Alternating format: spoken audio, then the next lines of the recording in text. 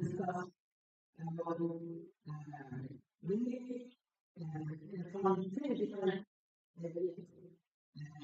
first, Dr. Manandu Bhaya is very controversial, and then Dr. Philip Kappa from Colonial University Department. He also discussed about the governance and management of social activities, and Professor P.M. Lama from University of Calcutta about the human resource account. We very much enriched from their lecture, and today we have five research persons. I have already mentioned their name. I want to mention their topic. I will find that most of the research persons, today's research persons, have chosen their topics from uh, economic area, especially on sustainable development. They have separate objectives of their topic, but main interest is on sustainable development. That is why we have to understand the importance of sustainable development. We are developing year after year, but question arises: how much years we have to run to such development? Is there any threat of development from future generation? The question arises: so the topic of sustainable development is arises to very important. And others speaker, MLA Professor uh, Sagar Hassan from uh, Bangladesh. His topic is on regional economic integration in polarized world. Regional economic integration in polarized world. His topic is totally international matters, especially in economics, based on political economics. He especially, I think, he tried to highlight the different international regional organizations, such as European organization, African organization. In South Asia, we know about ASEAN and SARC, but we know that there is some they try to that among them giving some economic benefits among themselves in trade and commerce, and try to develop internally. And but there is some problems regarding demand one organization to another organization. It will be discussed, and we very much. I think we were very much benefited from her. We have heard this discussion, and Professor Prosenjit Pal from Nagaland University will discuss in irrespective of research area in economics is to be, and their opportunities is to be discussed, and in this way the first technical session will be completed, and then we have lunch, and then another technical session, paper presentation. Yesterday almost 40 presentations, and today we expect there also be about 35 to 40 online presentation as well as offline presentation. So thank you too much for attending the seminar.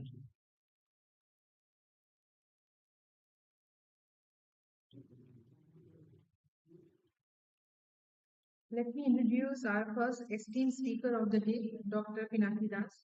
Dr. Pinaki Das, Professor of Department of Economics, Vidyadhara University. He has obtained MSc and PhD in Economics and awarded with gold medal for the first time, first position in MSc in Economics. He has 20 years teaching experience at UG and PG levels. He has acted as project director of major research projects funded by D.S.C, UGC, ICSSI, He has presented his papers in more than 80 national and international seminars and conferences, and Dr. Research papers published in internationally reputed journals. He has developed research scholars and published 7 books. He has expertise in economics, analysis, risk studies, and reviews. His thrust areas of research include food security, multi-dimensional poverty, social protection, labor economics, green empowerment, unorganized sector. Please welcome Dr. Pinakida.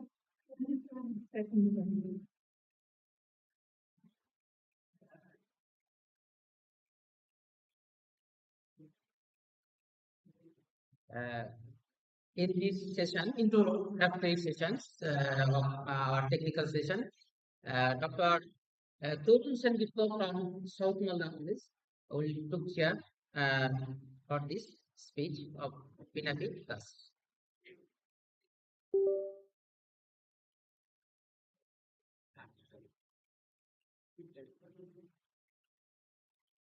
Respected guests, just today and then now I am requesting Dr. Pinakidas to deliver his lecture.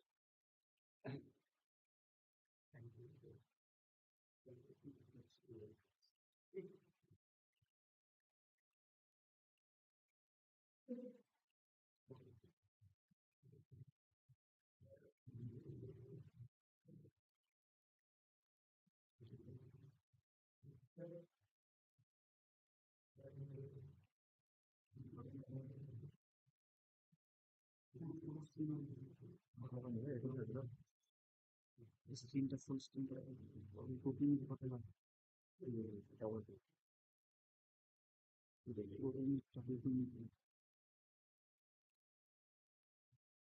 Share share share share pin করে দিই আর pin করে দিই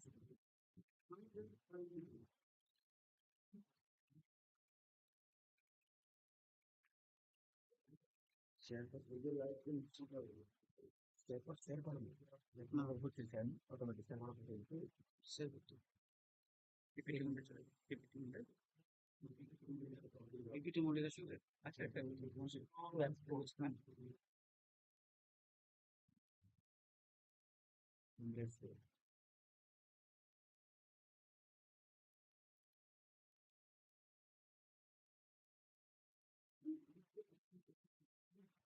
এরকমই এটাই কাজ না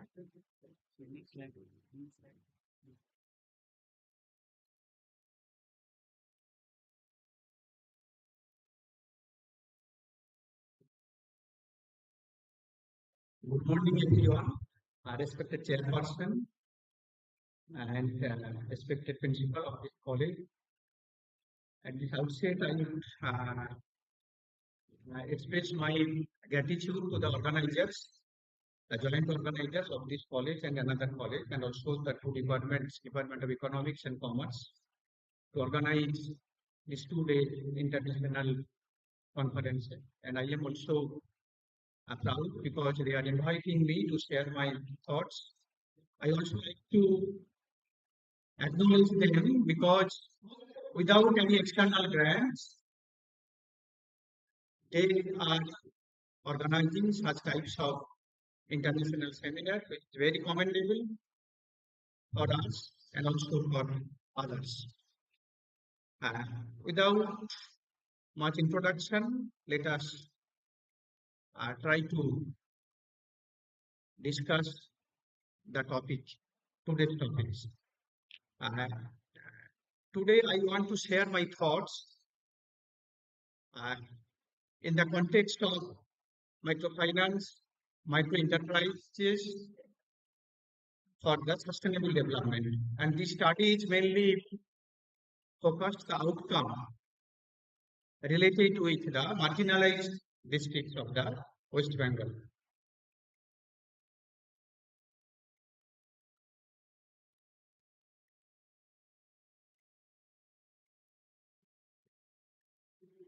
As the majority of the participants that I am understanding now, it doesn't teach our students.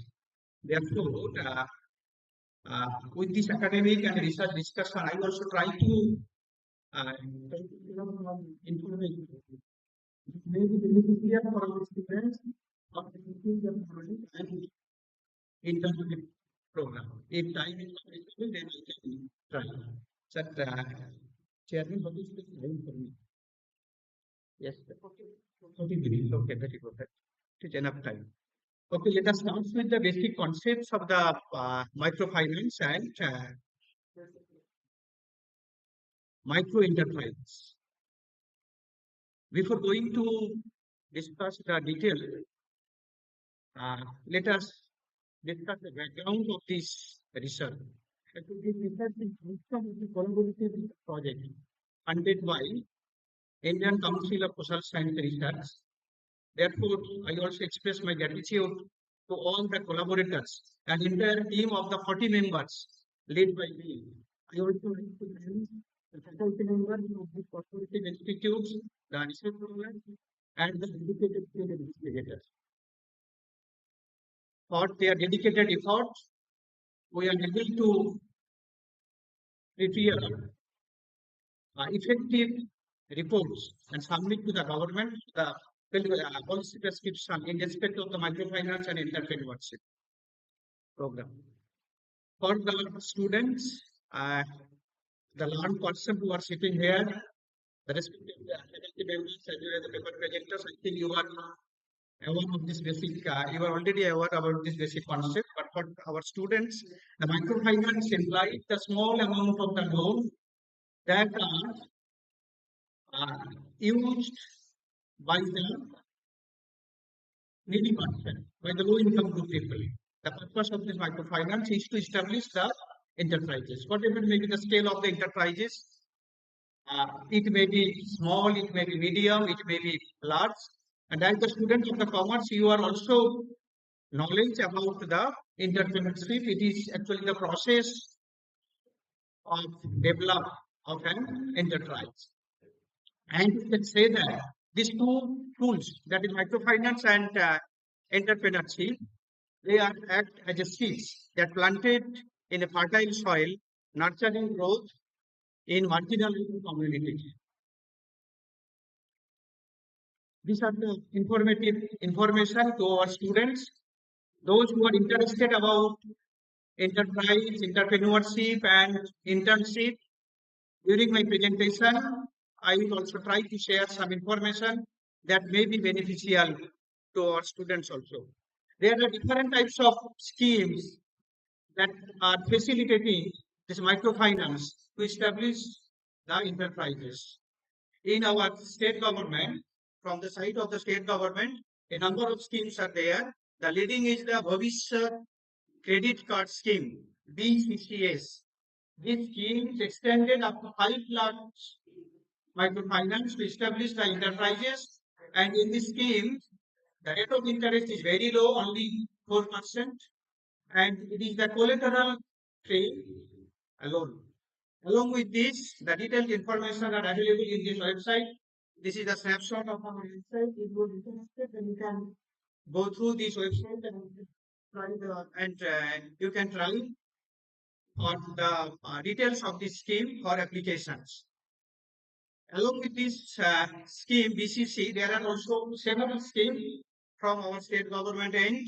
That is Bangla Sri scheme, Swami Vivekananda Swanirбhar কর্মসংস্থান প্রকল্প, শিল্পের সমাধানে West Bengal minorities development and Finance Corporation, and schemes of various cooperative banks and cooperative societies. Along with this state government initiative, there is also the initiative from the central government, which is known as the this Mudra scheme. Mudra stands for Micro Units Development and Refinance Agency. And there are different channels to deliver the loan, collateral free loan by this Mudra scheme. And this loan are given by different commercial bank, regional rural banks, small finance bank, microfinance institutes, and also non-banking financial corporations.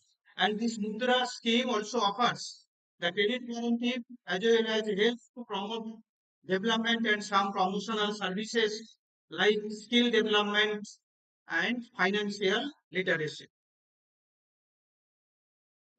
We know today's era is the era of the sustainable development goals. We are in the era of the sustainable development. In 2016, United Nations Development Program introduced 17 sustainable development goals that can be achievable by 2030 by all member countries of the United Nations Development Programs. Among these 17 sustainable development goals, 4 or 5 are directly related with the channel of the microfinance and entrepreneurship. These are poverty, hunger, that means food security, gender equality, which is related with women empowerment, and decent work and economic growth. That is the microfinance and entrepreneurship also help to achieve at some extent of these types of sustainable development goals, and that is also the efforts that are taken by our governments. These slides represent the conceptual framework of my entire discussion. Here, the microfinance is at the center, acts as a catalyst. It helps to develop or promote entrepreneurship, and that leads to generation of the income that has direct effect on poverty reduction and reduction of the food and nutrition insecurity. The microfinance scheme also promotes the women empowerment and also helps for financial inclusion, and as a result is the sustainable development in respect of some sustainable development goals. In this brief background, I just pointed out some questions, and my presentation are mainly related with to find out answer of these questions. What are the questions that we can put in this brief background? First one is, does the access to microfinance significantly promote entrepreneurship in marginalized districts of West Bengal? What are the primary purpose of this microfinance loan, and what extent they are utilized by the beneficiaries? And how effective this microfinance program like Mudra, self-help groups, and several programs of the state government of West Bengal in increasing household income and generating employment, and to what extent does microfinance empower women, enhancing their decision-making power and financial independences? And finally, are there any significant impact of microfinance on income, employment, poverty, and food insecurity? Let us try to find out these questions in our analysis. And to get the answer of these questions, here we have used the detailed scientific methodology of the research that consists with both qualitative and quantitative approach. And this scientific approach related with 4 different stages. First one is the study design, trust areas, sampling and questionnaire. And third stage is primary data collection through direct intervention, focus group discussion, participation in the rural appraisal, resource mapping of the village. And the fourth stage is the data analysis with the help of some statistical and econometric techniques like propensity score matching, different regression techniques, gap analysis, and finally the policy designs. And one basic question is that why our study mainly related with a particular region in our West Bengal. This particular region, which is consists with 3 districts, Purulia, Bankura, and Paschim Medinipur. So they are relatively most backward region in our state, the southern west part of our state, and they are called the Jangal Mahal region. Not only that, during this region or this region was also affected by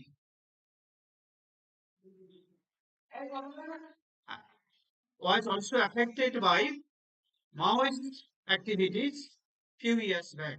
Therefore, our purpose is to analyze at what extent these microfinance and micro enterprises are helpful to overcome the problems of livelihood of these particular regions.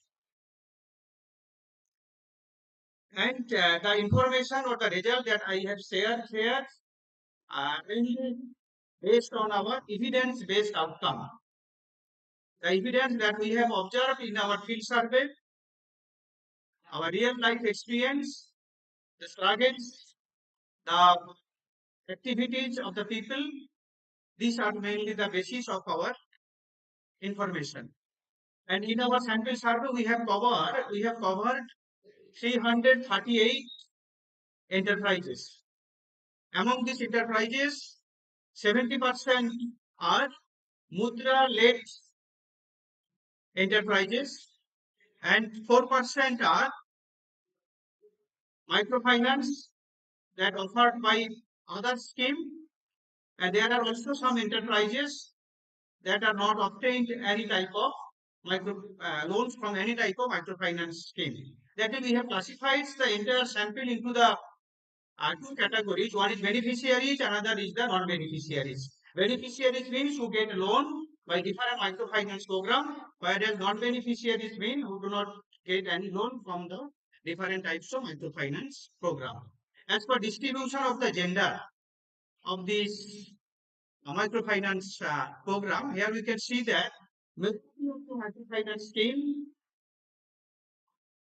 enjoyed by the male category, by the male counterpart. That is, male are the dominating in the microfinance scenario. 79.8 there, that is nearly 80% loan, microfinance loan or schemes occupied by the male counterpart.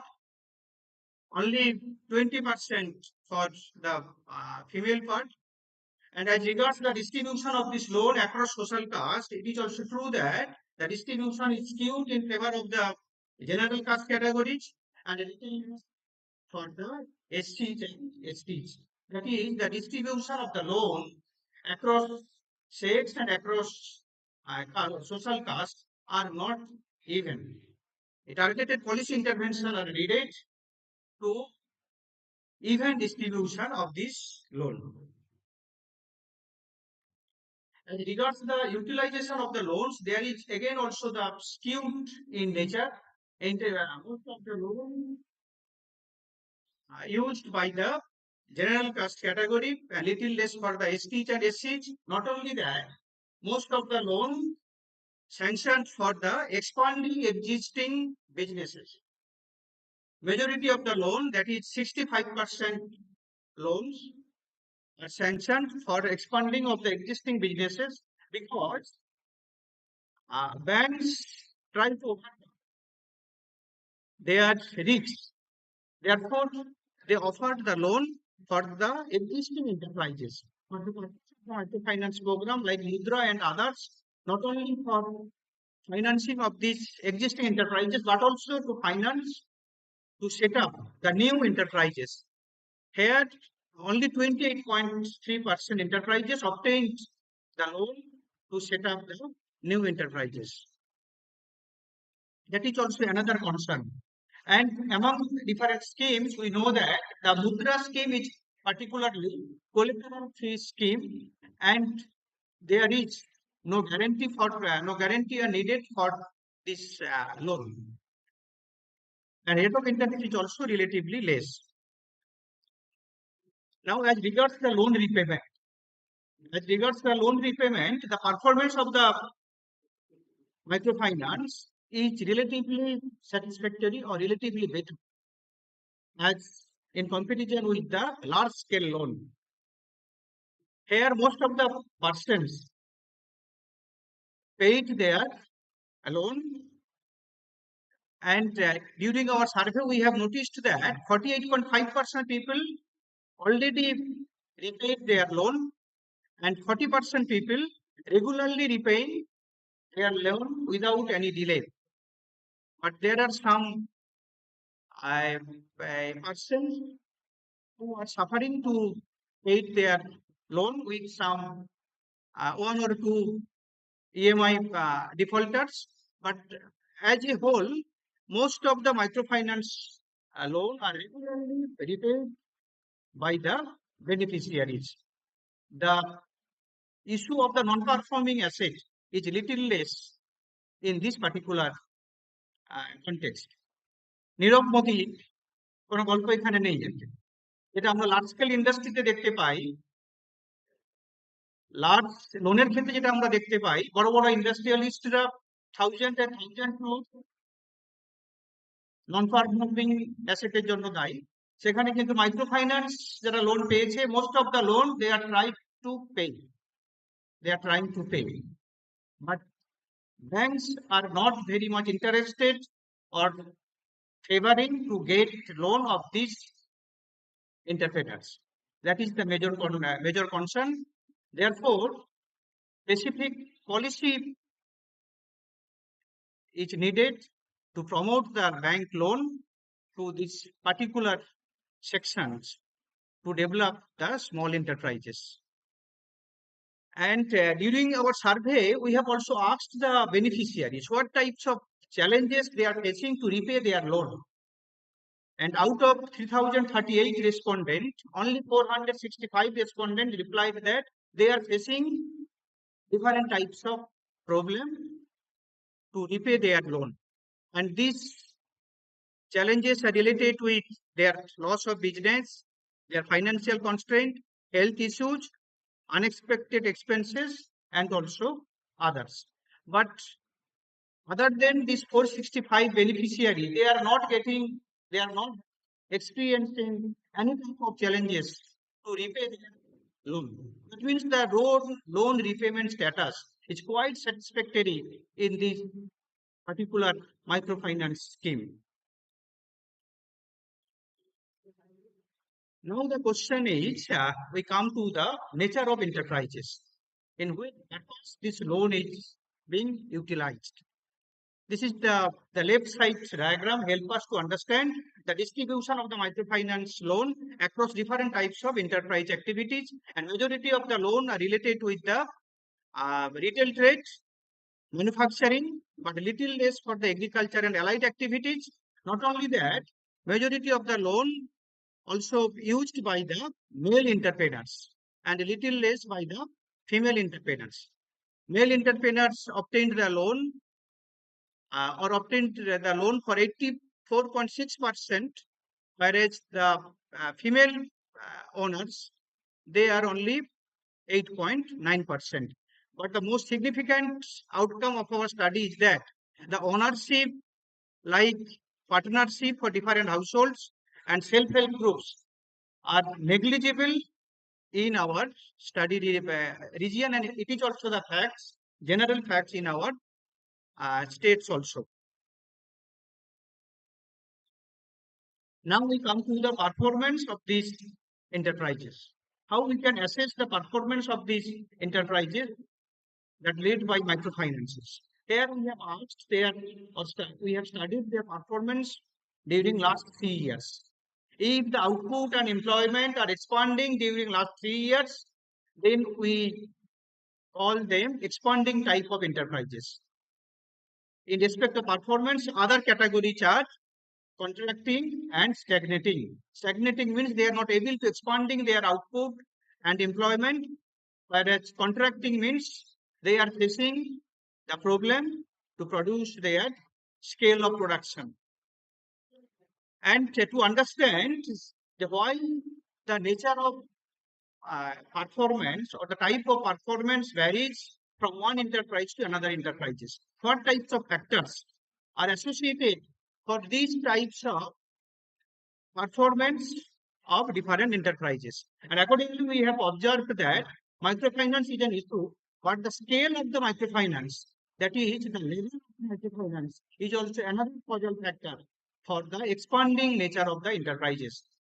If the scale of microfinance is relatively larger, then the enterprise is more likely to be expanding. Along with this, another important factor is the training or skill enhancement. If the entrepreneurs are skilled or have some training, then his enterprise is experiencing expanding in nature.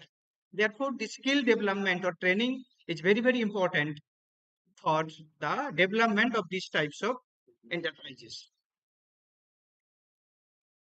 Now, these types of information help us to understand what is the outcome of these enterprises in respect of the employment as well as income. And in respect of the employment, it is obviously true that the scale of the microfinance of Mudra, which is called Prime Minister Mudra Yojana, is relatively larger compared to other microfinance scheme. Therefore, the enterprise having the microfinance loan with PMMY have the larger or relatively larger size of the employment. Though most of the micro enterprises, the scale of employment is relatively low. On average, three employment are observed in case of male-owned enterprises who obtained the loan from the PMMY, but in case of female, it is only two. The right side figure help us to understand total employment in these enterprises. Now there is also another question. Why the level of employment varies across enterprises? Some enterprises able to generate more employment, others are not generate the more not generate employment at that scale. The purpose of this microfinance and micro enterprises are to enhance the employability. And here we have also tried to find out some reasons, some factors that are caused for the variation of the employment across enterprises. This is econometric or statistical exercises. I do not go details about these exercises, but the basic uh, outcome is that the loan that is with larger scale of the loan as well as the training and the ownership. These are also crucial to get the larger scale of the employment. Now we come to the output.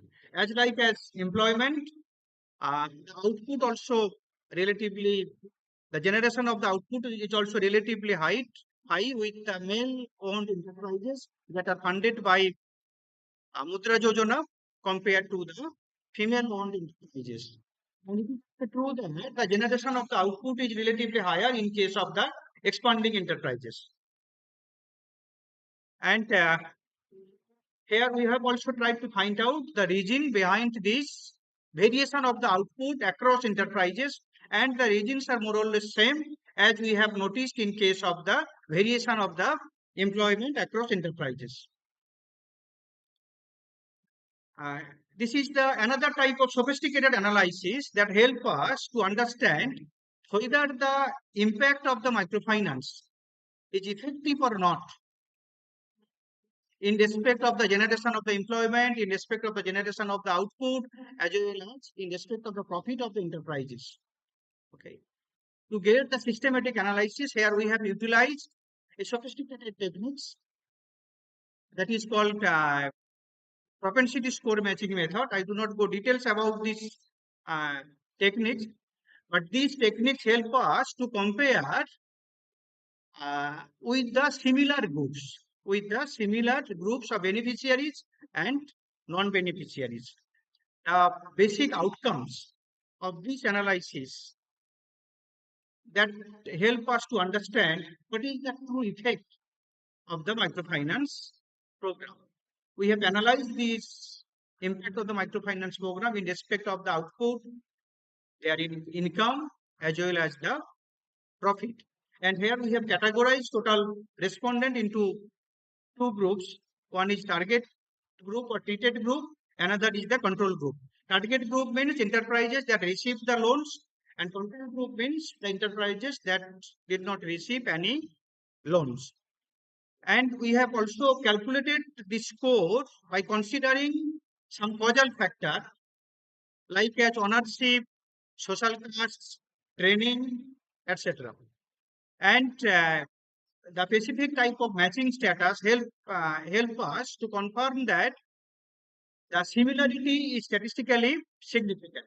Therefore, the findings that we can obtain from this result is robust and these findings give some key implications, which is indicated that the PMMY, that means a Mudra loan, effectively enhances output and household income for the beneficiaries, but there is a lack of the significant impact of the scheme on profit that suggested that the enterprises may face higher operational costs because they are paying interest for their loan. Therefore, the operating cost may be higher. Therefore, the outcome in respect of the profit is not significant of this microfinance scheme. Now we come to the another scenario. Another scenario in the context of micro enterprise and microfinance. And before going this scenario, I just remember a particular quote of Swami Vivekananda, who told that, আচ্ছা আমরা শুনতে পাচ্ছি পিছনে যারা আছে, hello আমাদের স্টুডেন্টরা, এটা অন্যমনস্ক হয়ে যাচ্ছি আমরা, খুব ইন ডেপথ ডিসকাশন হয়ে যাচ্ছে। আজ এবারে তোমাদের জন্য a bird can not fly with one wings, একটা পাখি কখনো একটা পাখা দিয়ে উঠতে পারে না। এটা পয়েন্ট আউট করেছিলেন আজ থেকে কয়েকশো বছর আগে, to emphasise the role of women to develop our society.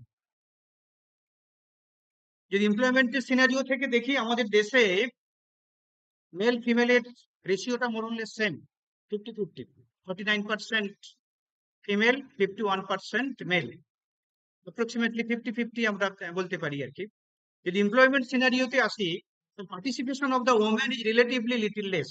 আজ থেকে 6-7 বছর আগে 2017-18 বা 18-19 গভর্নমেন্টের যে স্ট্যাটিস্টিক্স সেখানে বলছে টোটাল যে পপুলেশন আছে ওমেন পপুলেশন, তার অনলি 17% আর ওয়ার্কার। ভেবে দেখি আমরা আর কি, যত লোক আছে আমাদের দেশে 140 কোটি লোক আমরা বলি, তার মধ্যে 70 crores হচ্ছে ওমেন, তার অনলি 15-16% হচ্ছে worker. There is a huge imbalance between hands and mouth আর কি। হ্যান্ডস এন্ড মাউথ, সেই গল্পটা আমরা বলি যে হ্যান্ডস মানে যে কাজ করবে আর কি, আর মাউথ মানে যে কনজিউম করে দিবে সারপ্লাসটাকে আর কি। তো ডে আফটার ডে বিভিন্ন এফোর্টের জন্য এবং মানুষ বুঝতে শিখেছে, রিয়েলাইজ করেছে আর কি, অ্যাডভার্সিটি ফেস করেছে, ওমেন পার্টিসিপেশনটা মার্জিনালি ইনক্রিজ করেছে। রিসেন্ট ইয়ারে যে গভর্নমেন্টের স্ট্যাটিস্টিক 23-24, সেখানে দেখতে পাচ্ছি আমরা 30% হচ্ছে ওমেন পার্টিসিপেশন, মানে আউট অফ টোটাল ওমেন 30% আর ওয়ার্কার। এমন এমপ্লয়েড না, মানে চাকরি নয়, ওয়ার্কার মানে they are doing any type of job. It may be informal job, it may be formal job, it may be contractual job. Only 30% women are involved in any type of activities. That is, there is a huge gap of participation of the women in economic activity. That is why I am argued that a bird cannot fly with one wing. Participation of the women are also important for development of our society. And here, this microfinance and micro enterprises, they are capable to develop the women, to empower the women. During our survey, or in our survey, we have also covered 615 women entrepreneurs. 615 women entrepreneurs to understand the impact of microfinance and micro enterprises on their livelihood, on their life, on their status of the empowerment. And we have found varieties of activities they are performing with the microfinance loan. But majority are garment shop, tailoring, food stall, grocery shop, etc. Huge different types of activities we have observed that are run by the female entrepreneurs who obtained the loan through different microfinance scheme. And what is the outcome of this microfinance led women entrepreneurship on their livelihood, on their status of the empowerment. That is also our major concern. And here we have studied 5 different aspects of their life which are related with their empowerment, with their development. They are related with their mobility, they are related with their decision making power, they are related with their contribution to the household expenses, they are related with their decision making power, they are also related with the ability to protest. And in most of the perspective, the woman, that is the beneficiary woman who obtained the loan from different microfinance scheme, their empowerment are relatively higher compared to the non-beneficiary. It is the microfinance loan helps to empower the woman across different types of dimensions. Not only women, during our survey, we have also targeted the youth group. And in our survey, we have also covered 955 youth and what is their perception and how the microfinance led enterprise able to develop themselves. During our survey, we have studied the perception of the youth in respect of the microfinance. That is how microfinance promoting entrepreneurship among the youth. And out of 955 youth respondent, 61% strongly agree and 33.3% they are also agree that yes, microfinance able to generate entrepreneurship among themselves. That is, they are interested the importance of the microfinance led entrepreneurship. And we have also studied how the microfinance led enterprises run by the youth able to develop the different aspects of their life. And we have noticed that they are also able to develop themselves in respect of the social development, their political engagement, health and well-being, as well as their personal development. That means the micro enterprises led youth enterprises, microfinance led youth enterprises able to develop the youth also. And our major conclusion in respect of the youth entrepreneurship and empowerment is that youth beneficiaries exhibit higher empowerment across multiple dimensions, including political awareness, future planning, and emotional resilience. However, the low participation in the micro enterprise scenario, that is alarming because relatively less number of youth they are participating in these enterprises.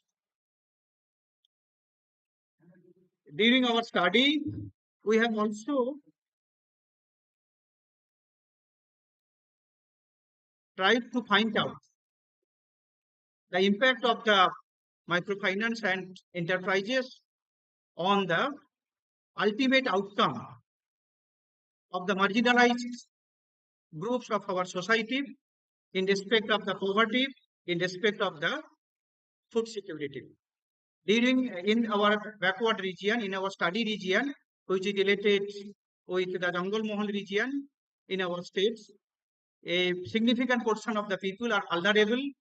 Therefore, our intention is to find out at what extent these microfinance and enterprises able to overcome the problem of poverty and food insecurity among the vulnerable group of peoples. Here we have used the standard methodology to estimate the poverty and food security. I do not go details about the standard estimation, but the major indicator here is the head count ratio. Head count ratio means percentage of poor people to total people. To help us to understand the extent of the poverty. Side by side, we have also estimated poverty gap, that is the depth of the poverty and severity of the poverty. In all respects, we have noticed that the beneficiaries, the scenario of the poverty is relatively less among the beneficiaries. In case of poverty, the 15.8% people are poor, but 28% are the poor among the non-beneficiaries. The scenarios are more or less same in respect of the food insecurity. But here, if we compare these two information side by side, then we can notice a very interesting and significant outcome. সেই আউটকামটা হচ্ছে খুব সহজে বলি আর কি a number of people are non-poor in our society, but if we look into their food security and nutritional insecurity status, then among the non-poor people a significant portion are not food secure, not nutritionally secure. খুব surprise মনে হচ্ছে না? পিপলের income যত বাড়ে, low income group পিপলের, আমরা ভাবি সে he is able to overcome their poverty, because poverty is measure ওই monthly per capita consumption expenditure, যেটাকে আমরা ইনকামের মতো করে ভাবতে পারি আর কি। কিন্তু poverty রিডাকশনটা not directly translated into the reduction of the food security or nutrition insecurity. That is also true for general caste society and also high for the vulnerable society like SC and ST. People have purchasing power. They are non-poor means people have some purchasing power, but they are not able to select the appropriate food basket that are able to overcome their food and nutrition insecurity. আমার কাছে income এলো আর কি, কিন্তু ইনকামটা আমি কিভাবে যথোপযুক্ত ভাবে খাদ্য সামগ্রীতে খরচ করলে পরে আমার নিউট্রিশন ইনসিকিউরিটি ওভারকাম হবে, সেইটা না জানার জন্য they are using their income to purchase some sophisticated food, some junk food ইত্যাদি ইত্যাদি। তার ইনকাম কম ছিল, সে যে সোসাইটিতে আছে status driven utility function, society advertisement দেখছে, যখন ইনকাম বাড়বে তখন সে কিছু প্যাকেজ ফুড, কিছু ফাস্ট ফুড কনজিউম করার চেষ্টা করছে, এক্সপেন্ডিচারটা বাড়ছে, তাই সে নন ফুড হচ্ছে, কিন্তু সে ফুড ইনসিকিউরিটি বা নিউট্রিশন ইনসিকিউরিটি ওভারকাম করতে পারছে না। আমরা জানি আমাদের দেশ হচ্ছে ওয়ার্ল্ডের মধ্যে লার্জেস্ট ম্যালনারিশ কান্ট্রি, লার্জেস্ট ম্যালনারিশ পিপল ইন্ডিয়াতে আছে। পভার্টি কিন্তু অনেক কম, সাম্প্রতিককালে যে অল ইন্ডিয়া লেভেলে পভার্টি দেখি সিঙ্গেল ডিজিটে নেমে এসছে, কিন্তু নিউট্রিশন ইনসিকিউরিটি পিপুলের সংখ্যা বা শেয়ার নিয়ারলি 40%, হিউজ গ্যাপ। মানে আমার চোখ আছে আর কি, কিন্তু চোখ থাকতেও আমি রাস্তা ঠিক মতো চলতে পারি না, অন্ধ আর কি। তার কারণ আমি ঠিক মতো ফুড বাস্কেট সিলেকশন না করতে পারার জন্য আমি নিউট্রিশন ইনসিকিউরিটি ওভারকাম করতে পারি না, আমাদের সে নলেজ নেই। আমরা অনেক সাবজেক্ট পড়ি স্কুল লেভেলে, তারও পরে, কিন্তু আমরা কেউ জানি না কোন ধরনের food basket, combination of the food basket আমাকে অ্যাপ্রোপ্রিয়েট নিউট্রিশন দিতে পারে। একদল লোক আছে খুব খেয়ে নটুবাবু আর কি, আরেকদল লোক আছে তারা ম্যালনারিশ, হয় ডায়াবেটিস বা ম্যালনারিশ। এই সংখ্যাটাই নিয়ারলি 40%, 60% হচ্ছে ঠিকঠাক। Due to appropriate awareness, we are able to overcome these types of problems. But this gap are relatively high when we consider or when we compare among the beneficiaries. Among the beneficiaries, the percentage of poor are relatively high for the vulnerable section of our society like SCs and STs, and also, and in case of food insecurity, their share is also relatively high. But here you look into the information that 11% people are general group people are poor, but food insecure or nutritionally insecure are 15%, more than that. That means a portion of the non-poor people, even of the general caste communities, they are not able to overcome their nutrition insecurity. This gap is relatively higher in case of the ST people. Now we come to the main conclusion, main findings of our study. So far we have discussed the results that we have obtained in our evidence-based study, and the main conclusion is that the microfinance act as a mixed catalyst. That means it has enhance the entrepreneurship, but shows the uneven impact across different groups of the people, uneven impact across sex, across social groups, and also across location of the households. There is also gender disparity. Male are dominating their female counterpart. Not only that, the limited financial access for the marginalized groups. That means SC, ST household receive fewer microfinance loan. Therefore, they are not able to enhance their livelihood. And loan distribution or uses are also skewed in nature. Most of the loan are sanctioning for the or are sanctioned for the existing enterprises, not for the new enterprises. Profitability is also remaining challenges, and there is also gaps in the participation of the youth in the entrepreneurship, and the impact of the production is also uneven. That is, microfinance program and the micro enterprises have some impacts on poverty, but they are not able to overcome the extent of poverty of the vulnerable groups of people. Therefore, we suggest that there is a need for comprehensive support for the vulnerable group of people in respect of their skill development, financial literacy, and market access. Side by side, the targeted support, we have also emphasized the targeted support for the women entrepreneurs. Establish the dedicated support mechanism for women beneficiaries, including training programs for entrepreneurship, financial management, and also linkage facilities. And finally, we try to express our view that these microfinance and micro enterprises activities must be linked with the sustainable development achievement process in our countries. Then they are emphasized by different policymakers and stakeholders. And I believe that the microfinance and micro enterprise able to overcome some problem in our society. This is all about the findings that I have shared before you.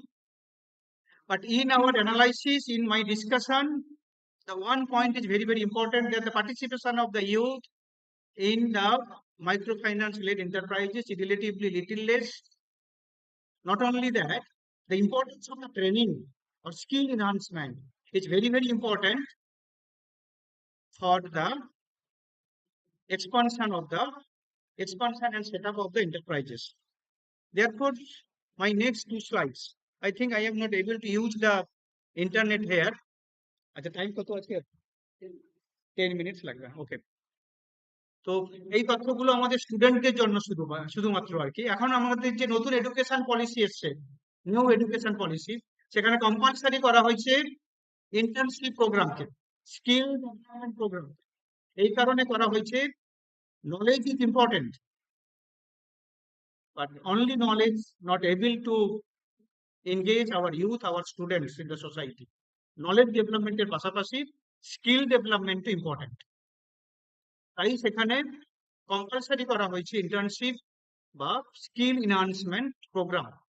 Different government initiatives in from our state government end, from the central government end, they have extended different supports program for the skill development and for the entrepreneurship. For the skill development, মানে এখন আমার কাছে এই ইন্টারনেটের দুনিয়াতে আমার কাছে জগৎটা শুধুমাত্র আমার ক্লাসরুম নয়, শুধুমাত্র আমার কলেজ নয়, শুধুমাত্র আমার বাড়ি নয়, গোটা বিশ্বটাই আমার কাছে এখন ওপেন। আর আমাদের এই জেনারেশনের স্টুডেন্টরা তারা টেকনিক্যালি অনেক বেশি বেশি সাউন্ড। তাই স্কিল ডেভেলপমেন্টের জন্য আমাদের দেশে সোয়াম বলে একটা প্ল্যাটফর্ম আছে, সোয়াম। এই প্ল্যাটফর্মে জেনারেল কোর্সের পাশাপাশি different types of skill development course এখানে আছে, যেটা ডিজাইন করেছেন আইআইটি, আইআইএম এদের ফ্যাকাল্টিরা। ওই কোর্সগুলো আমি ফ্রিলি স্টাডি করতে পারি রেজিস্ট্রেশনের দ্বারা, কোনো কস্ট লাগে না। যদি সার্টিফিকেট পেতে হয় তাহলে একটা এক্সাম দিতে হয়। আদারওয়াইজ আমি যদি লার্নিং করতে চাই, এনি টাইম যখনই কোর্সটা অফার করা হবে, I can learn it freely. আমি সাজেস্ট করব স্টুডেন্টদেরকে এবং অনুরোধ করবো ফ্যাকাল্টি মেম্বারদেরকে to promote this types of course among the students. সব যদি আমরা দেখি, hundreds and hundreds different types of skill development course আছে গভর্নমেন্ট তৈরি করেছে by some premier institutes in our countries. এবং এখানে আমরা দেখবো যদি কোথাও রেজিস্ট্রেশন করি তাহলে আমরা দেখবো এক একটা স্কিমে এক একটা কোর্সে lakhs and lakhs students already registered to enhance their skill. আমি মুর্শিদাবাদে আছি বলে আমি পিছিয়ে থাকবো না। মুর্শিদাবাদ এককালে বাংলার ক্যাপিটাল ছিল, রাজধানী ছিল, তার একটা লিগ্যাসি আছে। সেই লিগ্যাসিটা আমরা সবাই জানি, আমরা মনে প্রাণে বিশ্বাস করি, যেটা আমাদেরকে শক্তি যোগায় আর কি। তো আমি স্টুডেন্টদেরকে বলবো এই ধরনের কোর্সগুলোকে দেখার, এই কোর্সগুলো করার, করে আমার স্কিলটাকে বাড়ানোর। তার পাশাপাশি প্রাইভেট সাইটেও আর কি, এটা গভর্নমেন্টের তরফ থেকে গেল কোর্সেরা, আমরা সবাই জানি আর কি, কোর্সেরাতে হিউজ কোর্স আছে। সেই কোর্সগুলো ডিজাইন বাই আমাদের কিছু প্রিমিয়ার ইনস্টিটিউট, এমনকি premier institute of the world, Harvard, MIT, Stanford, যেই কোর্সগুলো আমি ফ্রিলি লার্ন করতে পারি। যদি সার্টিফিকেট, কিছু কোর্সের জন্য সার্টিফিকেটের পয়সা লাগে, কিন্তু মোস্ট অফ দ্য কোর্সের ক্ষেত্রে আমি কিন্তু ফ্রিলি ওই কোর্সগুলো লার্ন করতে পারি, আমার স্কিল ডেভেলপ করতে পারি।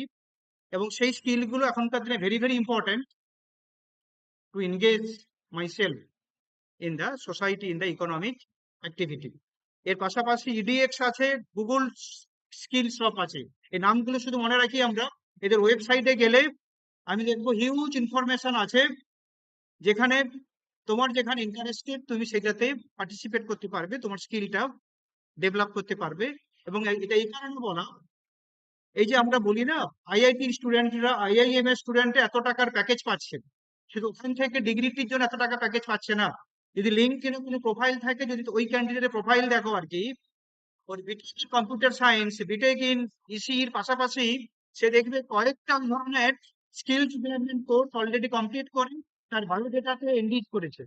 আর এনরিচ করে কি বলে, সে কিন্তু অনেক বেশি স্কিলড ওয়ার্কার, তাই তার সেলেবিলিটি বেশি, তাই নিজেকে সেল করতে পারছে বেশি প্রাইসে। তাই আমার শুধু graduation degree, BCom, BSc, BA নিয়ে আমার যে স্কিল, আমার যে সেলেবিলিটি, তার পাশাপাশি আমার স্কিলটা ডেভেলপ করতে হবে এই ধরনের স্কিল এনহান্সমেন্ট কোর্সের দ্বারা। স্টুডেন্টরা এখনকার দিনে মোবাইল ফোন সবার কাছে আছে, স্মার্টফোন, তারা চাইলেই, ইন্টারেস্ট থাকলেই এই ধরনের কোর্সগুলো আমরা সহজে করতে পারবো। হ্যাঁ, আসলে ওরা অনেকক্ষণ ধরে বসে আছে, ওদের তো অধৈর্য লাগবেই, যে একাডেমিক এক্সারসাইজ হলেও তো ওদের ইনভলভমেন্ট না হওয়ার কথা। আর যেহেতু একাডেমিক সেমিনার, ইন্টারন্যাশনাল সেমিনার, কিছু তো গুরুগম্ভীর কথা আমাদের বলতে হবে আর কি। তাই আমি সেখান থেকে সরলীকরণ করে রিয়েল আউটকামে চলে এলাম, যেটা ওদের কাজে লাগতে পারে আমার মনে হয়েছে। দেখো, এর পাশাপাশি আমাদের আছে এই ধরনের ইনফরমেশন গুলো, যেখানে আমি ইন্টার্নশিপ পারি, স্কিল ডেভেলপমেন্ট করতে পারি। দুটো মেন পোর্টাল, তো এখন তুমি রেজিস্ট্রেশন করে ফেলতে পারো এই দুটো বড় প্ল্যাটফর্মে। একটা হচ্ছে ইন্টার্নশালা, আর একটা হচ্ছে প্রাইম মিনিস্টার ইন্টার্নশিপ স্কিম। আমাদের স্টেট গভর্নমেন্টের আছে উৎকর্ষ বাংলা, এছাড়া আছে West Bengal student internship scheme. এদের ওয়েবসাইটে গেলে এখনই রেজিস্ট্রেশন করে নেওয়া যায়। যদি ইন্টার্নশালাতে আমি যাই, এখানে থাউজেন্ডস অ্যান্ড থাউজেন্ডস ইন্টার্নশিপ নেওয়ার জন্য ওয়েট করছে। তুমি যেটাতে এলিজিবল হবে, যেটা তোমাকে প্রেফার হবে, তোমার স্কিল ম্যাচ করবে, তুমি সেখানে করবে। অ্যাপ্লাই করলে যে পাবে তার কোনো মানে নেই আর কি, কিন্তু কয়েকটাতে অ্যাপ্লাই করলে বুঝতে পারবে যে কোন স্কিলটা আমার দরকার, কোন কি স্কিলে ডেফিসিয়েন্সি আমার আছে, যার জন্য আমি ওখানে সিলেক্টেড হলাম না। মানে কিছু স্টুডেন্টকে আমি দেখেছি যারা মানে ডজন স্কিমে, মানে ওই ধরনের ইন্টার্নশালাতে তারা নিজেকে রেজিস্ট্রেশন করছে, সেখান থেকে তারা ফাইনালি বেনিফিট পাচ্ছে। শুধু তাই নয়, ইন্টার্নশালাতে গিয়ে আমি দেখবো ডিফারেন্ট স্কিল ডেভেলপমেন্ট কোর্সও আছে, যেটা গভর্নমেন্ট ডিফারেন্ট অর্গানাইজেশনকে দিয়ে করাচ্ছে উইথ ফ্রি অফ কস্ট। আমি চাইলে সেই স্কিল ডেভেলপমেন্ট প্রোগ্রাম গুলোর হেল্প নিতে পারি। এছাড়া আছে প্রাইম মিনিস্টার ইন্টার্নশিপ স্কিম, এবং আছে national career services, Utkarsh Bangla, আর West Bengal student internship scheme. আমাদের যারা স্টুডেন্টরা আছো নিশ্চয়ই ফাইনাল সেমিস্টারে বা তার আগের সেমিস্টারে কোনো স্টুডেন্ট এখানে আছো আর কি। কেউ কি ইন্টার্নশালাতে লগ ইন করেছো? তুমি করেছো? ঠিক আছে, okay. বাকি আর কেউ বন্ধুদেরকে হেল্প করো ওই ওয়েবসাইটটা ভিজিট করে ওখানে লগ ইন করতে আর কি। হ্যাঁ বলো, ইচ্ছে হবে, ইচ্ছেটা তৈরি করতে হবে, তাই আমরা পিছিয়ে আছি আর কি। ইচ্ছেটা তৈরি করতে হবে, তাই আমরা পিছিয়ে। আমাকে জানতে হবে কোন স্কিলটা আমার গ্যাপ আছে। ওখানে গেলেই আমি বুঝতে পারবো ওই ইন্টার্নশিপের জন্য আমার কি কি স্কিল রিকোয়ারমেন্ট, ওই স্কিলগুলো কিভাবে আমি ফিল আপ করবো। সেই স্কিলগুলো ওখানে ওরা প্রোভাইড করছে অনলাইনে। আমি ওখানেই ফ্রিতে সেই স্কিলগুলো ডেভেলপ করে নিতে পারি। 6 মান্থ পরে তখন আমি আবার অ্যাপ্লাই করতে পারি। তো আহ, আমি আবার বলবো এই ওয়েবসাইট গুলো আজকে ভিজিট করা, বিশেষ করে শ্রম.com, Coursera, Internshala, prime minister internship scheme, আর Utkarsh Bangla in our state government. ঠিক আছে, এনারা ইফোর্ট নিচ্ছেন। মানে কোম্পানি তো আর তোমার ওয়েস্ট বেঙ্গলকে নিয়ে না, একটা কোম্পানি সে তো অল ইন্ডিয়া ইন্টারন্যাশনালি। তাই ন্যাশনাল প্ল্যাটফর্মে গেলে কোম্পানি কভারেজটা আমি বেশি পাবো, ইন্টার্নশিপ বা স্কিল ডেভেলপমেন্ট প্রোগ্রামের স্কোপটা অনেক বেশি পাবো। এবং দেখবে অনেক স্টুডেন্ট ওখানে এনরোল করেছে কোন একটা প্রোগ্রামে, যখন তুমি যাবে দেখবে তুমি হয়তো দেখবে 6 লাখ বা 10 লাখের পরে তোমার নাম রেজিস্ট্রেশন হচ্ছে। তো তোমার আগে ওই কোর্সটা হচ্ছে তার স্কিল ডেভেলপমেন্টের জন্য। আশা করি এই ইনফরমেশনটা তোমাদের কাজে লাগবে। Thank you all. Thank you.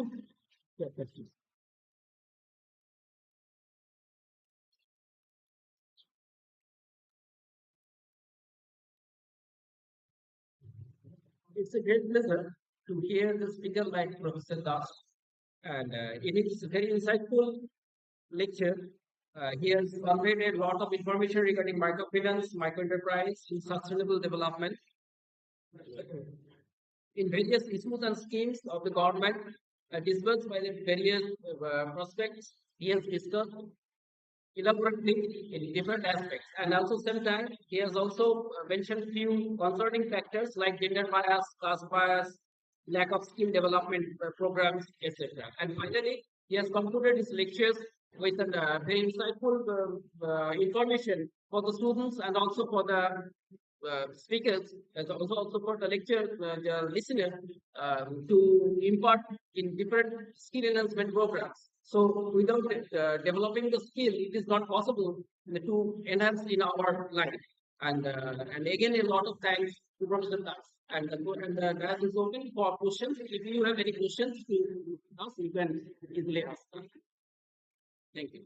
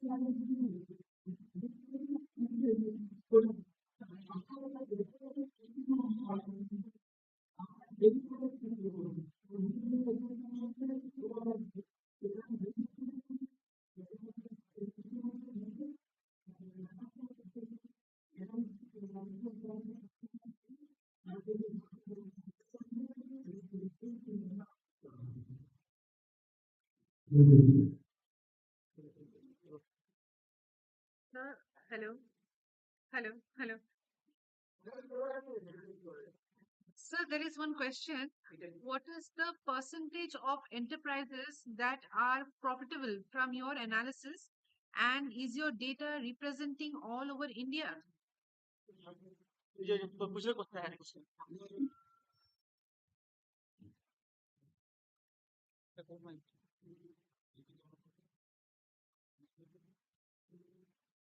Question is,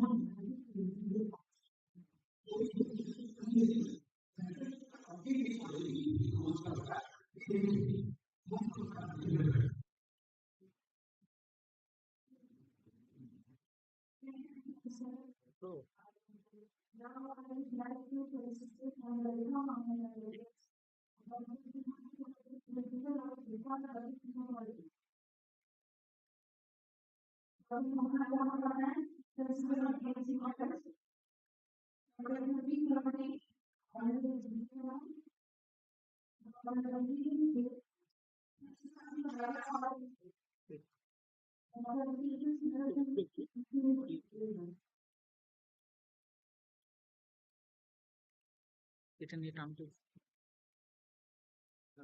turn of my turn. So on to Yes,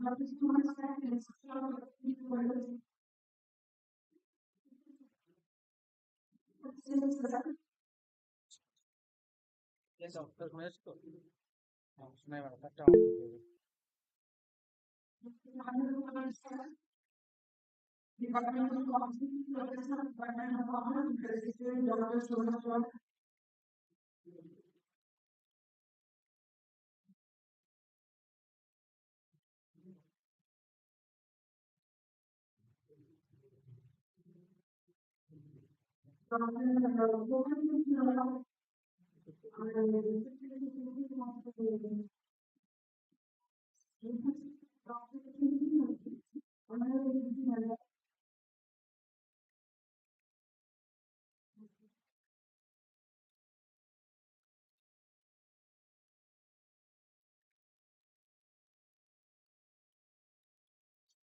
itu paham masih paham masih dulu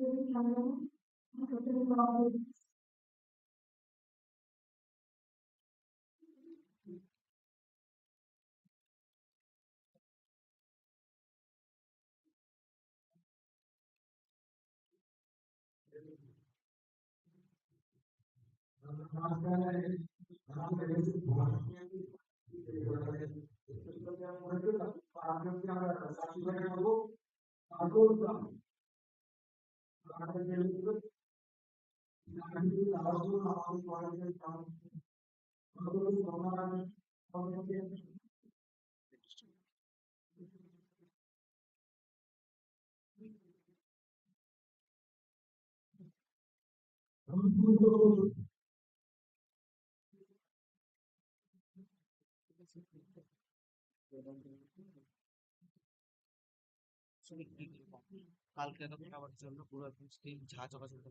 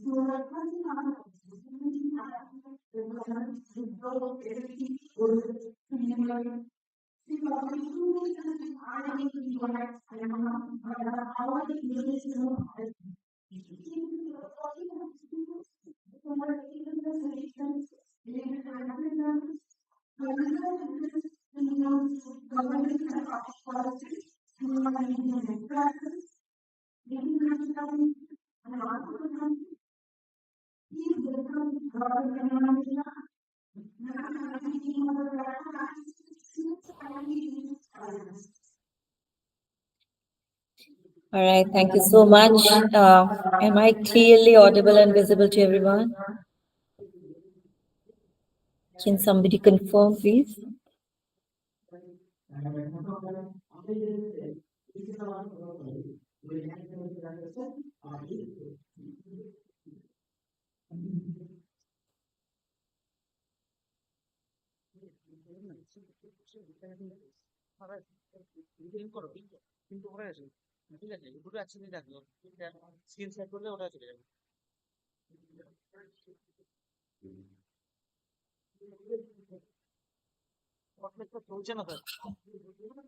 Uh, if somebody can confirm, I'll start.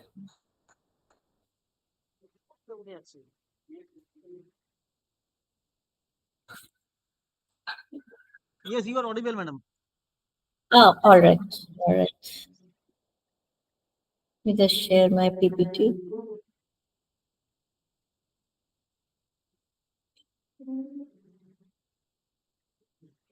All right.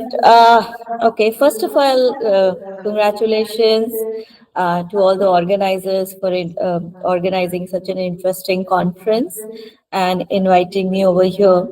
So, unlike other presentation, I'll not talk much in technicalities of research and all that because I believe a lot of students are sitting here, and I would just like to talk and create an awareness about something which is nowadays very important, and it has become a very integral part of organization, corporate, culture, businesses, so on and so forth. And that term, which is getting very popular all across the globe, is called as sustainability. All right. And whenever, typically from my experience, I have seen that whenever we talk about sustainability, everybody believes about environment, global warming and pollution and all those kind of things. That's the image we always get about sustainability. But there is sustainability actually is a very, very vital concept. It includes so many different aspects of um, our life, organization, business, and the entire ecosystem that we are living into. So, with that, idea, I thought about talking about sustainability and typically social sustainability because nowadays we do talk a lot about businesses. We do talk a lot about pollution, environment, eco-friendly, and all those kind of things. But we tend to forget about a very important aspect of businesses, that is people, that is social, that is society. Can somebody confirm if they can see my PPT?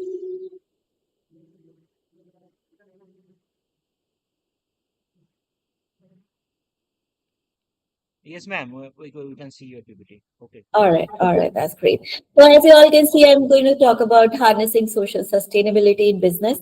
But let me just first explain what does there are multiple concepts which goes together when we talk about sustainability and all those kind of things. Like we talk about ESG, that is in environment, society, governance. We talk about CSR, that is corporate social responsibility, and then we talk about sustainability. So typically, sustainability is a very broader umbrella under which CSR and ESG falls into. CSR as a concept, in India, we all know that CSR is mandatory, right? I am currently based at Abu Dhabi, which is the capital of UAE, and here CSR is not mandatory for organizations to follow. Unlike India, wherein 2% of our revenue has to go towards CSR activities and CSR budget, in Abu Dhabi and many parts of the countries and the world, CSR is not a mandatory, obligation. It is totally voluntary for the organization to decide in what whether they want to do it or not. Of course, there are benefit if they are doing it, but it is not enforced.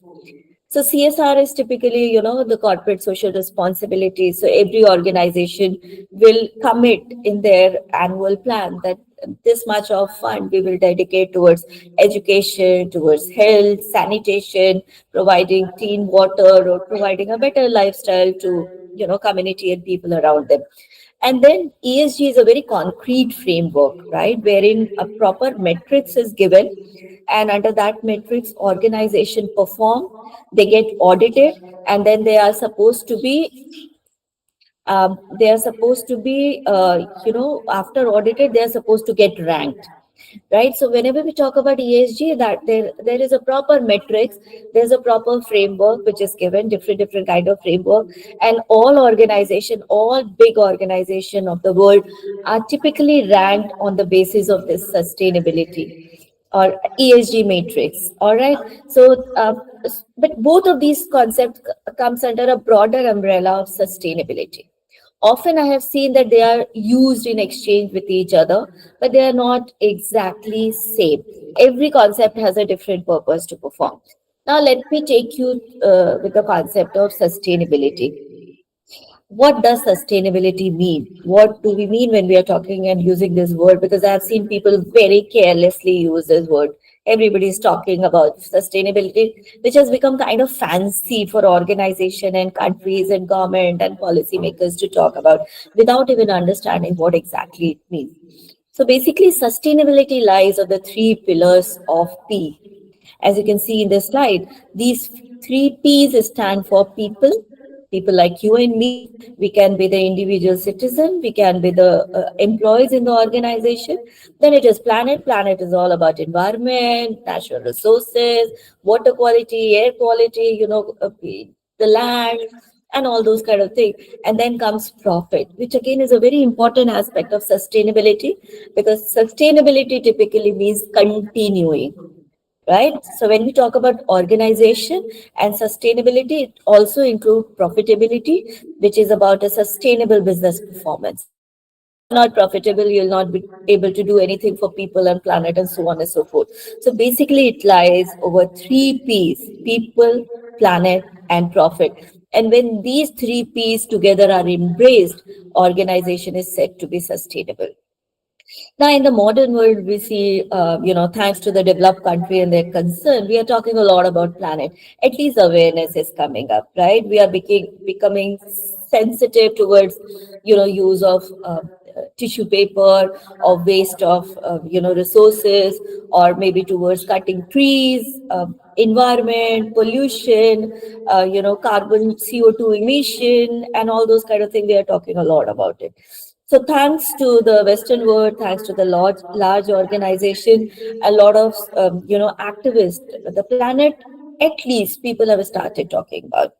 Profitability of the organization has always been, of course, a front and center. Everybody's mission is to make money for themselves, make money for their employees, make money for their community. So profitability is always at the center of organization. Often I have seen that people, as the third P of sustainability, are ignored, or else, if they are taken care, only HR in the organization is supposed to take care of these people by having some family days or giving some, kind of, organizing a kind of events, so on and so forth. But actually, not much is being done towards people when, especially, you are living in a post-COVID era. All right. And in this post COVID era, we have understood the importance of health as well as mental well being. All right. So when people are working in organization with so much of hectic lifestyle and so much of job pressure, you all are a student, there are faculty members sitting, everybody is carrying a hell lot of, pressures on our head. In that case, it becomes more responsibility of the entire ecosystem to take care of people around us. So that's why I typically talk a lot about social sustainability, which is about people. And through my all these talks, I'm just trying to create an awareness, trying to create a mindset towards, recognizing the concept of mental well-being. An organization, if they want to be sustainable in a longer period of time, they need to take care of their people. All right, so this is what we mean. I was looking into the previous presentation, and then they talked about SDGs. So these are typically UN goals. All right, they are given by United Nations. 70 goals. I'll not go into the detail of it, right?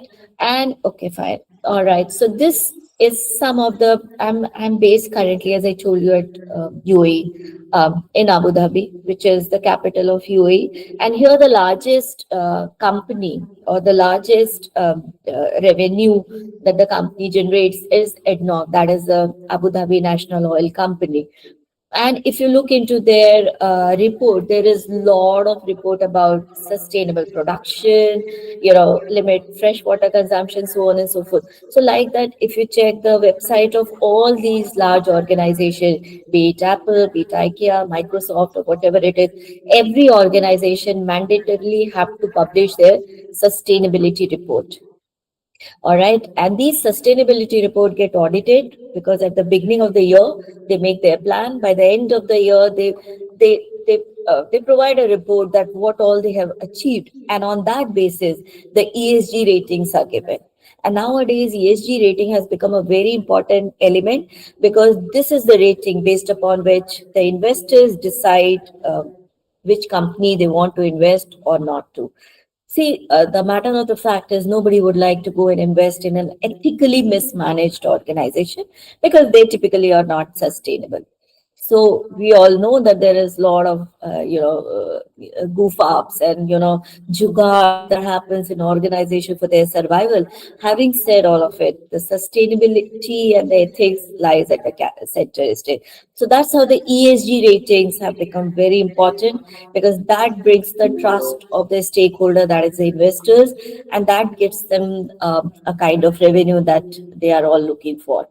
All right, so this is something, environmental problem. We all know what is happening around us.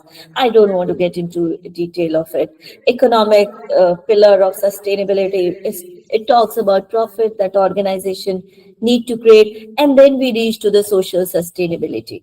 And of all these 17 SDGs, these are the targets that the sustainability and organization need to cater towards. Target number one: no poverty, zero hunger, peace, justice, strong institutions, so on and so forth. Some of the social sustainability examples are given in front of you: childcare, social equity, education, inclusion, community outreach, poverty, taking care of seniors in our community. Now, that is also very important. Healthcare, sports, workplace diversity. An organization typically select any of these and are expected to work on it. Now, when we talk about social sustainability in business, it embraces a different kind of a stakeholder. All right, any organization has internal stakeholder and external stakeholder. Internal stakeholders are typically the people working in the organization. It can be the higher management, top management people. It can be the middle management. It can be the lower management people working in the organization. So these are internal stakeholder. When we talk about external stakeholder, we talk about community wherein we are operating, the investors to which we are catering, the government to which under whose regulation we all are falling. So all of this together need to provide, need to take care about sustainability, right? Like as an organization, I'm responsible for my internal stakeholder also, and as external stakeholder also. So typically, when we talk about taking care of employees, we know, I'm sure many of you comes from HR background, and you understand the benefit of good employee engagement. It leads to higher level of revenue. It leads to better income. It leads to less turnover. It leads to more satisfied, happy workplace, which is a beautiful reward if we take care of people within the organization. So typically, companies take care of their employees in various ways. But under sustainability, when we talk about how is HR different from sustainability, when we talk about sustainability as a responsibility of organization, it's not only taking care about their people, it's also taking care about community where we are operating. So say, for example, if you're operating in UAE, Abu Dhabi, then you have to take care of the community around you. If you're operating in Calcutta or in West Bengal, you have to take care of community around you. And this is a beautiful symbiotic relationship that we create. Otherwise, business and fun is never one way. It has to be both ways.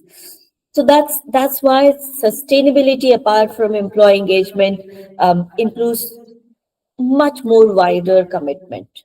But some of the good example of employee engagement are in front of you.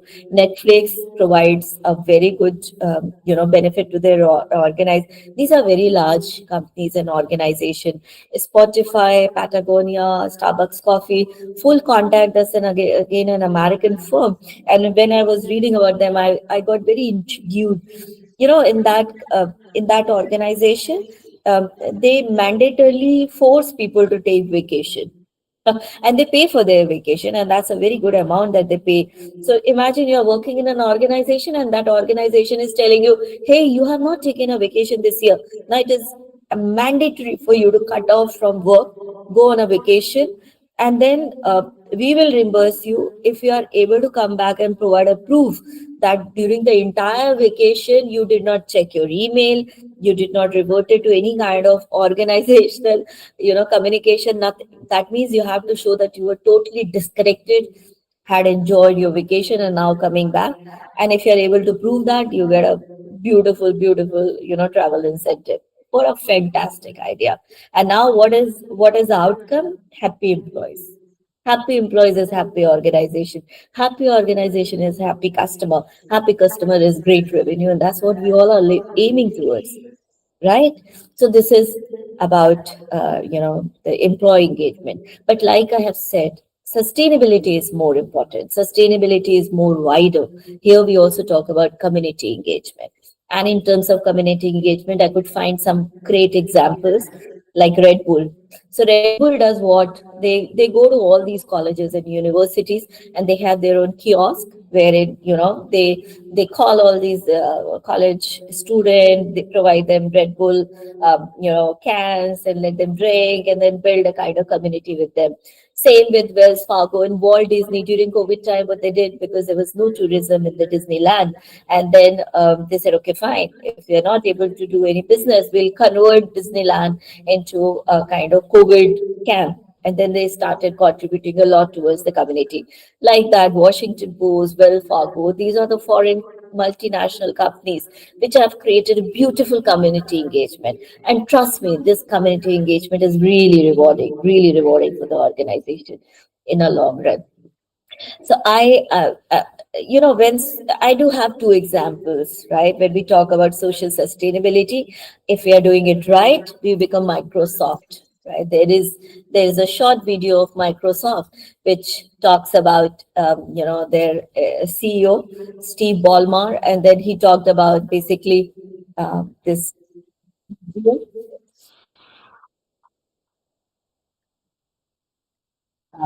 If I can show you this video. This is a video wherein he's talking about,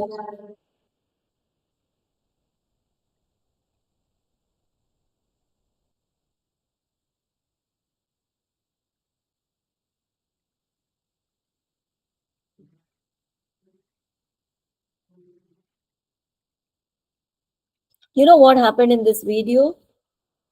Anybody knows about this? Is a very famous and viral video.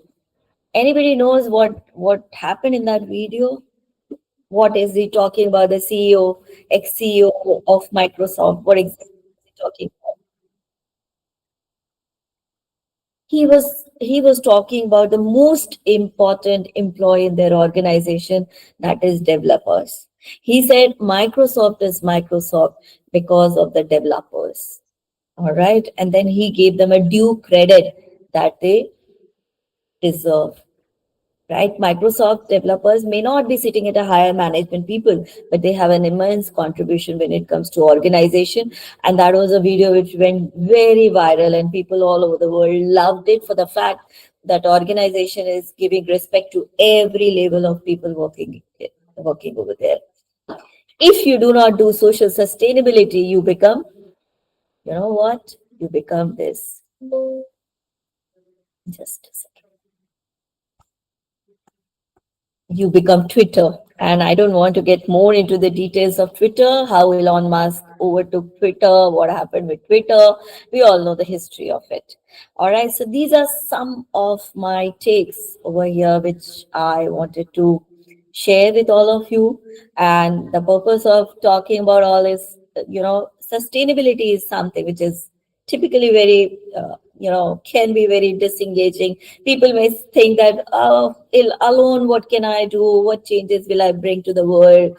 Everybody is misusing, nobody is listening. So I will also live comfortably, won't care about community, society, so on and so forth. But trust me, guys, if you follow sustainability, it really pays in a longer period of time. And sustainability is not a topic, it's not a concept. Sustainability is a lifestyle. All right. And as a passionate educator of sustainability, through my talk, I just want to create that awareness that it's not a costly affair. It is a very rewarding practice or a habit which gonna pay you as an individual and as an organization in a longer course of life. So, guys, start practicing sustainability in whatever small ways that you can do. Switch off the light, take care of people around you, elders around you, so on and so forth. And you will see beautiful rewards coming back to you. So, that's it. My short talk about this topic. And yeah, and I wanted to share here. If you have any questions, feel free to ask.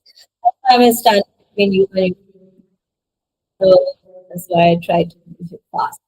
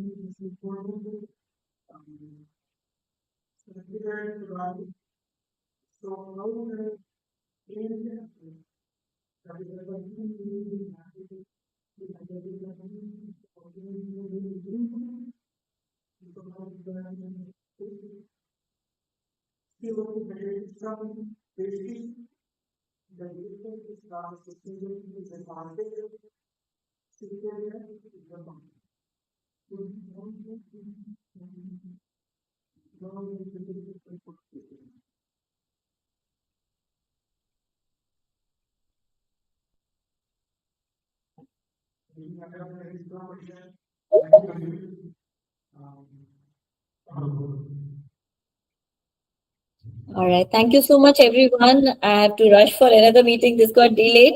And I wish all the best to the organizers. And thank you so much for inviting me over here. Thank you, ma'am. Thank you.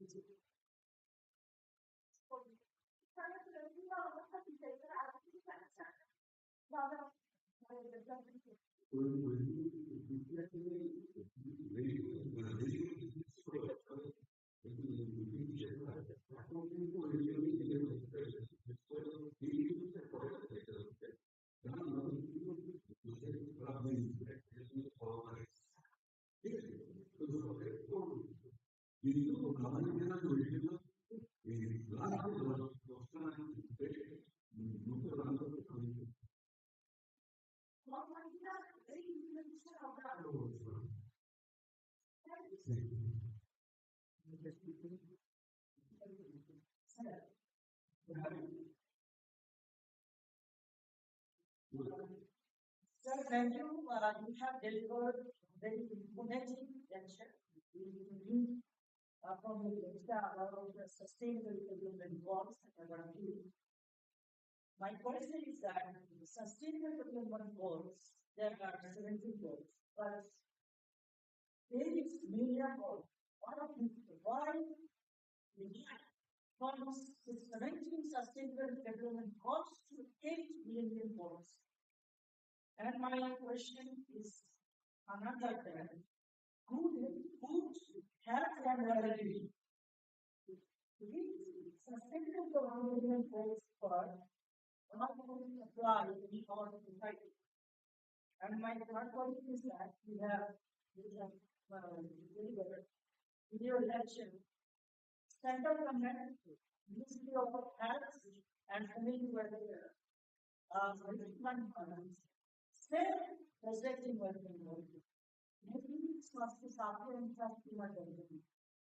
The people of welfare can be benefited about Ayushman Bharat.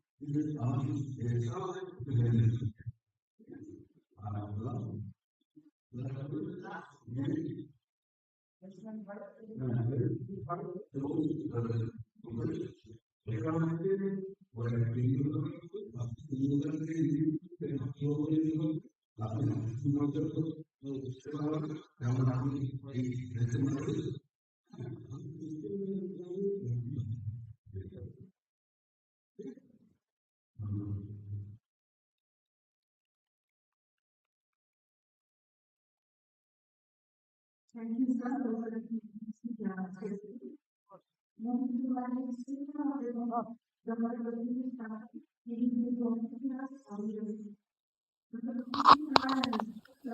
Yeah, yeah, yes.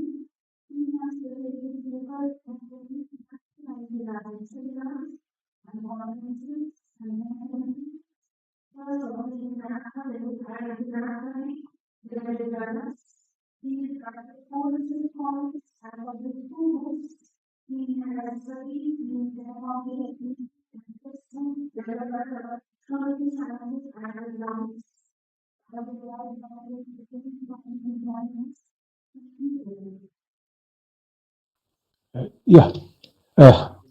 Good afternoon. Can all hear me? Yeah. Hello. Am I audible? Yeah. Yes, sir, you are audible. Okay. Okay. Thank you. Thank you. Thank. Okay. Okay. Uh, Good afternoon, everyone. First of all, I would like to express my sincerest gratitude to the chief patron, patrons, convener, secretary, faculties, and other members of Department of Commerce and the Department of Economics, Dukulal Nivaran Chandra College, Aurangabad, and Raja Birendra Chandra College, Kandi, Murshidabad, West Bengal, for organizing this international seminar and giving me the opportunity to present myself at this platform. Respected chairperson and participant, today I want to deliberate on the topic of knowledge and methodological issues in economics. And first of all, uh, I am very sorry. Actually, I wanted to show you one PPT, but I am now in the load shedding, so I cannot use my laptop. So I am presenting myself from my mobile phone. Though I will be delimiting today's discussions on the methodological issues of economics. Now, we will begin by exploring the concepts of research. Now, because research is the only way through which we can generate knowledge and which involves some kind of methodology. Any research starts with some felt difficulties. It is needed when a problematic situation arises and there exists a need to solve that problem. So, in definition, we can say research is an application of scientific method in the study of problem that are directed towards the development of organized body of knowledge. So, it is foremost necessary to understand what kind of knowledge the discipline economics generates. The basic epistemological questions that economics tries to answer is whether economics is science or it is arts. What is the origin or how the knowledge of economics evolved and how different schools of thought emerged and what are the fundamental questions that economics tries to answer. Now, we will begin with the questions that whether economics is a science and arts, and this topic has been debated for more than 150 years. To know that, we have to know what is science and what is not. Now, Karl Popper once said that the main attributes of any scientific knowledge is its testability. Scientific knowledge emerged through rejection, then modification, then acceptance of any tentative propositions. For example, if our tentative proposition is all crows are black, then the implication would be that there is no crow that is not black. But if the researcher found at least one white crow or red crow or any other colored crow, then the assumptions will be falsified. This is how we generate the scientific knowledge. It is called falsificationism. The success of scientific knowledge depends upon the willingness of the researcher to expose his or her research for independent testing, to modify, to provide a mechanism of self corrections. Now, next question is how the economic knowledge emerged. Economics is the youngest discipline, not more than around 200, 300 years old. So, economics actually appeared as a separate discipline in the 16th to 18th century when the time was recognized as the emergence of capitalist system of productions and distributions of goods and services. There were some different socio-political changes was happening, but for example, the French revolutions was there, American revolutions was there, the Europeans were extending their colonies throughout the world, they are trading, they are importing the raw materials, resources, even the slaves, and they are selling their product to the finished product to the colonies. So at that time in Europe, we are observing that the putting out system of production was replaced by the huge factory level of productions. This is the one part of the industrial revolution. And other part was that industrialization leads to increase in poverty, discrimination, destitutions, and decline in the standard of living, working condition. And that time also we witnessed several labor movements like, American Jacksonian movement, Charist movement was there. So the situation, this socio-political context led the politicians, scholars, philosophers to write, to think. Politicians suddenly began to listen to scholars like Adam Smith, Ricardo, Marshall, Hicks, then Keynes, Marx, Veblen, Commons, and hence emerge different schools of thought. Classical economics, neoclassical economics, Keynesian. Then we have the Marxist and the institutional economist. They approach the economic problem in different way. For example, classical economists, they focused on the hedonistic philosophy and they told that the self-interest of the individual will lead to the full employment. Neoclassical also said the same way, but in 1930s depression, Keynes came and Keynes said that no, automatic full employment sometime may not be possible, so government should intervene. And Marx thought the economics in different way as a capitalist system of production, as the exploitations of labor. Then institutional economists focused on the organizations of economics. But whatever they told, whatever knowledge they disseminated, the main question what economics always tried to answer was three: what to produce, how to produce, and whom to produce. So this is the epistemology of economics. Now the question arises, how or in what method we produce the knowledge of economics. Basically, there are two paradigms of research in economics. Now, what do we mean by paradigm? Paradigm implies the criteria according to which an economic researcher defines his or her problem and conducts an inquiry to solve the problem. It is a way of gaining knowledge or methods of generating knowledge. For the sake of simplicity, we can assume that we have two paradigms. One is logical positivism and one is interpretivism. in the situated in both extreme, and any combinations of these two paradigms leads to mixed research paradigm. Now, logical positivism paradigm, it emphasizes on the measurement of an event in terms of number. Number has certain property. For example, it has the property of identity, order, additivity, and logical positivism always to, tries to apply these characteristics to the research. It involves quantifying, measuring, counting. On the other hand, interpretivists always try to describe an event, tries to uncover the meaning of an event, and they always takes the multiple subjective grounds.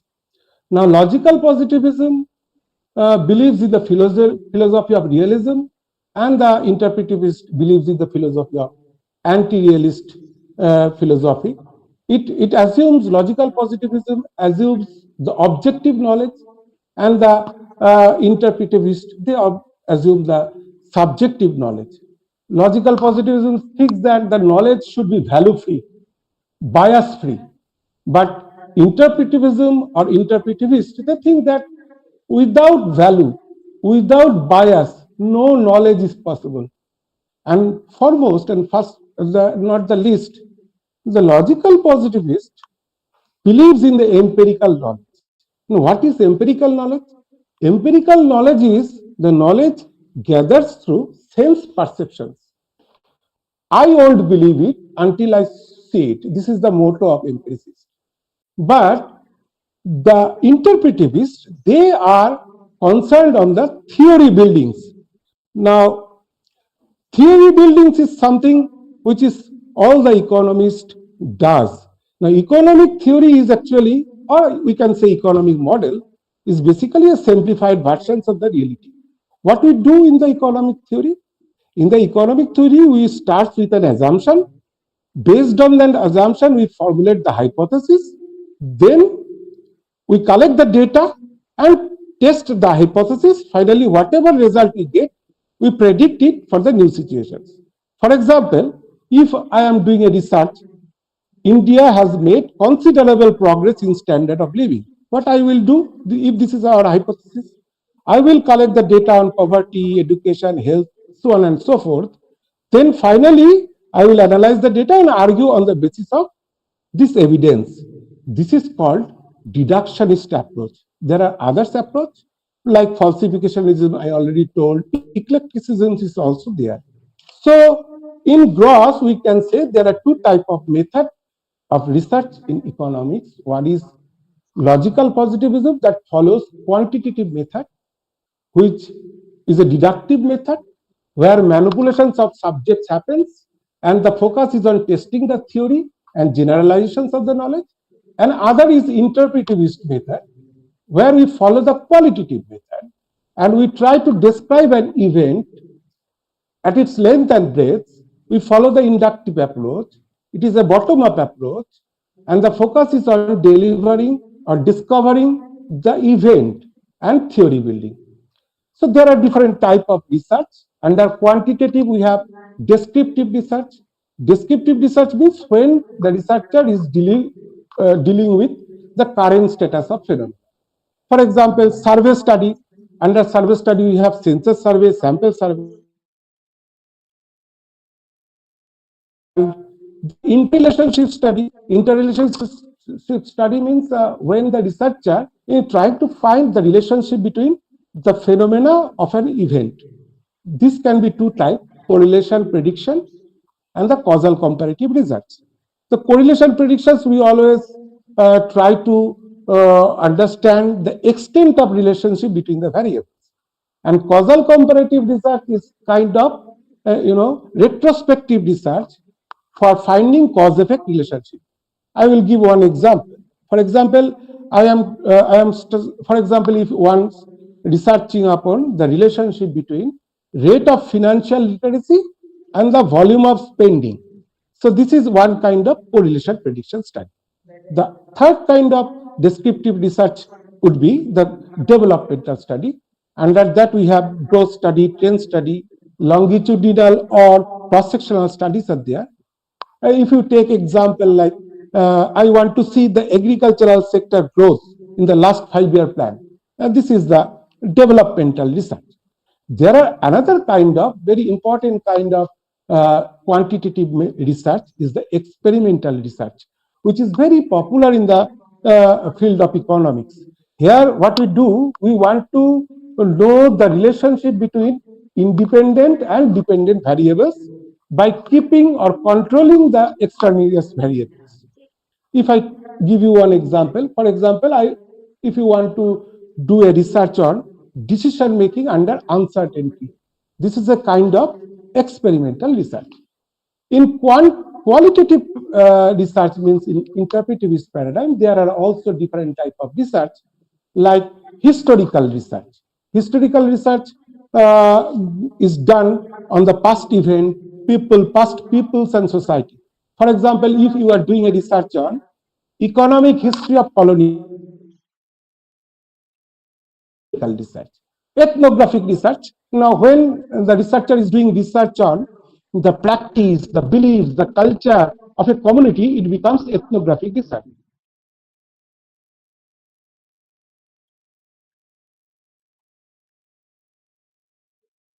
In a tribal society is a type of ethnographic research. Phenomenological research actually tries to understand and phenomena from the point of view of an individual. Famous educationists like Husserl, Heidegger, they were the proponent of this kind of research. For example, you are doing a research on experience of an individual investor about the stock market crash. So this would be a phenomenological research. Case study also the study of a social unit. If you want to know the financial behavior of Jewish, Gujarati, this can be a case study. Grounded theory, it is given by Glosser and Strauss. Now, grounded theory, we do not start with an hypothesis. We collect the information first, then from the information, we came up with the hypothesis. Now, when I was talking about the hypothesis is what is hypothesis? Hypothesis is a statement of assumption under the possibility of rejections. So there are different forms of hypothesis: directional hypothesis, non-directional hypothesis, declarative hypothesis, null hypothesis. Now, I'm just concentrating on the null hypothesis. It is also given by Karl Popper.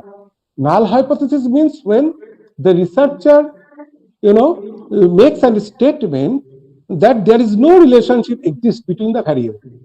For example, if I state the assumptions like that, there is no significance difference between male and female in terms of income. So this would become a null hypothesis. In qualitative research, we don't use the term hypothesis, we use the term research questions. Here in qualitative research, we write the problem in terms of questions and tries to answer that questions. The same the hypothesis that I stated in null form can be stated in research questions. For example, I can say, is there any difference between male and female in terms of income? Then this would become a research question. After framing the hypothesis, we have to test it. To test it, what we will do? We will draw a sample from the populations. So what is sample? Sample is actually the representative proportions of the population which serves as the basis of generalization. There are different type of sampling. The probability sampling, non-probability sampling is there. Probability sampling, simple random sampling, researcher can take. Sampling, purposive, incidental sampling, quota sampling can be taken. Most of the cases, quantitative research uses probability sampling and qualitative research uses non-probability sampling. Now, after sampling, the researcher will administer some tools and techniques to the sample to collect the data. Now, in quantitative research, we usually use survey. You know what is survey? Test. For example, we can take a test on the level of financial literacy of an individual. They will give an exam kind of things and they will obtain some scores. Scales, for example, attitudes towards the risk-taking behavior. So these are the tools and techniques we can use in Sir, quantitative research. In hello, sir. qualitative research, Hello, sir. Excuse me, please complete within 5 minutes. Lunch time is over now. yeah, in the qualitative research, we can use the observations, questionnaire, interviews, so on and so forth. Now, after getting the data, we can analyze the data. In quantitative data, which comes in their numerical forms, we can analyze the data by using descriptive statistics like mean, median, percentage, percentile, with the correlations, regressions, by correlations, multiple correlations. In the inferential statistics, we can use different techniques which is meant for numerical data, for dichotomous data, parametric test, non-parametric test, t-test, ANOVA, a lot of tests are there. And in qualitative doing content analysis to analyze the data. So this is the overall know-how regarding how we can generate the knowledge of economics and what are the methods of generating the knowledge of economics. It is very important for the young economist or the researcher to understand it. With the advancement of the virtual economy and other modern trends, the discipline of economics is becoming more and more multi-layered, complex. So a young economist need to develop an inquisitive mind, which is impossible without the understanding of epistemology and methodological knowledge of economics. So here I am concluding my today's on that, and I am letting the platform for question and answer. Thank you very much.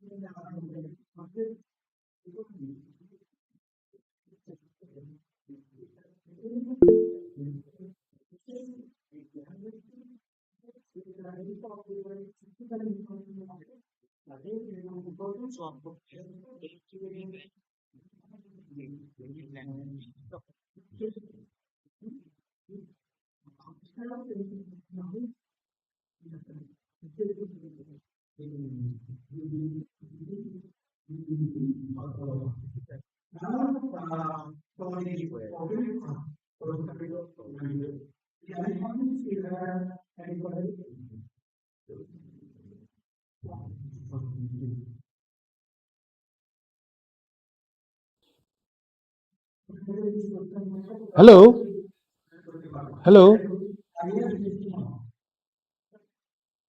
Yes, yes. I think we lost connectivity in the last moment.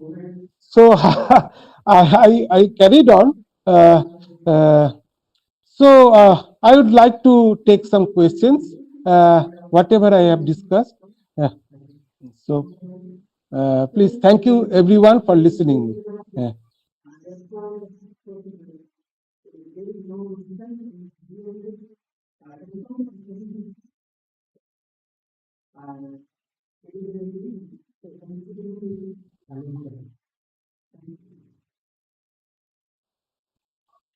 Thank you very much.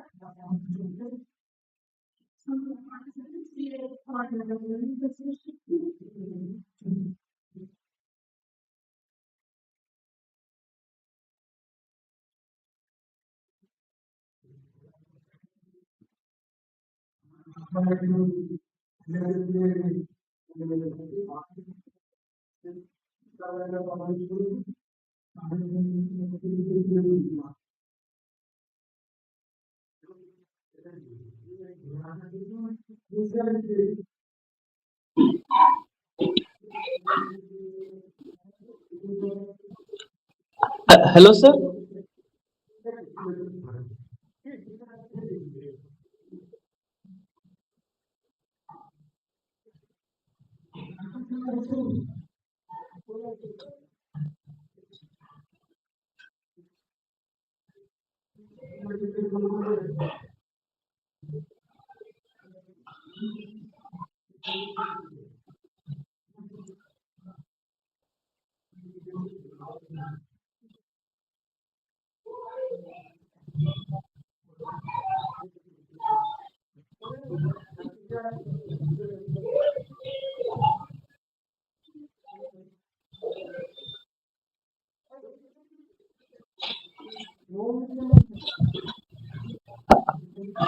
Hello, sir.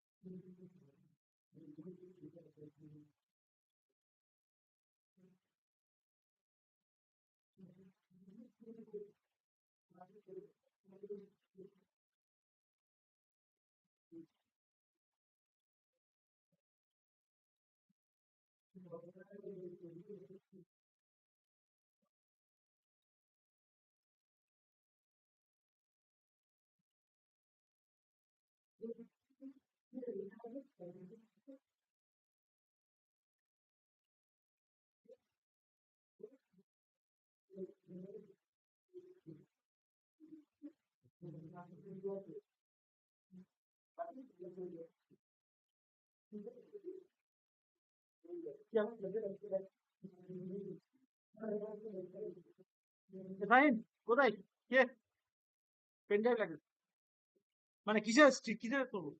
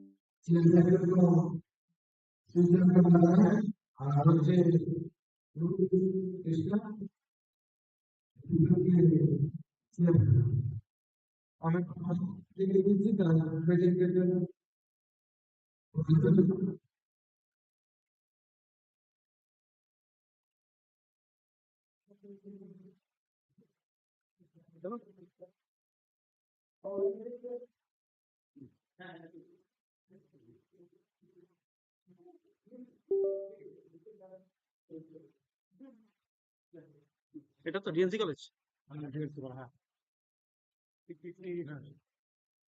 Time time তো বেশি নেই নাকি না ঠিক আছে ওরা বলতে হবে কখন আসবো না হ্যাঁ ওকে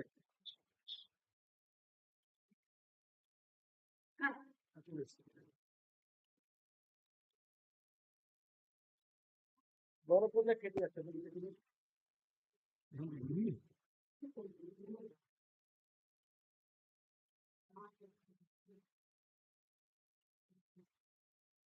এমা গ্যাপ হয়ে গেল এটা এটা এটা গ্যাপ হয়ে গেল এটা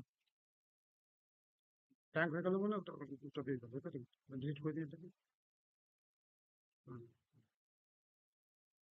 তারপরে নামাজ ওইটাতে না ঠিক আছে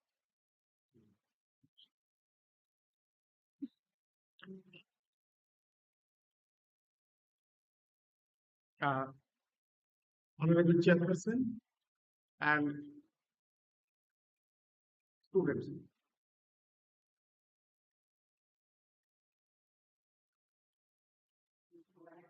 Uh, Now I am going to present my topic entitled Silent Ties for Justice, Wage Patterns, and Economic Inequality in Tea Garden. Due to time constraint, I just highlight research part, findings, and objective. My presentation outlook, the whole thesis is divided into 6 chapters. Introduction and review of literature, the universe and research methodology, analysis and interpretation of data, findings, conclusion, and suggestion. This is introductory part. It is here include conceptual background, history and context, labor force, migration, knowledge of ancestry, general appearance and social phenomenon, cultural aspects, life in the labor lines, health, hygiene, sanitation conditions, and also political parts. This is universe and research methodology. It consists of following sections such as the universe, objectives of the study, probable hypothesis, relevance of the study, sampling design, criteria for selection of responding, pilot study, and so many parts here also include. Analysis and interpretation of data, finding based on the research query and has been divided into the following parts. These are general characteristics of the respondents, migration history of the respondents, economic aspects of the laborer, socio-economic, cultural, political part, health, hygiene, sanitation, basic expectation, fringe benefits, job satisfaction, various problems, job continuation and status improvement, basic demands of the laborers. And last part is findings. And some remedies also here. This is the history, context, and discussion. Actually, আমি যদি চা বাগানের ইতিহাসটা দেখি, তো চা বাগানে যে সমস্ত শ্রমিকরা আছে তারা অধিকাংশই মাইগ্রেটেড লেবার। তারা চা শ্রমিক হিসাবে ডুয়ার্সের বিভিন্ন এরিয়াতে তারা কাজ করছে। আমার এই পেপারটি ডুয়ার্সের কারবালা টি গার্ডেনের উপর একটি research paper. 300 respondents were selected on the basis of convenience sampling. Here, migration and knowledge of ancestry. অধিকাংশ শ্রমিক যারা চা বাগানে কাজ করে তারা হয় নেপাল থেকে এসেছে বা রাঁচি, ঝাড়খণ্ড, রাঁচি, বিহার, কেউ আবার মাদ্রাজ প্রভিন্স থেকেও এখানে এসেছে। আমি থিওরিটিক্যাল ফ্রেমওয়ার্ক যদি এখানে দেখি তাহলে কোন কোন বিষয়টা এখানে হাইলাইট করা হয়েছে, সেটা ইকোনমিক অ্যান্ড সোশিয়াল কালচারাল পার্সপেক্টিভের ক্ষেত্রে culture of poverty Oscar Lewis, Ragnar Nurkse, vicious circle of poverty, এই বিষয়গুলো এখানে হাইলাইট করা হয়েছে। এছাড়া Marxist perspective, feminist approach, social dominance theory, James Scott dominance theory, and theory of job satisfaction, Maslow's theory of satisfaction. These are the major objectives of my study. This is probable hypothesis, the universe and research methodology. Target population হচ্ছে বিশেষ করে যেহেতু চা বাগান অধিকাংশই মহিলা শ্রমিক, তাই উইমেন ওয়ার্কার্স দেখে sample size 300 respondents are selected. Out of 300 respondents, the number of female workers was 195 and male workers 105. This is the interview schedule, tools and technique of data collection. This is the framework analysis, also Likert scaling technique method and Garrett ranking method also applied here. Various difficulties encountered. These are only permanent workers selected for the survey. And so many persons, the literature available on the topic is very limited. It is very much difficult to draw an overall conclusion from limited sample of single tea garden. Only Karbala tea garden was selected. That's why it is too much impossible for me to conclude. This is the analysis and interpretation of data.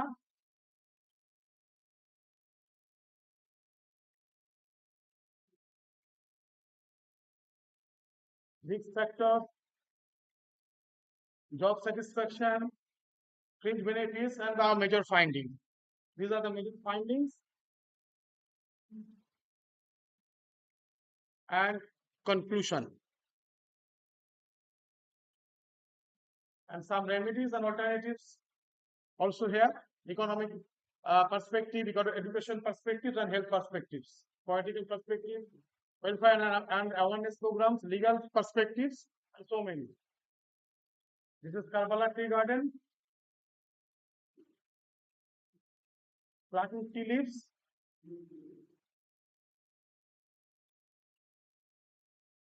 This is the housing condition, latrine and toilet condition,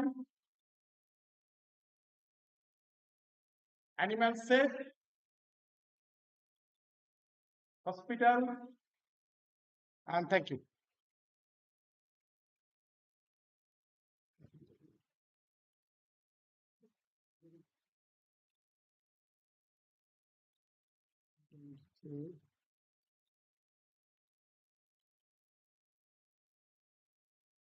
Yes.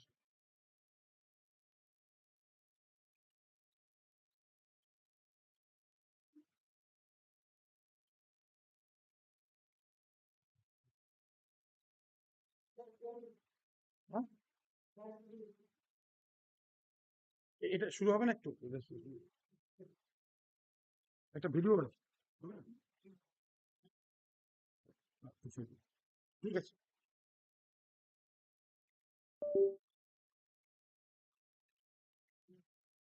Thank you, sir, for presenting the paper. Next, presentation, তিনজন কি ডাকবো? Dr. Satul Kamal, Dr. D.N.C, Dr. D.N.C, Economics of Child Mortality among scheduled caste and scheduled tribes in India.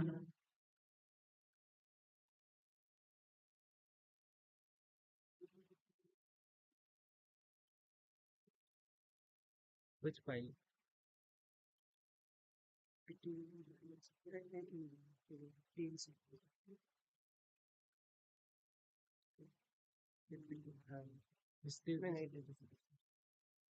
This one.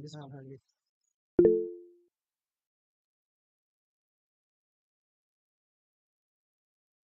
Discontinue.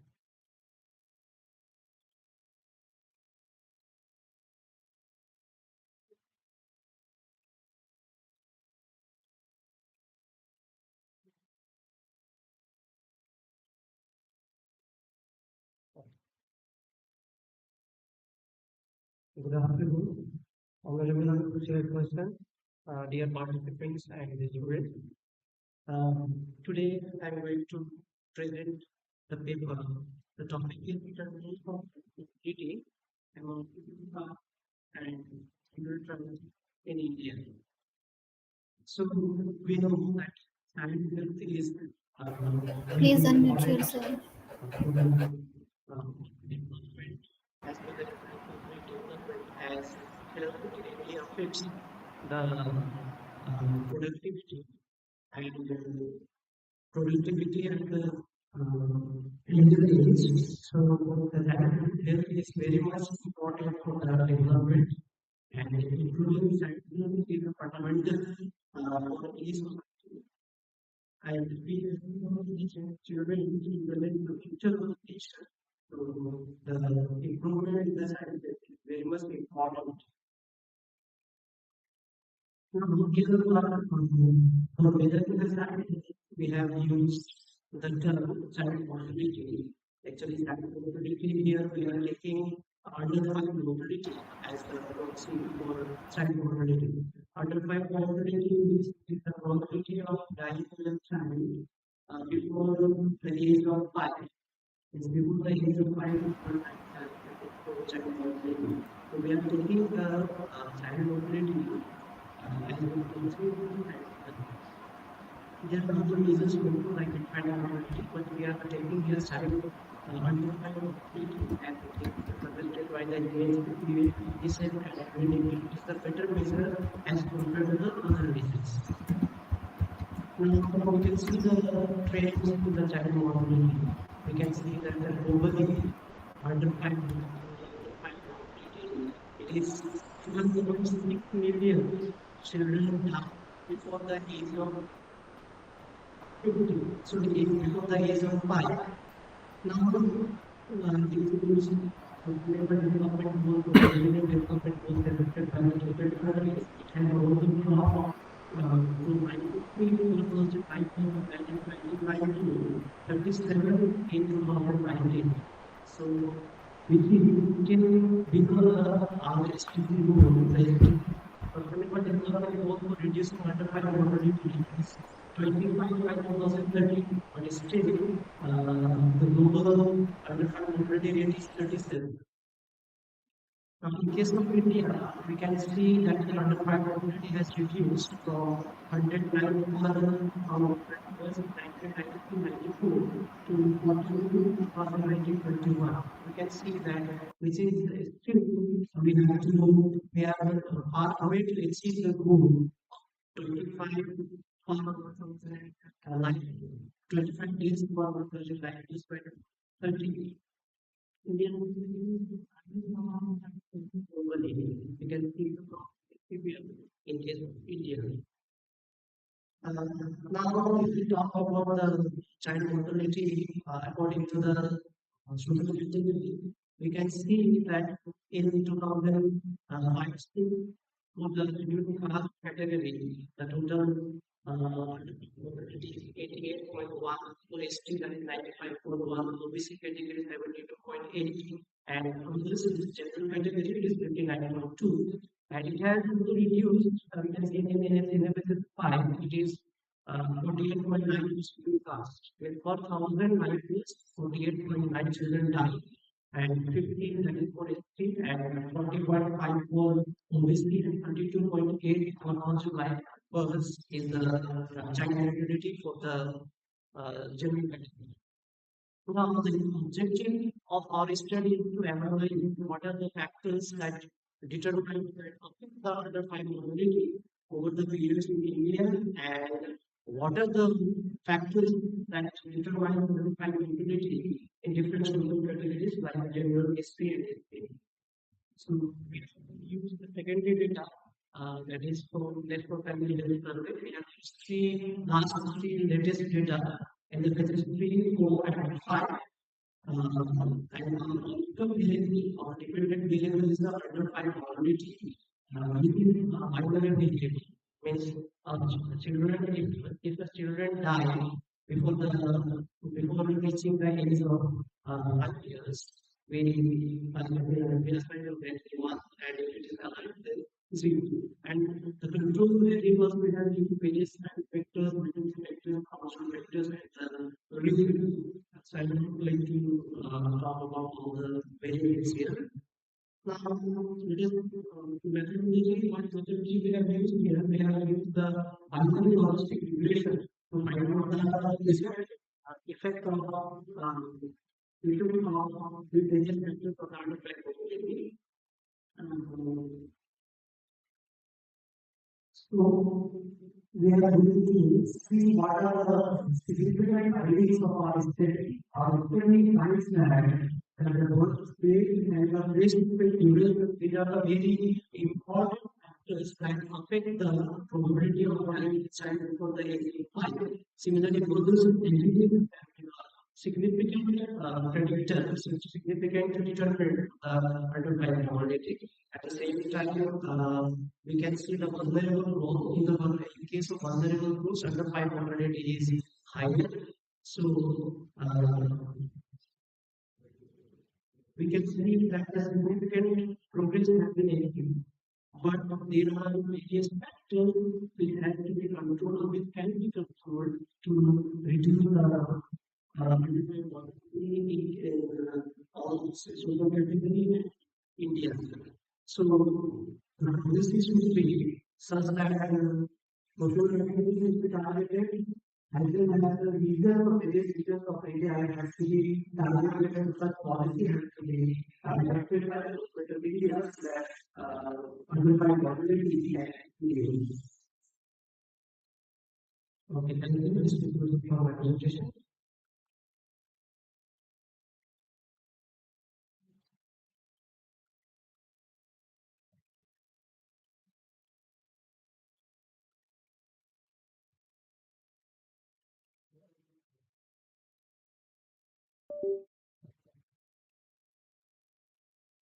Thank you, sir, for presenting the paper. Our final speaker of the day is Mr. Sagar Tanwal.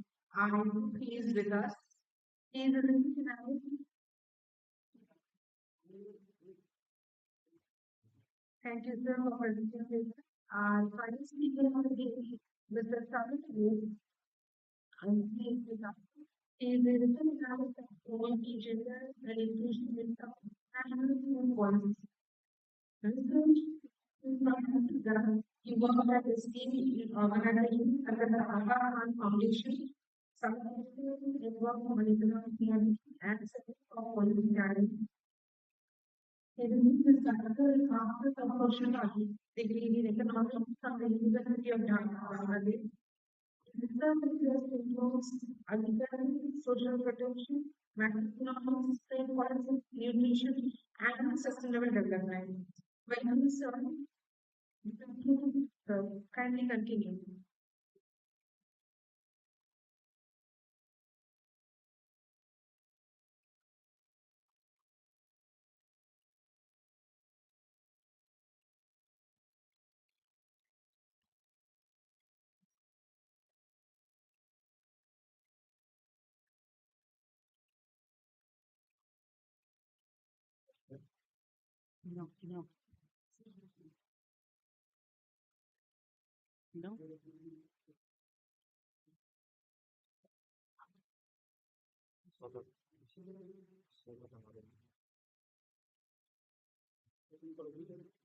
Mr. Sadat Anwar, can you hear us?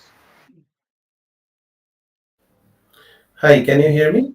Yeah, yeah, you're audible. Okay. Try to Let me complete share within 10 share my 10 minutes, screen. okay? We are running very late, okay? Yeah, I will try to be very brief. Please share your screen if possible. Yeah. Thank you, sir.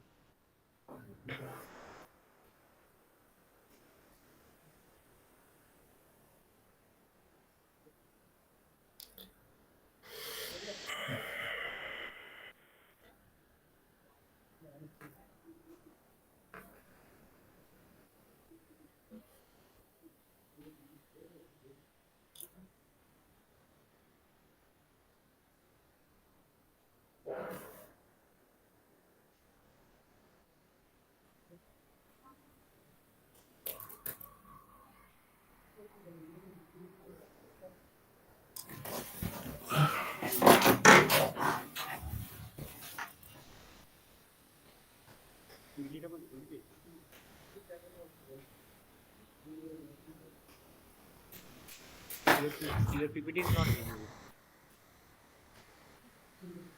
Yeah, just give me 1 minute. Sorry.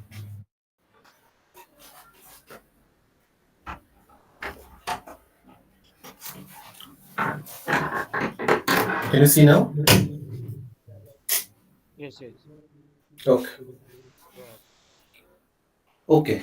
So my topic for today is regional economic integration in a polarized world, and I want to analyze the issue that has been going on in South Asia in this year. So, can you hear me? Yes, yes, we can hear you. Yeah, I am Sadat Anwar. I would like to thank the organizers of this event for inviting me. I'm currently working as a research analyst at the International Food Policy Research Institute, which is a Washington, D.C. based global think tank, but I work at the Bangladesh country office. Thank you all for inviting me. So, what do we mean by polarized world?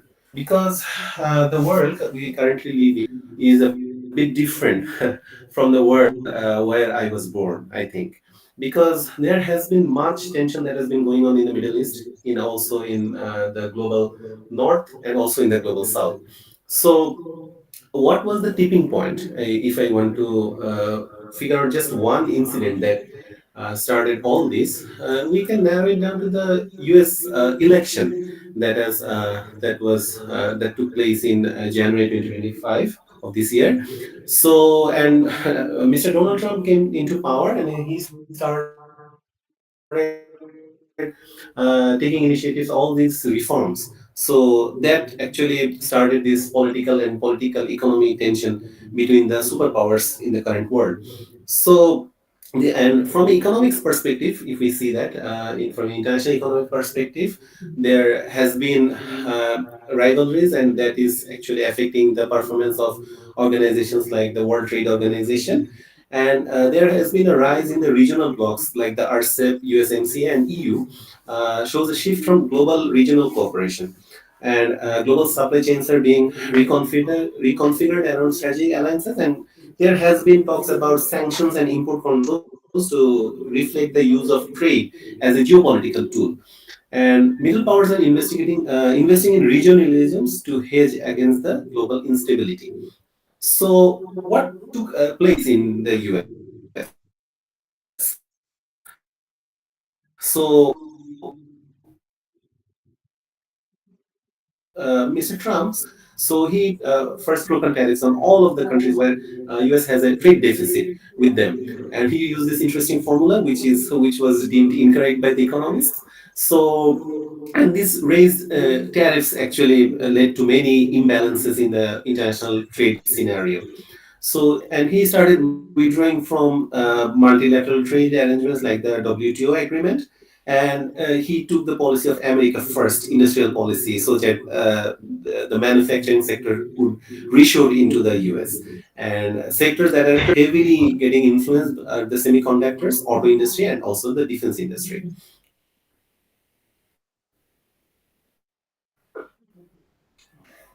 So he started using aggressive economic sanctions, and which actually affected heavily Chinese entities and Iran. Also, he wanted to weaponize the U.S. financial system, like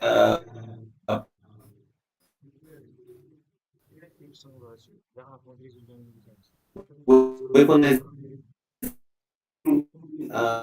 banning global climate financing and green goals.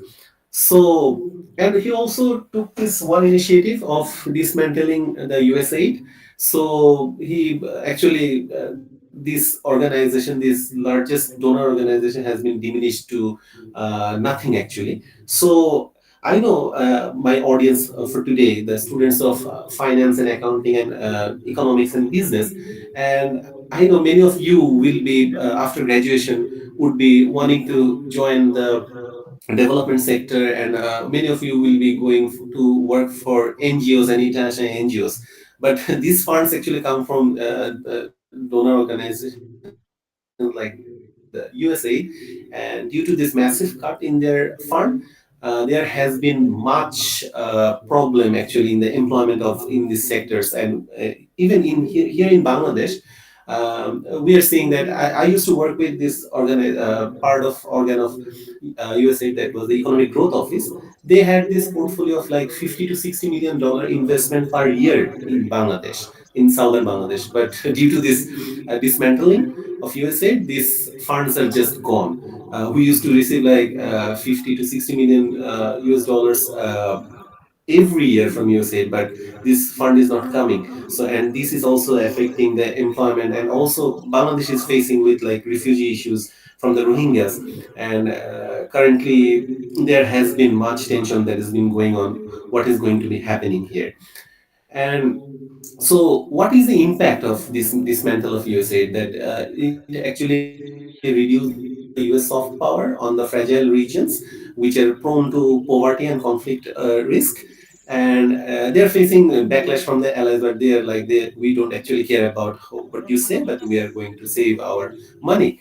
So they are actually affecting the global health preparedness as well. Like USAID and sister concerns actually used to fund lot of public health research like vaccine and others, and also in climate related research. But these all research fundings are now gone. And when you graduate from here, from the D.N.C college, you may want to go for higher studies in the US or their neighboring countries. But this administration is also affecting the funding in scientific research as well. They are actually cutting down the cost of scientific research, and this is going to cost you heavily. So, what are the global impacts of US China trade war? So, there has been much supply chain disruption. So, due to this trade war, and also commodity and currency volatility also going on, because there has been depreciation of emerging market currencies due to this trade war, and fragmentation of trade norms as well, that has been going on. So, if we look at the theory, how tariffs cause distortion in welfare laws, okay. So I would like to want to draw from a classic example of David Ricardo's comparative advantage theory, that actually uh, it if we impose tariff, it prevents specialization. David Ricardo talked about comparative advantage, that even if you can grow all the products, you should not grow everything. You should specialize and open your trade, so that there is a welfare gain. But if you are imposing tariff on your neighboring countries or your trade partners, you are actually losing this economic efficiency. And consumer welfare loss is occurring as well, due to higher prices and reduced surpluses, and producer inefficiency is also occurring. And due to this high tariff rates, there has been retaliatory effects as well, and opportunity cost is also going on due to loss of trade revenue, and long-term competitiveness is also declining, because you when a tariff or sorry, a trade war is going on, you'd want to not to import anything from the from abroad. You'd like to grow everything, but you are not specializing. So there is a loss in competitiveness as well. So So these trade war will actually also affect the US consumers based on higher prices on imports, reduced purchasing power. So our estimates suggest that supply chain, think about a regular consumer in the US. So he uses an iPhone, right? But this iPhone is being produced in China or in Singapore. But if you're imposing tariff on Chinese goods or Singaporean goods, you're actually putting the producer will just shift the burden forward, and it will actually fall on the US consumers. So by imposing the tariff, their president is actually shifting this burden on the consumers as well, because US is the largest consumer in the world.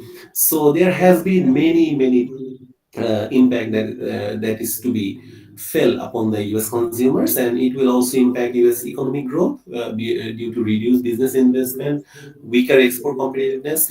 Their GDP growth will slow down. Financial market will be volatile.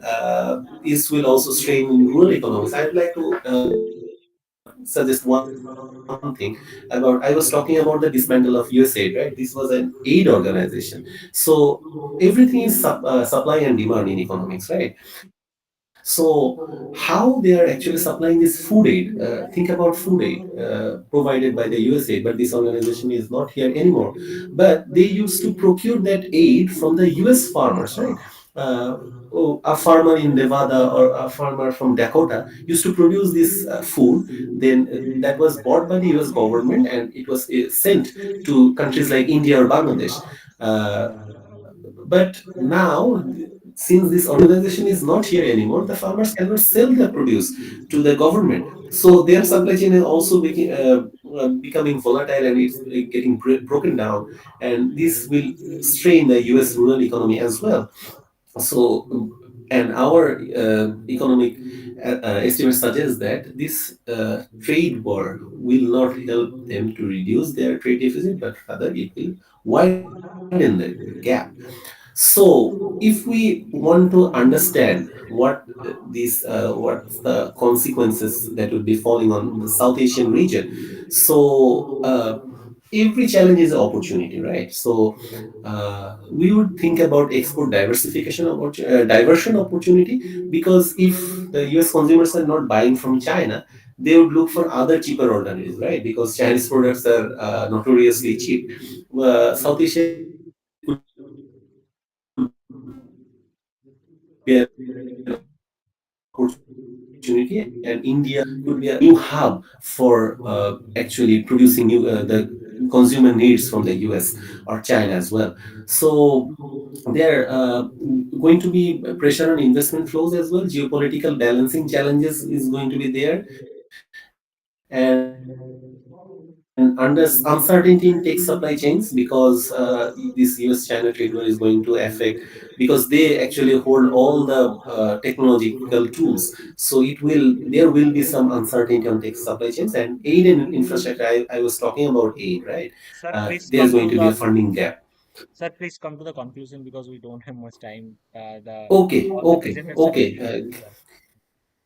okay. So, if we want to understand South Asian economic landscape, India focuses on self-reliance and continuous growth. Bangladesh thrives in garments and digital sectors. Pakistan faces fiscal and political instability. Nepal, Bhutan, and Sri Lanka rely on remittances and aid. But South Asia remains the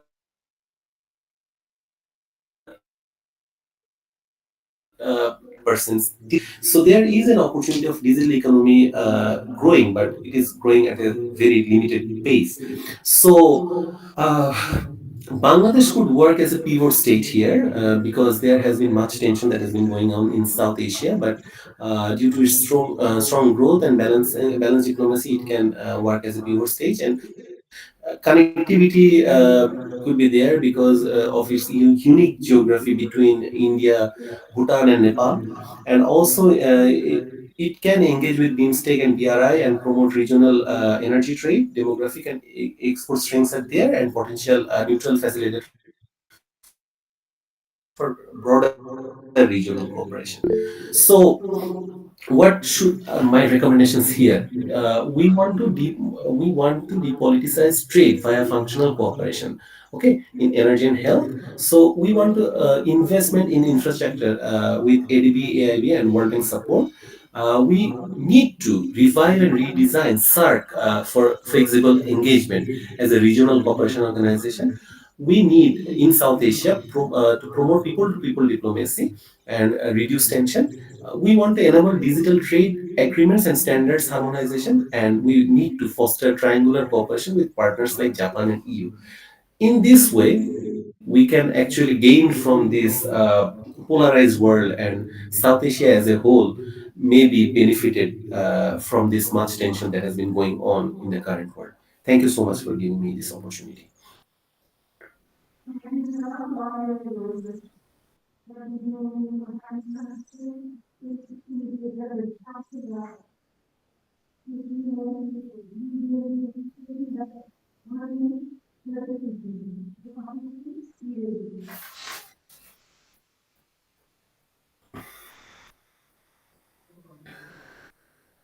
আমি বলছি যে তুমি ঠিকঠাক ইয়ে করো আমাকে দেখা যাচ্ছে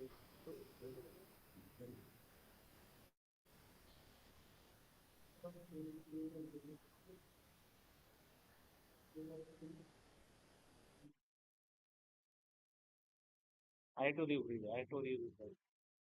হ্যাঁ ঠিক আছে, ওদেরটা যেন দুই মানে এই বাবা আবার চলে আসছে।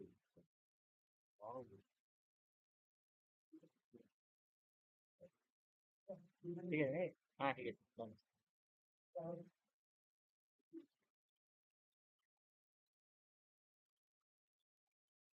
দীপকদা চলে এসো। Okay, now we are going to start the online presentation. First of all, let me allow to call the name of the participant. Is there Dr. Girish? Dr. Girish V? Dr. Girish V? Or oh no, sorry. It is that for technical session 5. Deepshika. Are you there, Deepshika? Yes, sir.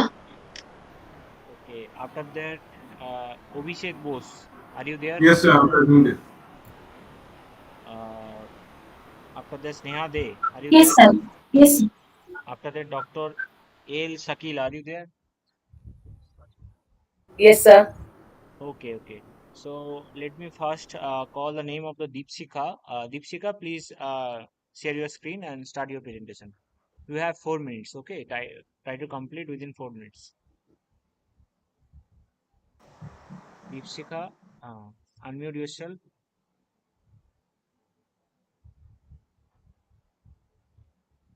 Yes, you are visible, but we are not getting your audio.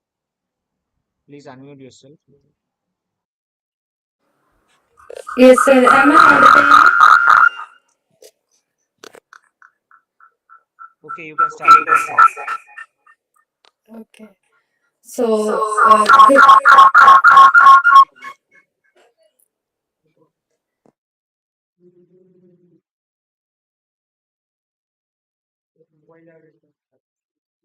We can hear you.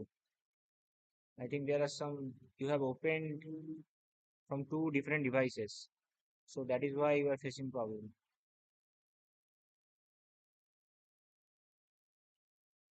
Please remove yourself from the second device. Otherwise, you will be in trouble. We will not get your voice. Deepshika, yes, sir. Is it audible now? Miss Deepshika, your voice Yes, is sir. not audible. Is it audible now, sir? Yes, ma'am, you now audible.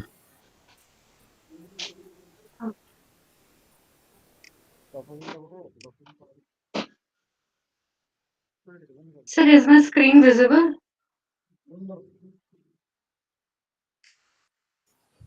No, ma'am. Okay, Deepshika, please wait. We will get back to you a few minutes later. Now, I will call the name of Abhishek Bose. Mr. Abhishek Bose, So should I start sharing my screen? can you hear us, Mr. Abhishek Bose? Yeah, Okay, I can hear you. start your presentation. Okay. First, share your screen.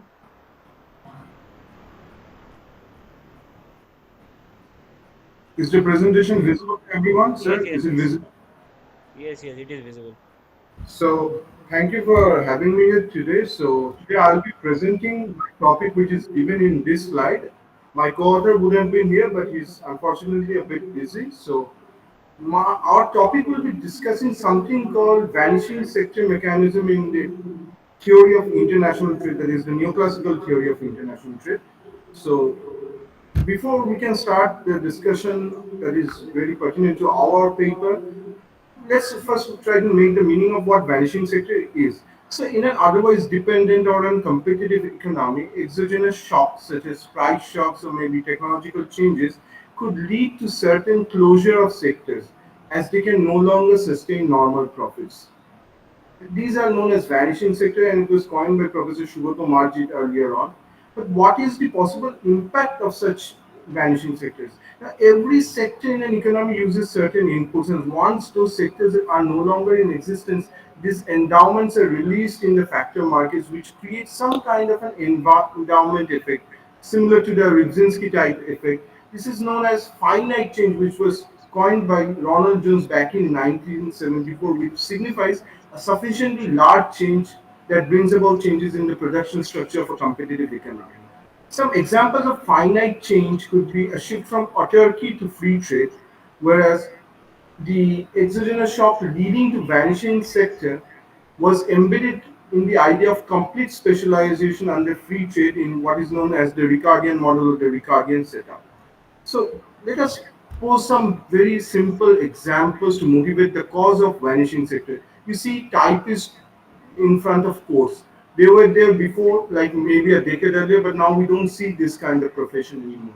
Handloom industries in West Bengal, other parts of India are in a complete decline. Their workers are moving out from those sectors, maybe shifting to power looms or maybe other sectors. Clay dolls, the Krishnanagar clay dolls, once very popular of Bengal, is no longer able to sustain profit and is going out of competition. Online education platforms can no longer survive the advent of AI and are closing down. So the incidence of competitive sectors closing down is nothing new. It's been there, and this is what this paper will try to address. So exogenous shocks lead to average cost shooting up for some farms. These farms, unable to sustain zero economic profits, are forced to close down. In a partial equilibrium analysis in microtheory, it would mean that the factors once released would become unemployed. But the results become very different when the extension is drawn to a general equilibrium setup. The factors released actually raise the total endowment of factors in the economy. This creates a positive endowment effect, somewhat similar to a Rybczynski type effect. And this influences production activity of other sectors, kind of changes their production structures or outputs. This is what we'll try to address. So, in a nutshell, summing up, unemployment of factors of production may not always be true due to shutting down of farms. Workers may shift to substitute sectors like cycle rickshaws going out of trend, workers shifting to e-rickshaws, or handloom workers completely leaving their traditional profession and relocating to other sectors such as the uh, brick kiln sector or maybe the construction sector in different parts of the country. The evidences are given in various newspaper clippings that we have provided.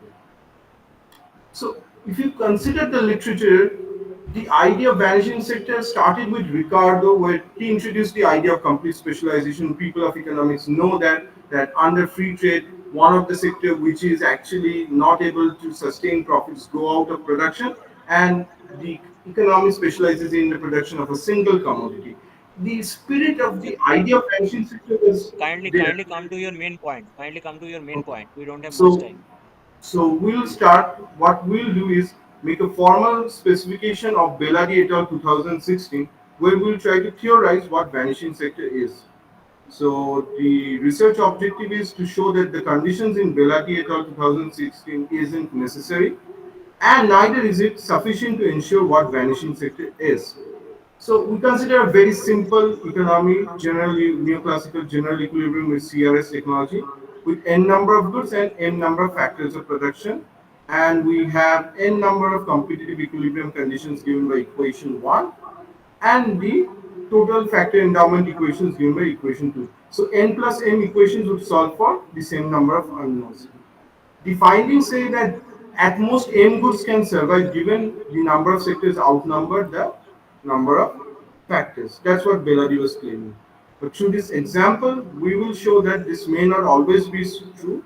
Under certain changes, if one of the sectors does close down when average cost shoots up, the production structures become unique and stable, which wasn't there in previous analysis. So when we discuss general equilibrium models, we must talk about their uniqueness, their stability that was left open. So sectors previously not unique শোনো না, তুমি একটু becomes আসবে? unique with extension. That's line what submit we করে are আমি trying একটু to বলতে pose it. যাবো, থাকো। Also, this was the finding of Bellary, and I'll try to move on to the next contribution that's mine. Here we consider a very similar setup and we'll show that the Bellary et al. Condition is not necessary. Equation 1 to 3 are the zero profit conditions, and this will solve for three factor prices W, R, and I, where I is the informal credit market. That is, credit market imperfections are there where informal credit is a markup over formal credit given by equation 6. However, this structure isn't unique given the degree of credit market imperfection to be exogenous. And with shock, this could become unique and stable like the Jones 65. This could become non-unique or it could become unstable if certain sector starts earning positive profits. This shows that the Bellary et al. Condition is not হ্যাঁ, necessary, ending and the করে দাও। final result is that even in the presence of certain price shocks, if all the sectors somehow with increasing and decreasing factor prices readjust to zero profit conditions, হ্যাঁ, neither sector would go out of extinction. All would remain, and this would only happen if the relative factor intensity of any two sectors are always identical. Then the condition that is stated in Bellary et al., which is absolutely, as they claim, necessary for vanishing, doesn't actually hold. So what we are trying to say is that given their findings and the findings that have been there in this literature for the last 20 years তুমি is not actually true enough to say that vanishing sector is always a you phenomenon. can take go to your conclusion. So with that, this I come to the summary of my results. Theorem 1 of our paper, which is given in abstract form, will show that the Bellady et al. Condition is not sufficient. I provided one example since we are short on time. And theorem 2 will show that the Bellady et al. Condition is not necessary given there is incidence of factor market imperfections that could lead to vanishing even when sectors do not outnumber the factors of production, opposing to Bellady. Finally, as part of the author's note, we would like to pay tribute to our late professor, Professor Shorvadip Choudhury, whose interest in general equilibrium theory has made us possible to undertake such research. Both me and my co-author would take this offer to pay our regards to our sir, whom we revere with great fondness. Sound যাবে I okay guess that would be the end of my presentation. Okay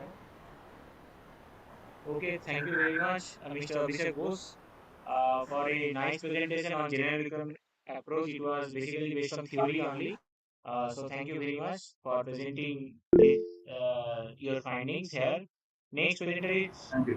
Miss Sneha De. Are you there? Hi, yes, sir, yes, sir. Okay, share your screen. Sure. Uh,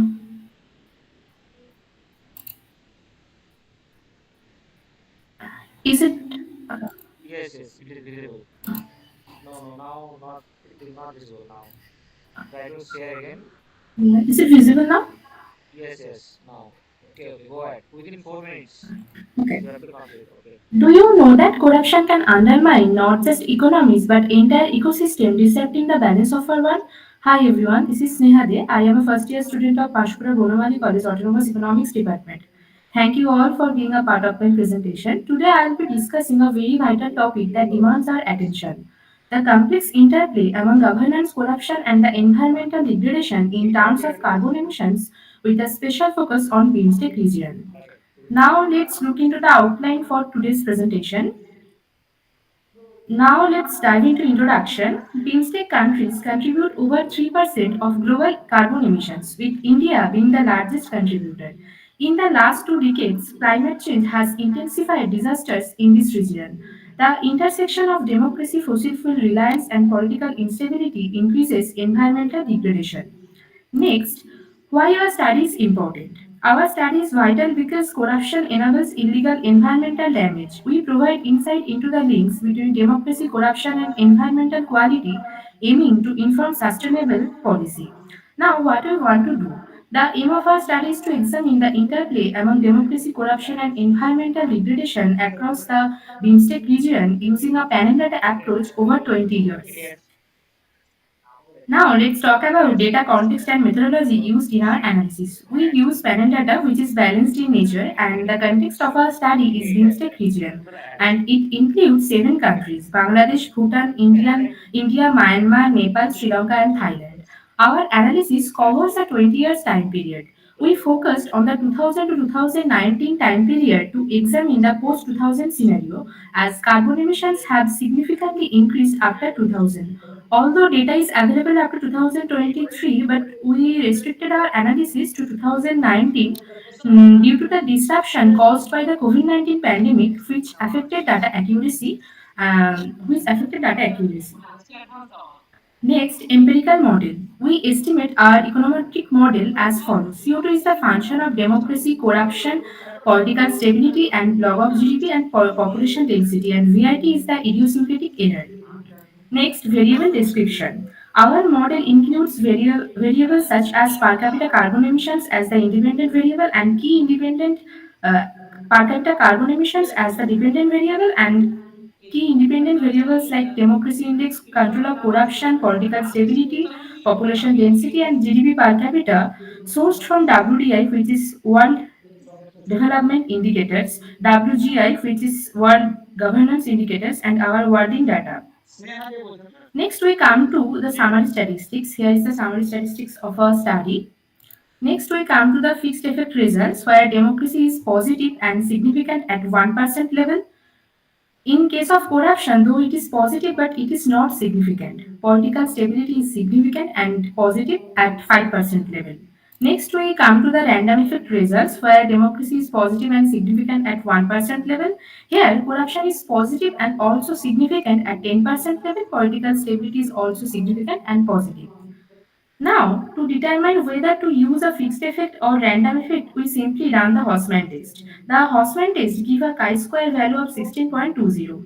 Since the p-value is less than 5, we reject the null hypothesis. This means the random effect model is not appropriate because there is no correlation between the regressors and the unobserved country-specific effects. So we use the fixed effect model for more reliable results.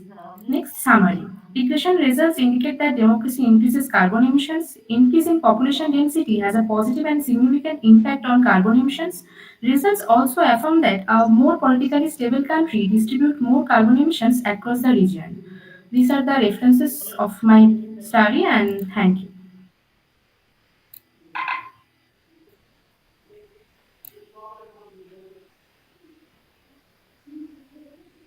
Thank you, Sneha, for your nice presentation. Thank you. Now, we would like to call Dr. L. Krishanta Shakila Motha for presentation.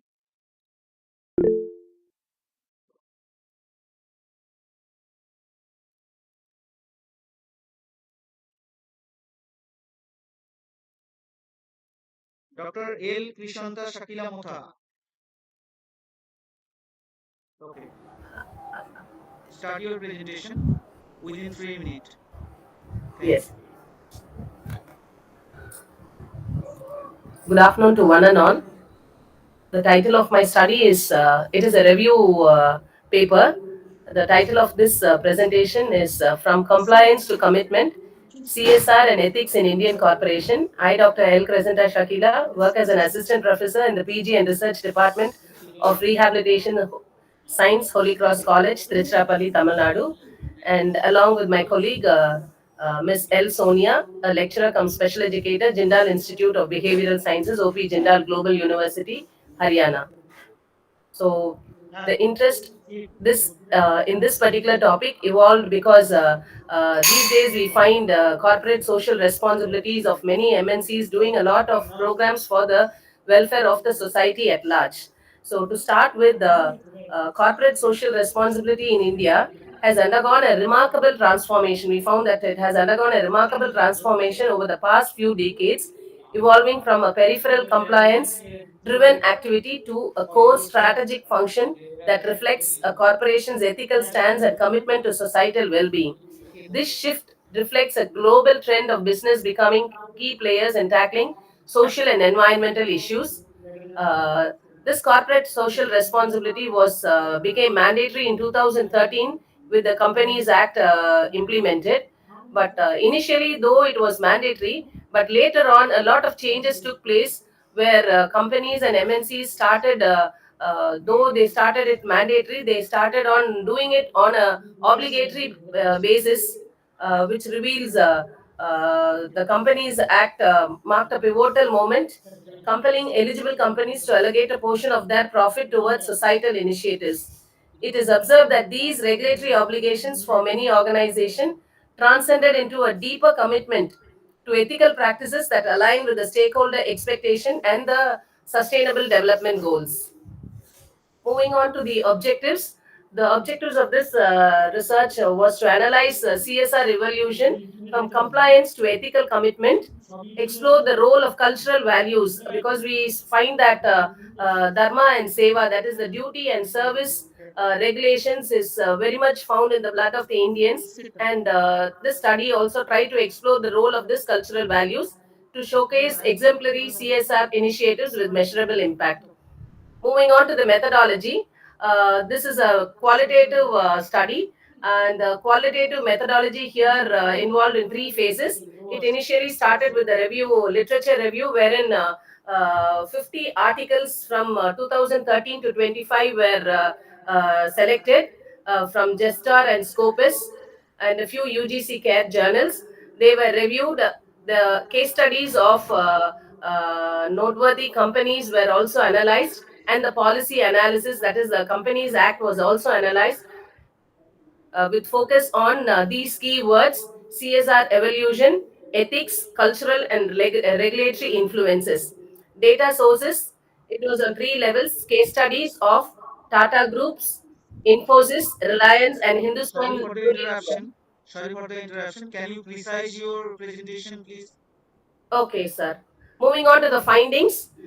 Based on the objective, transition to ethical commitment, a shift from compliance to strategic CSR driven by stakeholders was observed. Examples: the Tata Group concentrated more on education and healthcare, and Infosys concentrated on bringing about carbon neutrality, reducing 70% of the carbon emissions. The challenges here is many companies falsify their images in the ESG reports, and in their annual reports, greenwashing and uneven adoption by SMEs. The next objective was on cultural and regulatory drivers. Cultural values like dharma and seva shape the family businesses, which is seen in the Tata Group. And regulation with the Companies Act, a lot of people have ventured into being committed to societal services, and global alignment was seen, particularly with the Tata Group. If we see, they have contributed to the SDG goal of 4, which concentrates on quality education and the best practices and impact.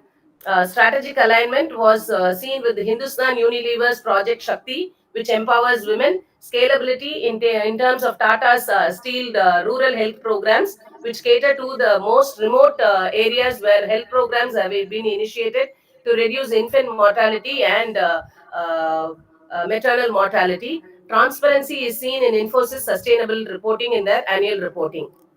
Conclusion: CSR is a blend of tradition, regulation, and innovation. The opportunities are is that the ESG, the environmental, social, and governance report could be enhanced. Technology and rural focus is seen as a major factor. Call to action: deepen ethical commitment for shared prosperity. So, if this is being adopted by most of the MNCs which come into India, we would see a better India and uh, a wealthy nation in future. Thank you, sir. Thank you, Dr. L. Krishanta Shakila Motha, for Thank you, your sir. nice and informative presentation. Now, we would like to call Madhavi and Dr. Shima. Good afternoon, sir. Madhavi and Dr. Shima. Yes, sir. Good afternoon, sir. Yes, yes. Please present your presentation. Yes. Sir, how to share? Yes, you can share your screen. Mm, Sir, No, I'm. it's not visible. Can I share on WhatsApp, please? Sir, I share on WhatsApp to you. Can you share? We are unable to see your screen. Sir, I'm not. Some technical issue. I'm not sure. I'm share on WhatsApp. Can you please share? Okay, you send it, I'll share. I share on WhatsApp to you, sir.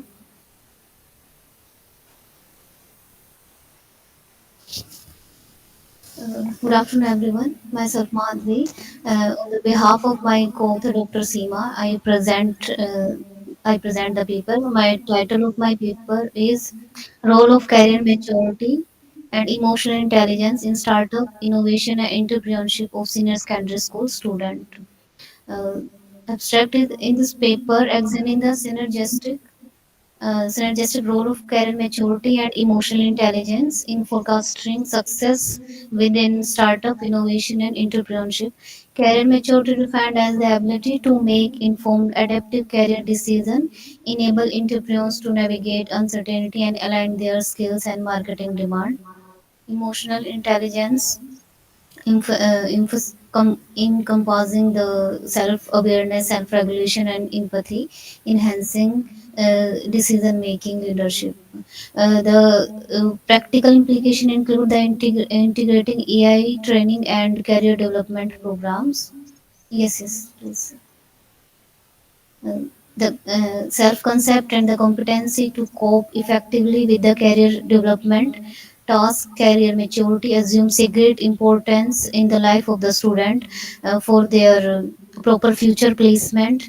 It is the prerequisite ability to make a wise choice towards particular occupation and present and represent development along a continuum.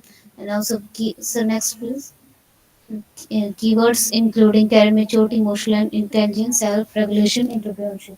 Now, introduction: startup and entrepreneur venture face unique challenges, including rapid market shift, resources constraint, and high failure rate. Success in this landscape require uh, not only a technical expertise but also in the soft skill like career maturity, emotional intelligence.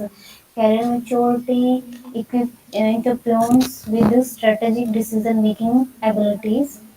Uh, yes, with the emotional intelligence enable effective. No, sir. Back. uh, Emotional intelligence enable effective management of interpersonal and intrapersonal challenges. This paper review explore how these competencies interest to enhance innovation, resilience, and the long-term valuability in the entrepreneurship ecosystem. Now, as we all know, the adolescence is a transition stage of life full of crises and challenges. During this period, an adolescent takes some decision that could affect their personal and educational professional development. It is very important to take right career decision. However, inability to any adolescent to take right career decision may affect him or her after graduation and secondary school throughout their life.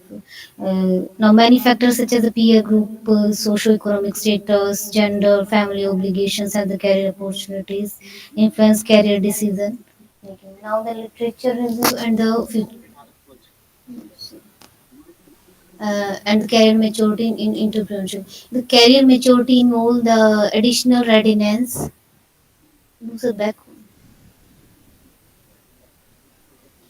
Yes. Yes. Yes. Career maturity and entrepreneurship. Now, the development and adaptive decision making ability and the key dimension include the startup navigating uncertainty. Entrepreneurs with high career maturity align their skills and the goals with market opportunities, reducing mismatch and leading of failure is very also low. Risk management is also there, but career mature person planning mitigate impulsive decisions such as the premature as compared to the premature scaling and misallocated resources. Now the adaptability, navigating career uh, transaction require integrating personal and professional growth. Now, some studies show that the limited promotion of skill upgrading uh, opportunities in uh, traditional roles often drive individual towards entrepreneurship. However, Madhvi, please conclude your presentation. yes, sir, yes, I conclude. Now, in end, I conclude my research paper. Career maturity and emotional intelligence are indispensable for thriving the modern entrepreneurial ecosystem. By focusing the deliberating career choices and emotional intelligence leadership, entrepreneurs can navigate uncertainty, drive innovation, and build sustainable venture. Um, the outcomes of the study clearly revealed that the emotional intelligence was the significant variable predicting career maturity of senior secondary school students based on the finding of the study. Counseling and education psychologists, teachers should collectively focus on the helping to the student to develop and maintain a high level of emotional intelligence. Thank you so much. Thank you, Madhvi, for your nice and informative presentation. And thank you, Ravichandra, for sharing the screen on behalf of the Madhvi. Thanks. Now we would like to call Jayesh Somaiya. Yes, sir. Jayesh Somaiya, Yes, sir, I'm here. are you here? Yes, sir. Am I audible, sir? Jayesh Somaiya, Hello. you are not properly audible. Uh, actually, now, Now little better, but not properly audible. We can't hear you. is it okay now, sir? Now better, better. Okay. Okay. Yes. Now it's audible. Okay, sir. Thank you.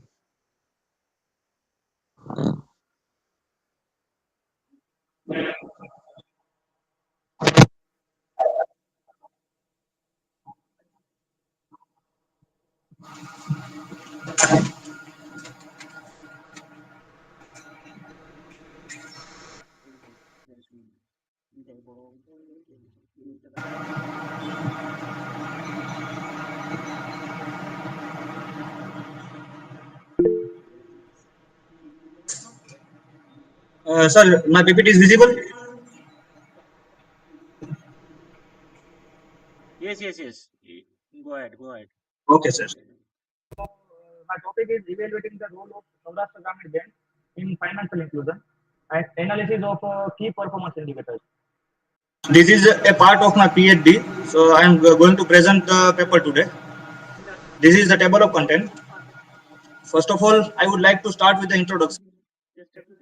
What is RRB?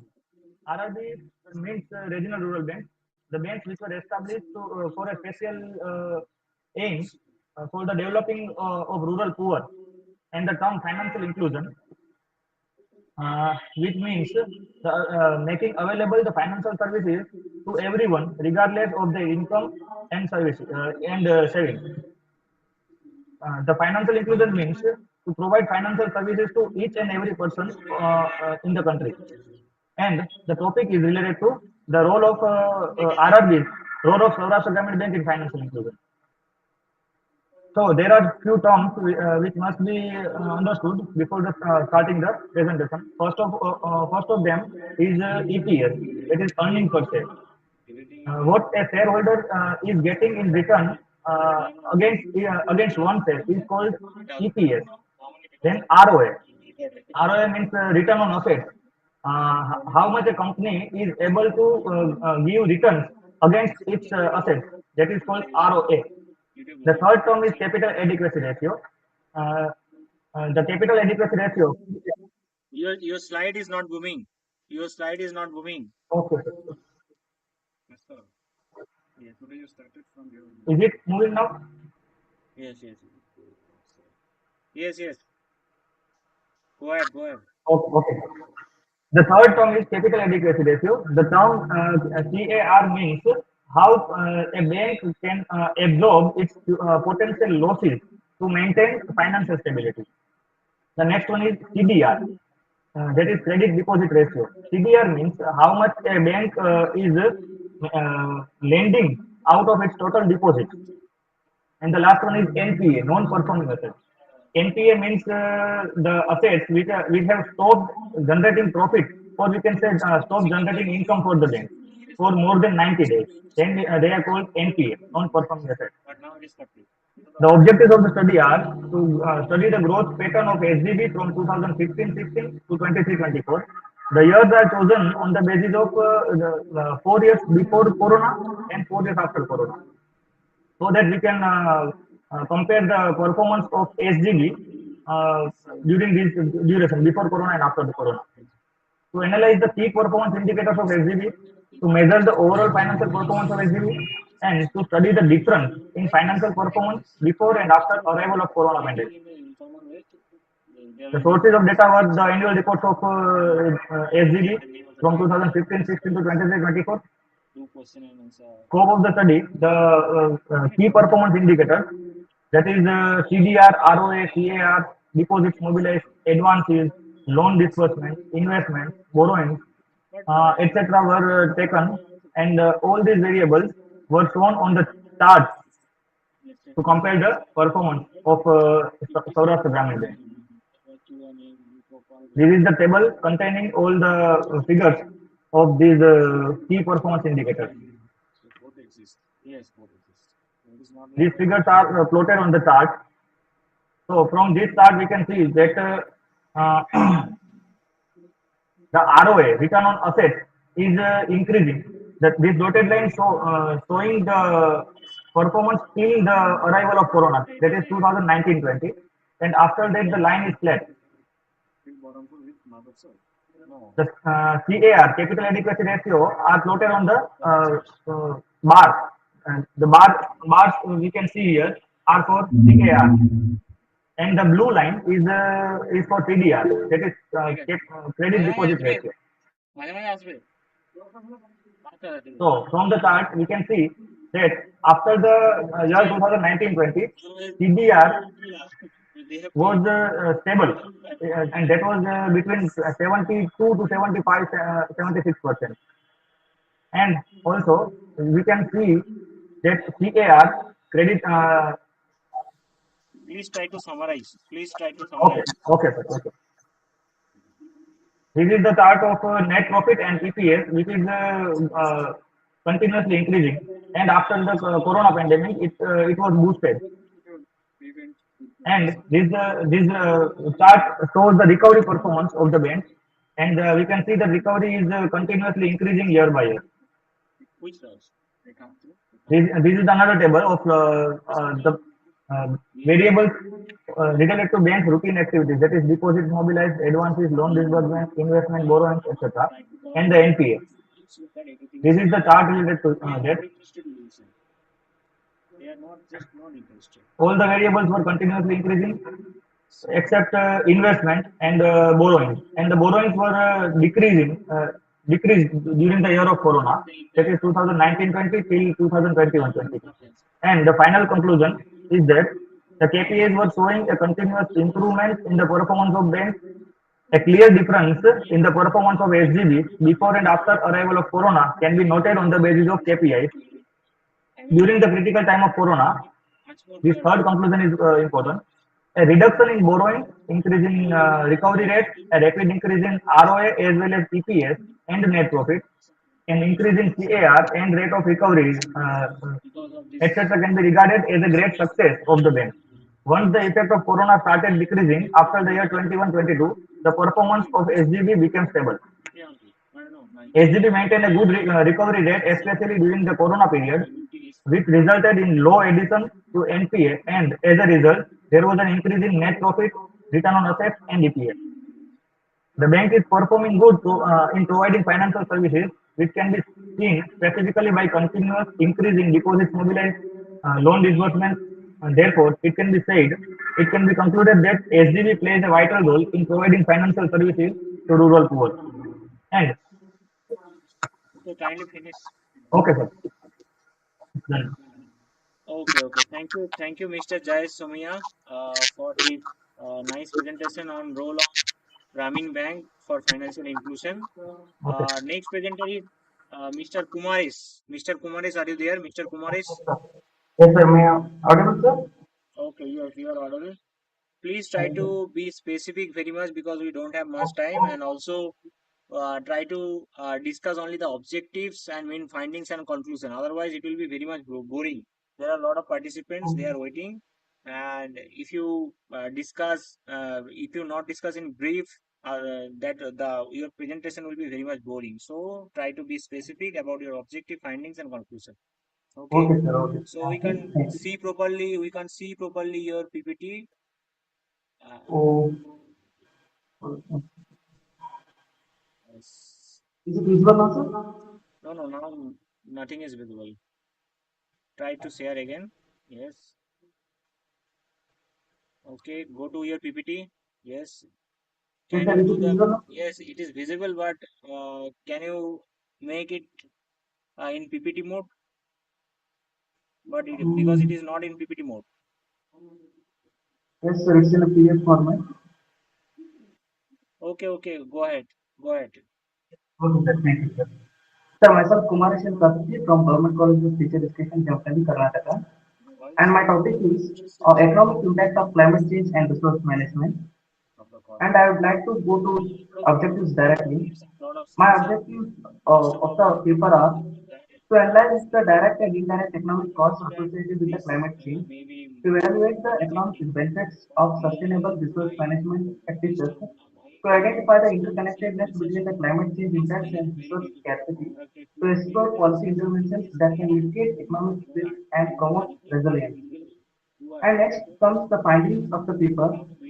Increased frequency and intensity of extreme weather events, example floods, droughts, storms, resulting in damage to infrastructure, property and loss of life. Reduced agricultural productivity due to changing weather patterns, water scarcity and pest outbreaks. Negative impacts on human health leading to increased healthcare costs and reduced labor productivity. Disruption of the supply chains and trade due to climate-related events. Costs associated with adaptation measures, example building sea walls, developing drought-resistant crops. And in conclusion, the economic impacts of climate change are substantial and far-reaching, posing significant risks to global prosperity and development. Sustainable resource management is not just an environmental imperative, but also a crucial economic strategy for long-term growth and stability. Policy frameworks that incentivize the sustainable practices and internalize the cost of environmental degradation are essential for driving the necessary economic transformation for India, sir. Yes. Thank you, sir. Many options. Okay, thank you very much for your very short and brief presentation. Now, going to Dr. Dinesh. Dr. Dinesh, are you there? Yes, sir. Yes, sir. Hello, sir. Hello, sir. Hello, hello. Yeah, you are Hel- audible. Try to share your Okay, screen. okay, sir. Okay, sir. Okay, sir. Sir, I like to start my Try to share presentation. your screen. Try to share your screen. Please.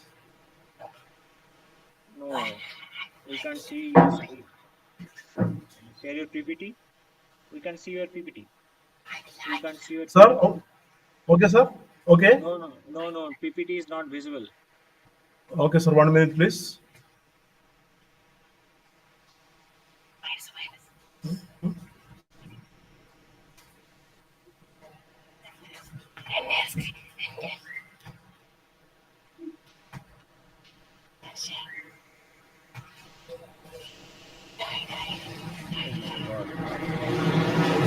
Oh my God. Yes, yes. Now go to your PPT. Now go to your PPT.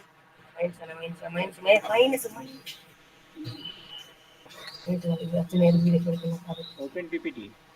Yeah. Sir, sir, PPT. 1 minute, sir, please. Okay, okay. Sir, okay, Fine, fine. okay, sir, visible. Yes, yes, yes. Okay, Go okay, ahead. sir. Sir, okay, sir. So, the topic is economic revitalization through higher education reforms in Kerala. See the introduction. Kerala, known for its high literacy rate and educational achievements, in facing a critical turning point in its higher education system. Despite its reputation as an education hub, the state is grappling with two pressing issues: steep decline in students' enrollment and a sluggish economy that limits opportunities for its youth. One of the most glaring issues in the increasing number of vacancies in higher education institutions across the state. A recent report by Madhubhumi Daily, out of 207,115 sanctioned undergraduate seats in Kerala, 85,552 remain vacant. Similarly, postgraduate courses with a sanctioned capacity of 30,825 seats have 13,047 vacancies. Now, by using a bar diagram, we have to see in the case of blue bar, it is shows the sanctioned seats, and in the red, it is we have to show the vacant seats in Kerala higher education. See, and also we have to refer university-wise UG and PG seat vacancies. In the blue, we have to see the bar of UG seat vacancy and red of PG seat vacancy exists in Kerala. Objectives of the study. Number one, to analyze the financial dependency and engagement of undergraduate students in part-time jobs. Number two, to examine the challenges faced by undergraduate students, including lack of income-generating opportunities, outdated curriculum, and limited career guidance. Number three, to suggest viable solution to enhance students' employability and overall educational experience. Methodology. The study is exploratory one, employs both primary and secondary data. Primary data were gathered from 200 undergraduate students through structured interviews and surveys. These students were selected by stratified random sampling method under Calicut University, Vadagara Taluk, ensuring representation across various disciplines. Secondary data were obtained from a range of published and unpublished sources, including institutional reports, academic journals, policy documents, and statistical records related to higher education and student challenges in Kerala. Analysis and discussion. Kerala's higher education system, though historically strong, currently face numerous challenges that impact students on multiple fronts, from financial dependency to limited career opportunities. The major challenges include financial dependency. See, out of 200 data, girls and boys you see, only 183 students, they have no income, they have do any part-time jobs. Only 17 percentage of only 85 8.5 percentage of students only do the part-time jobs and their accrued income. This is the distribution of students with and without the part-time jobs, right? Then second one is that lack of income generating opportunities. Number three, limited industry exposure. Number four, high cost of living and educational expenses. Then fifth one, limited opportunities for research and innovation. This is another important problem in the FIUGP scenario. And last one is that inadequate support for career development. Now findings and suggestions. Number one, flexible academic schedule and part-time employment. Adjusting the academic schedule to accommodate part-time employment opportunities can empower students financially and professionally. Income generation, self-reliance, confidence building, understanding the dignity of labor, bright future, and retention of talents. Structural reforms in education as a economic strategy to tackle student outmigration and financial dependency. Kerala's education system requires a holistic overhaul. Flexible academic schedule must be combined with the introduction of multidisciplinary, industry-aligned courses to meet modern job market demands. Key initiatives include modern program including introducing courses in fields such as artificial intelligence, climate studies, renewable energy, and data science. Try to go to your Industry conclusion. collaboration, Try to go to your conclusion. infrastructure. Okay, sir. Infrastructure enhancement, the structural placement sets. Structuring the learn by learn program, institutional partnership, on-campus employment, skill development program, and digital platform. In the case of conclusion, Kerala's higher education system is at a critical juncture, facing significant challenges but also presenting opportunities for meaningful reforms. The increasing outmigration of students for higher studies, financial dependency, and the prevalence of vacant seats highlights the urgent need for transformative approach to education. Number two, by implementing measures such as restructuring academic schedules, promoting part-time employment, modernizing curricula, and revitalizing initiatives like the Learn by Learn program, Kerala can build an education system that foster financial independence, enhance employability, and retain its talented youth. These reforms have the potential to address the immediate challenges while establishing a strong foundation for a vibrant and sustainable higher education sector that actively contribute to the state's economic and social development. Thank you. Thank you, sir. Okay, thank you very much, Dr. Dinesh, for this very informative presentation.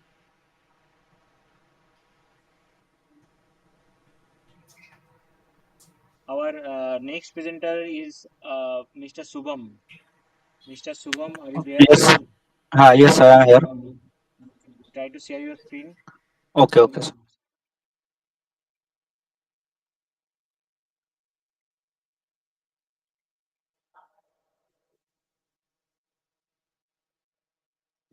It is not visible. Alright, sir. Is it very visible, sir? Yes, yes, yes. Share your PPT. Okay, sir. Try to complete within 4 minutes. Okay, sir. Okay, okay. I'm Shubham Chowdhury from Kolani University in the Department of Rural Development Studies, and our proposed title is Wooden Dolls of Bardhaman's Natungram and Assessment of Craft Entrepreneurship. And Natungram is located at East Bardhaman of West Bengal, and it is has unique status because it's wooden doll, and this wooden dolls has iconic status. And the objectives of the study are to assess the socioeconomic status of wooden doll artisans of Natungram village and to explore the entrepreneurial status of these doll artisans. And next is to investigate the livelihood pattern and employment opportunities through craft entrepreneurship of masking wooden doll in the study area. And next, we should know the Natungram craftsmanship. Natungram is also known as a wooden doll village, Katputul. And it's a small village and is developed a rural craft hub to promote craft entrepreneurship. And the artisans of Natungram are Sutradhar, and they are called a storyteller.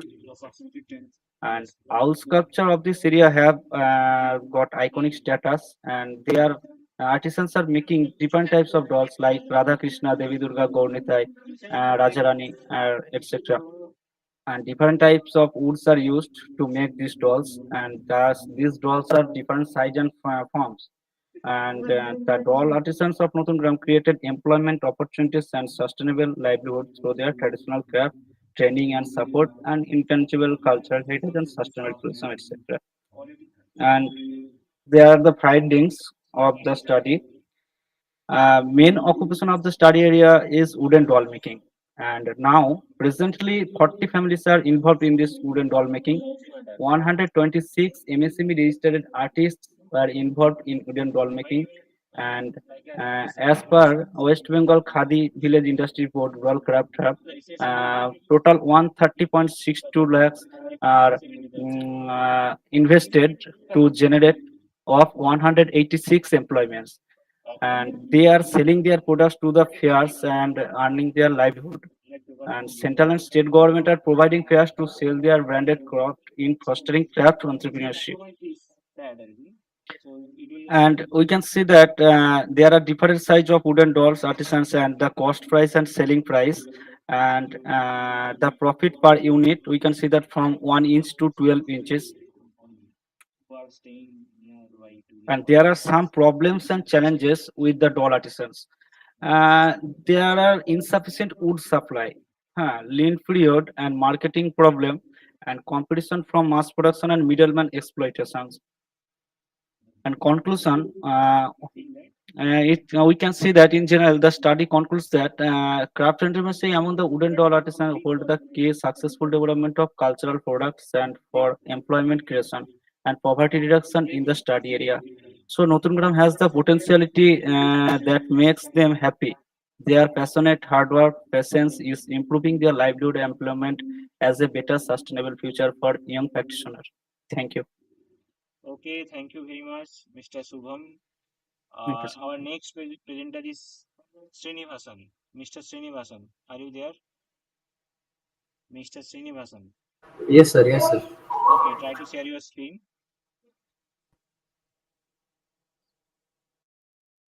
He will be presenting on integrating sustainable development goals into economic planning, a pathway to inclusive and resilient growth. Very interesting topic. Okay, we can see your PPT. Go ahead, and you have only 4 minutes.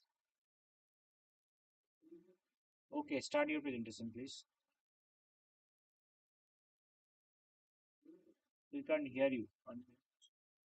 Please unmute yourself. Please unmute yourself. We can't hear you. Please unmute yourself. So the Oh, your audio is not working properly. Hello? There are technical issues. If you have any other device, try to connect. If you have any other device, try to connect with that. We are not getting your voice. Mr. Srinivasan, we are not getting your voice. Mr. Srinivasan, we are not getting your voice. Okay, kindly stop your presentation. First, kindly stop your presentation. First, fix the problem. Hello, kindly stop your presentation. We'll go to the next presenter because your audio is not working. Mr. Srinivasan, kindly stop sharing. Mr. Srinivasan, kindly stop your sharing. Mr. Srinivasan, kindly stop your sharing.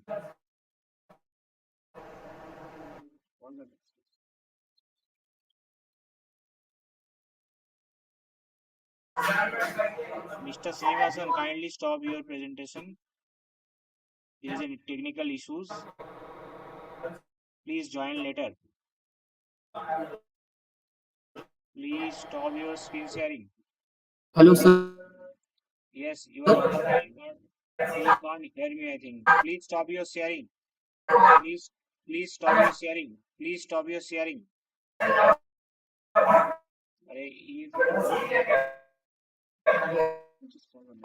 Okay, thank you. Next presenter is Miss Dr. Rahana. Dr. Rahana. Dr. Rahana. Yes, sir. Yes, Srinivasan, we will get back to you few minutes later. Try to fix your connection first and try to join with some other device. Okay, Dr. Rihanna, try to share your screen. Is it visible, sir? Yes, yes. Go ahead. Okay.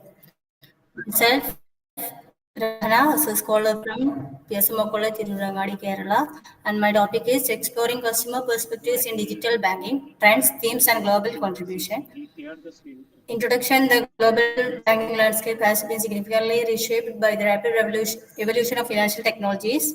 As digital channels become mainstream, customer engagement has become critical for banks to stay competitive in a customer-centric market. To understand the field's intellectual and thematic evolution, the study conducted bibliometric analysis of literature on customer perspectives in digital banking from 2001 to 2025, highlighting key trends, influential contributors, and conceptual developments.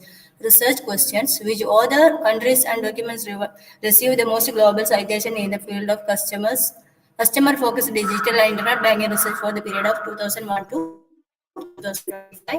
What types of international collaboration exist between countries and how do they influence scientific advancement in this field? The third one is what are the conceptual structures and thematic clusters within the research area of customer perspectives of digital banking? Research methodology, it is a bibliometric analysis, hence it is used a bibliometric approach. It enables the evaluation of scholarly output, mapping of collaboration of network, identification of influential authors and journals, and emerging research. For analysis and web science and duplicated documents combining the data, which is the most cited countries. This table is the top 10 most cited countries which indicate the use highest citation followed by China. In position, total citations most cited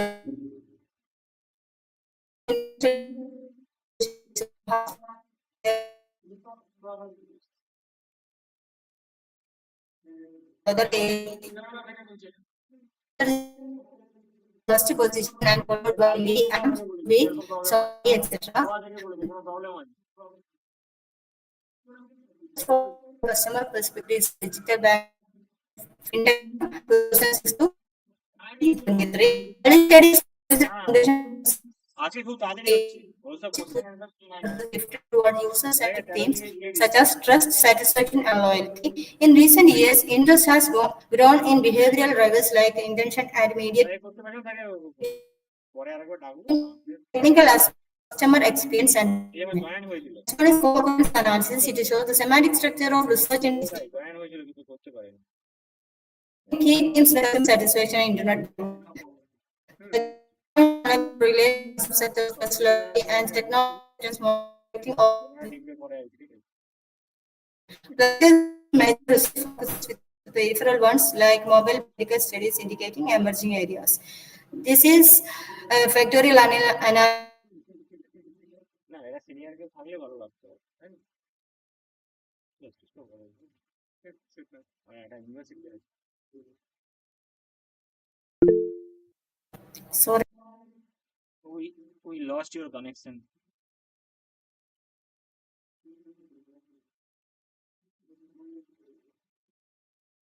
Can you hear us? Can you hear us? Okay, okay. Oh, okay. Okay, go ahead. চার্টে লিখছে না Unmute yourself. চার্টে লিখছে না না না ও কি সব লিখছে অত কি পড়বে please unmute yourself.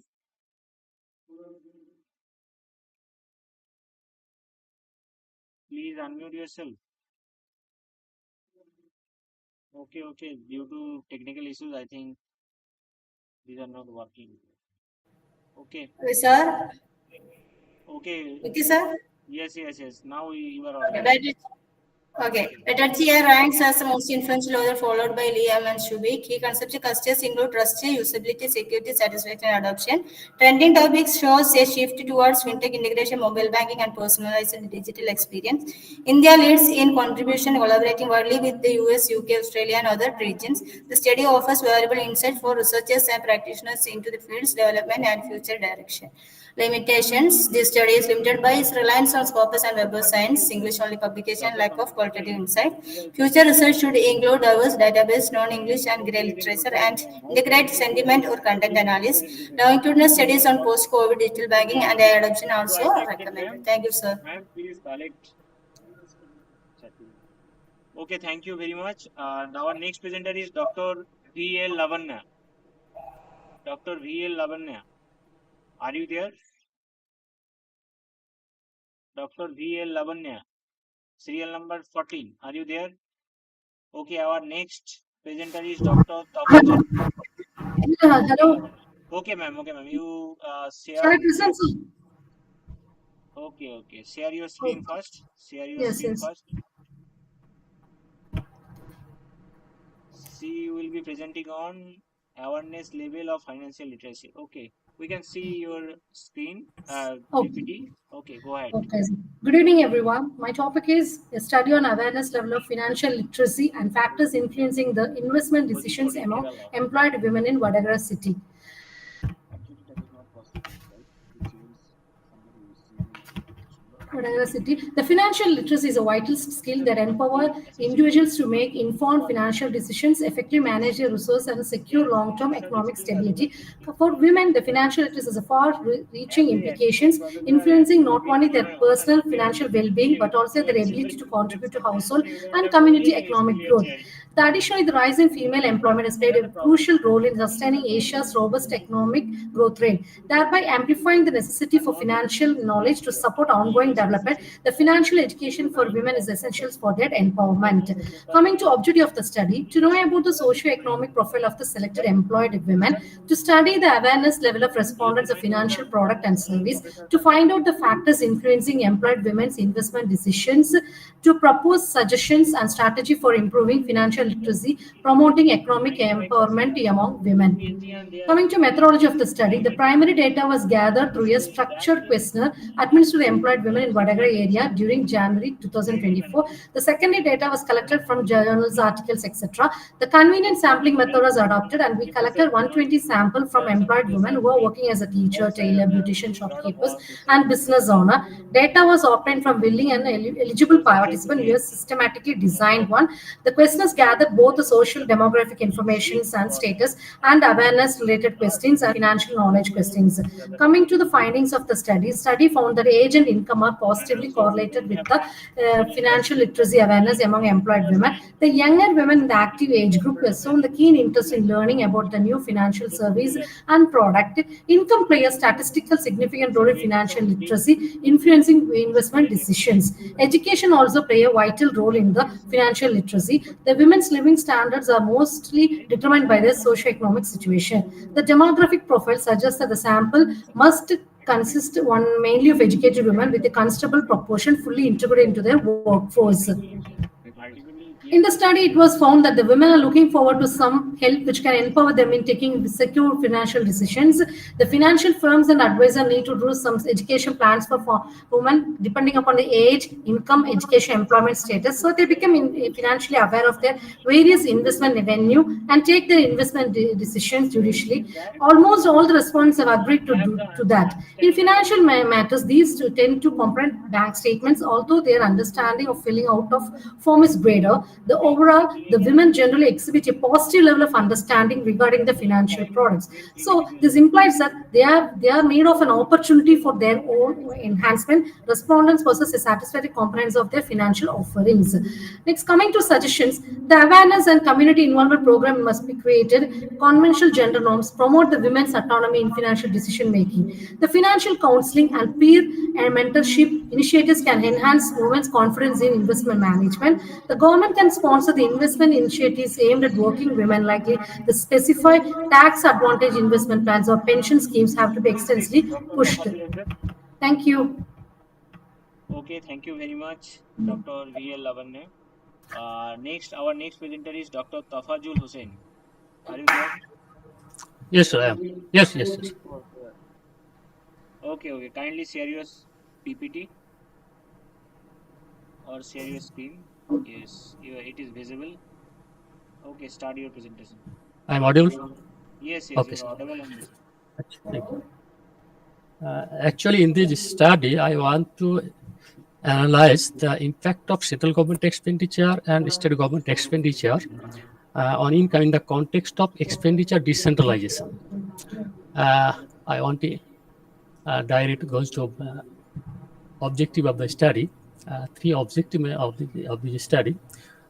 The assess of the relative impact of different components of public spending, both in central and state level, in the variation in income in India. Second objective, examine the long-run association of income with the selected fiscal variables, along with some control variables. And lastly, analyze the dynamics of income with the selected variable. Now, review of related literature, we want to skip this. We have selected the variables, about 18 variables collected from the data all development indicator and Reserve Bank of India. methodology. First of all, the stationary and order of integration have been studied by the GLS unit to test, and then long-run association of income with the selected variables are test files involving the autoregressive distributed lag bound testing approach. And lastly, short-run dynamics of income is tested involving the error correction model. And finally, stability of the model test Q sum and Q sum square. Results of the unit 2 test indicate that only rate of interest is I0 series, other series are I1. That's why ARDL model is involving.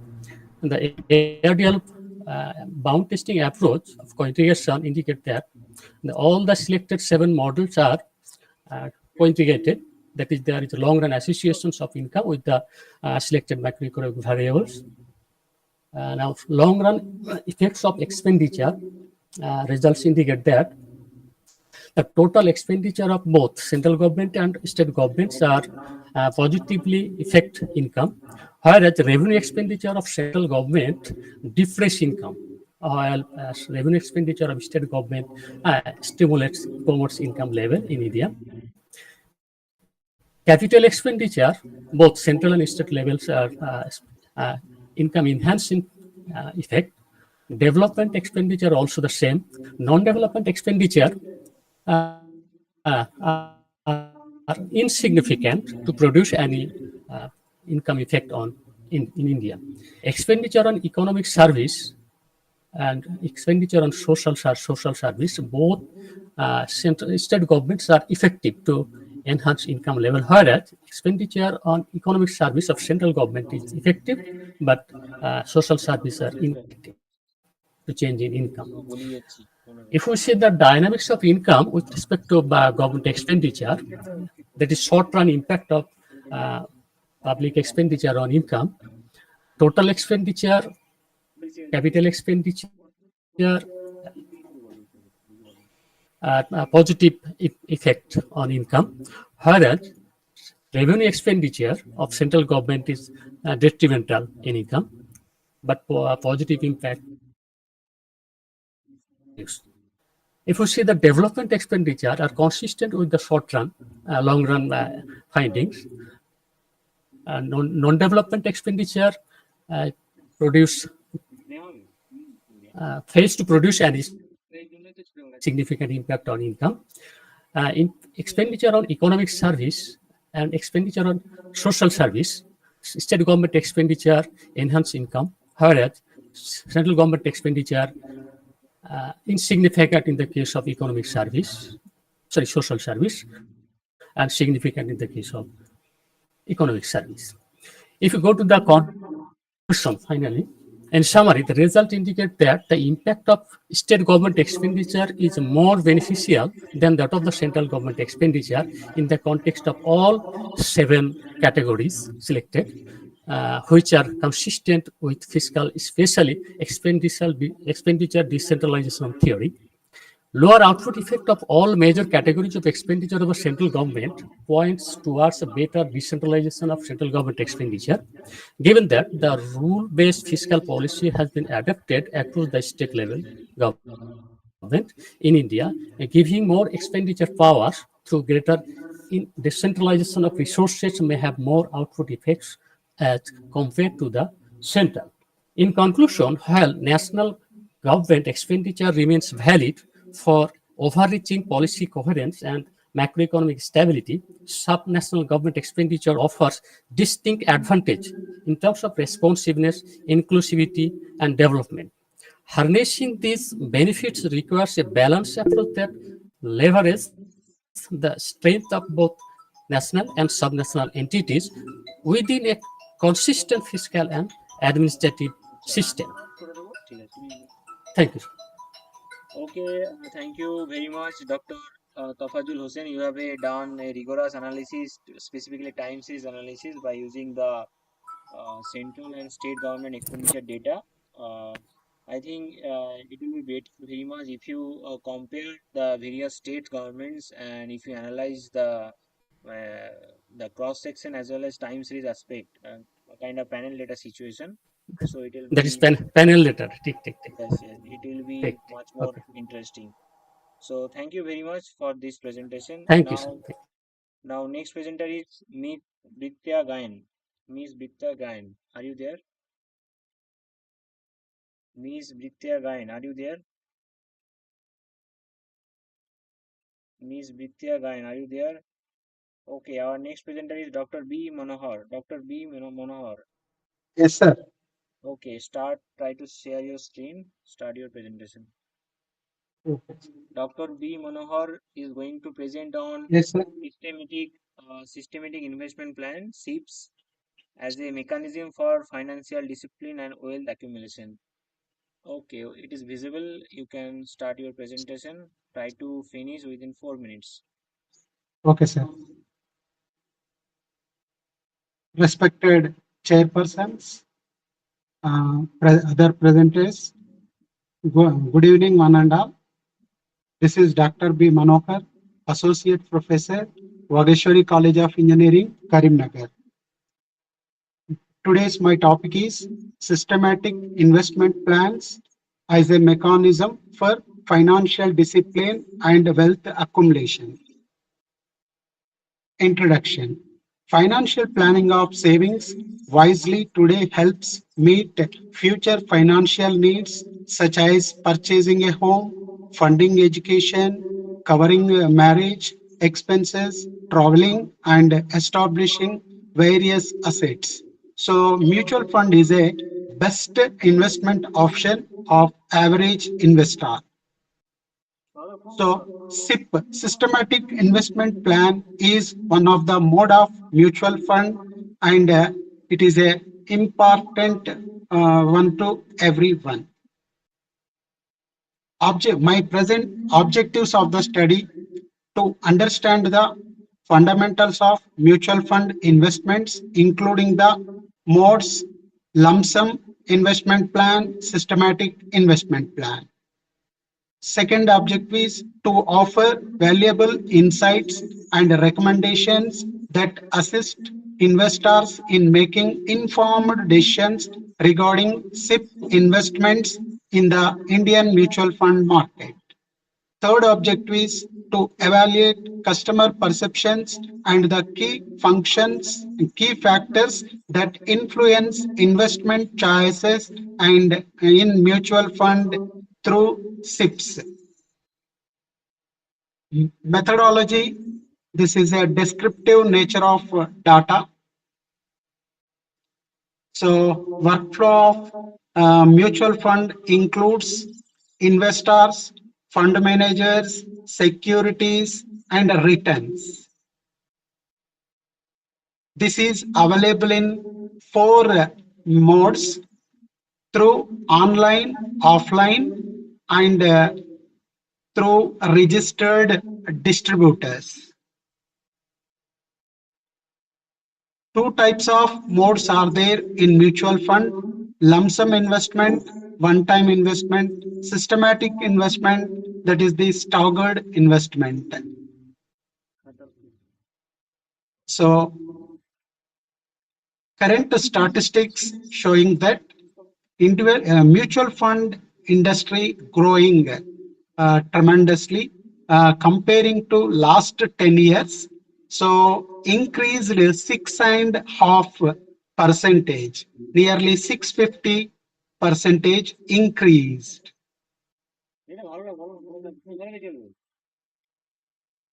So last 10 years trend also showing increasing trend.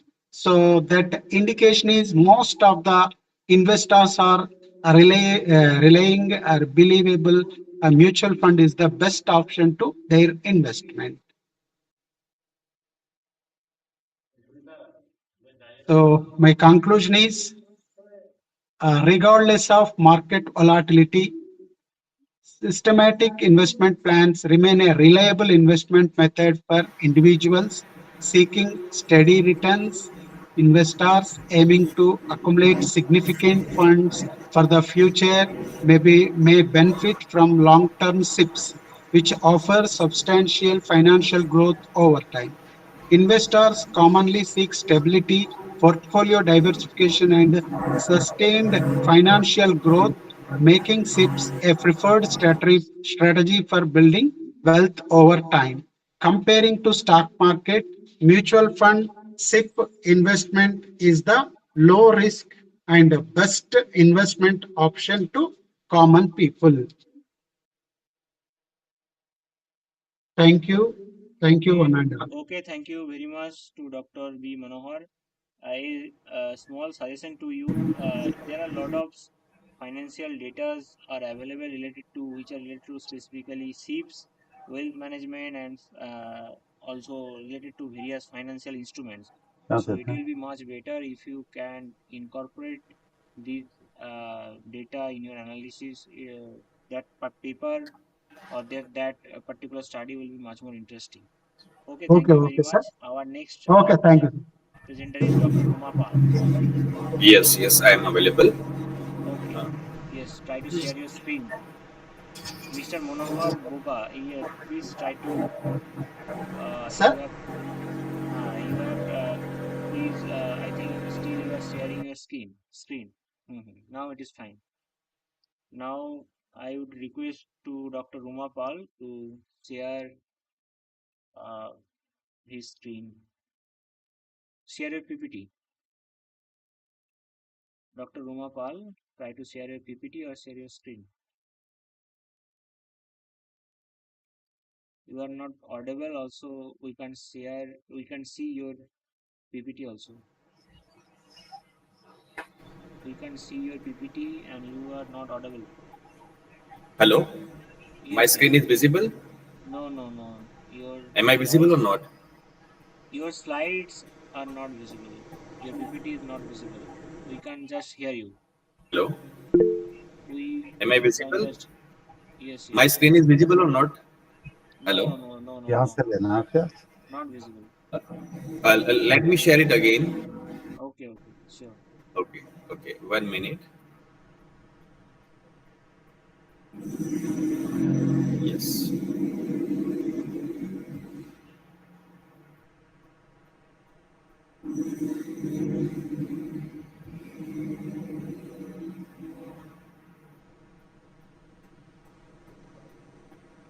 Now is it visible? Yes, yes, yes. Okay, Yeah. go ahead. So, yeah, my topic of discussion presentation is biophilic design as a strategic marketing tool, reimaging consumer engagement in sustainable business environment. Now, actually, due to urbanization, we are removing ourselves from nature, and we are in search of peace and eternity, internal peace.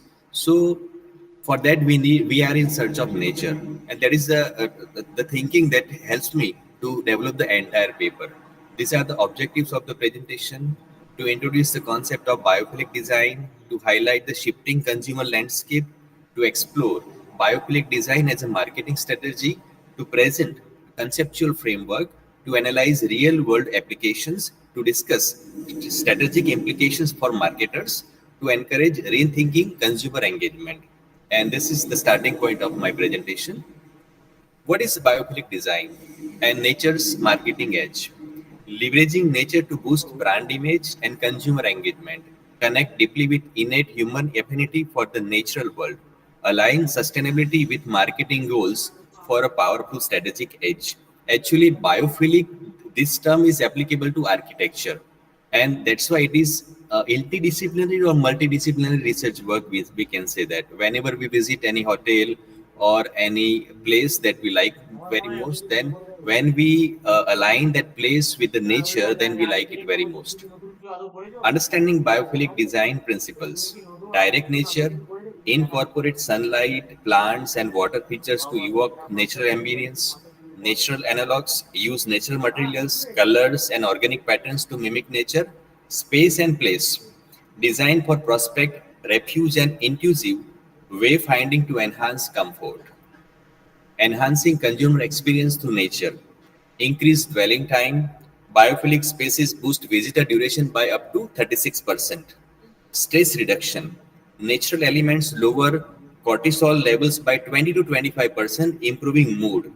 Sensory engagement, Visual, auditory, tactile, and olfactory cues depends brand connections. Proven satisfaction. Hotel lobbies with natural elements so increase consumer happiness. Understand? Sorry. Building brand loyalty with sustainable environments. Aligning values. 73% of consumers prefer brands committed to sustainability. Visible commitment. Design communicates genuine environmental responsibility to customers. Memorable experiences. Nature themed spaces foster lasting and shareable brand impressions. Example, Patagonia stores use reclaimed wood to reflect eco conscious values. Now, I have gone through the models across the globe and I have selected those models which are very remarkable and that help us to understand the real meaning of biophilic design, even in Indian context. Biophilic design and marketing metrics 12% sales increases, 8% brand affinity, 20% social sets. Sustainable business environment, a competitive advantage. Energy saving, natural light cuts lighting cost by up to 30%. Air quality, plants remove up to 87% of indoor pollutants. Lower cost, passive design strategies reduce operational expenses. Example, bullet center in settle achieves net positive energy status. Case studies, I have taken 3 case studies of biophilic design in action: Apple Park, Jewel Changi Airport, and Interface Showroom. This is Apple Park. When you see the visual, you realize that how it is framed, and when you enter it, then you realize that you are in close to nature. Then we are having Jewel Changi Airport. See the way airport is prepared. When you enter it, then you think that you are close to nature. It has biophilic features and marketing and brand impact also. Third one is Interface Showroom. It has marketing and brand impact. Nature as ROI, sustainable marketing success. It attracts consumers, it boosts reputation, it enhances financial benefits, and it has strategic investment also. So thank you very much. It was all about my presentation. It was just qualitative survey. Yes. Thank you very much to Dr. Yes. Bhumapal. Yes, it was very much qualitative, and Mm. you have given some case studies and you have Mm. drawn some findings on the basis of case studies. The topic is very much different and also relevant to these contemporary issues of marketing. Thank you very much to you again. Yes. Our next presenter Yes. is Miss Shivani Singh Rajput. Are you there? Serial number 19, Shivani Singh Rajput. Shivani Singh Rajput, are you there? Okay, next presenter is Dr. Muhammad Ali. Are you there? Yes, sir. Good afternoon. I am available. Okay, Dr. Muhammad Ali, please Yes, try to share your screen sir. or Sharing, try sir. to share your PPT.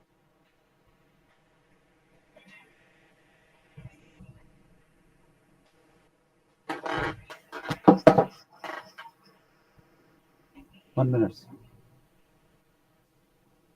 He is going to present on digital marketing issues and challenges. Yes, Okay, yes. now show your PPT.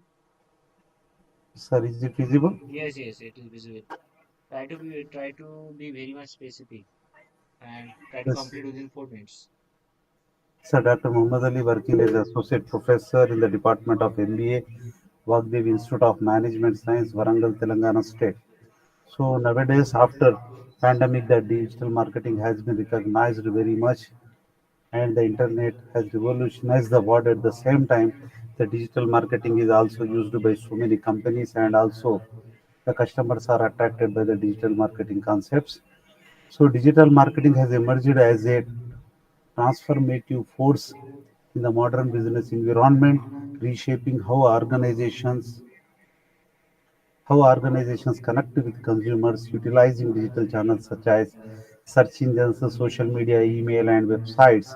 It enables companies to engage target audiences with personalized and userable strategies. Unlike traditional marketing, digital marketing offers Kindly don't read your PPT because it will be very much boring. Please, yes, we This try is the to discuss qualitative only. research. Yeah. Don't read your So PPT. this is the qualitative research has collected from the different reviews, journals, and also from the internet about the digital marketing. This is an overview. So introduction: digital marketing is the use of digital channels to market products to boost brand awareness, drive traffic, and hit marketing goals. Digital marketing promotes brands and connect them to potential consumers via internet and etc. Come to the objectives. The objectives of this paper is to identify the effectiveness of digital marketing in the competitive market, to study the recent trends and developments, and to study the various aspects and impact of digital marketing on consumers and business, and to focus on the basic comparison between the traditional and also the digital marketing. So next one is, so some of the key components of digital marketing: search engine optimization, content marketing, social media marketing, email marketing, pay-per-click advertising, affiliate marketing, mobile marketing, etc. Next, nowadays the digital marketing trends and challenges. One of the major challenges that occurred in the traditional marketing was the emergence of digital marketing. This led to the reinvention of marketing strategies in order to adapt to this major change in the traditional marketing, as digital marketing is depend on technology which is ever evolving and fast changing. The same features should be expected from the digital marketing developments and strategies. This portion is an attempt to qualify or segregate the notable highlights existing and being used as of this time.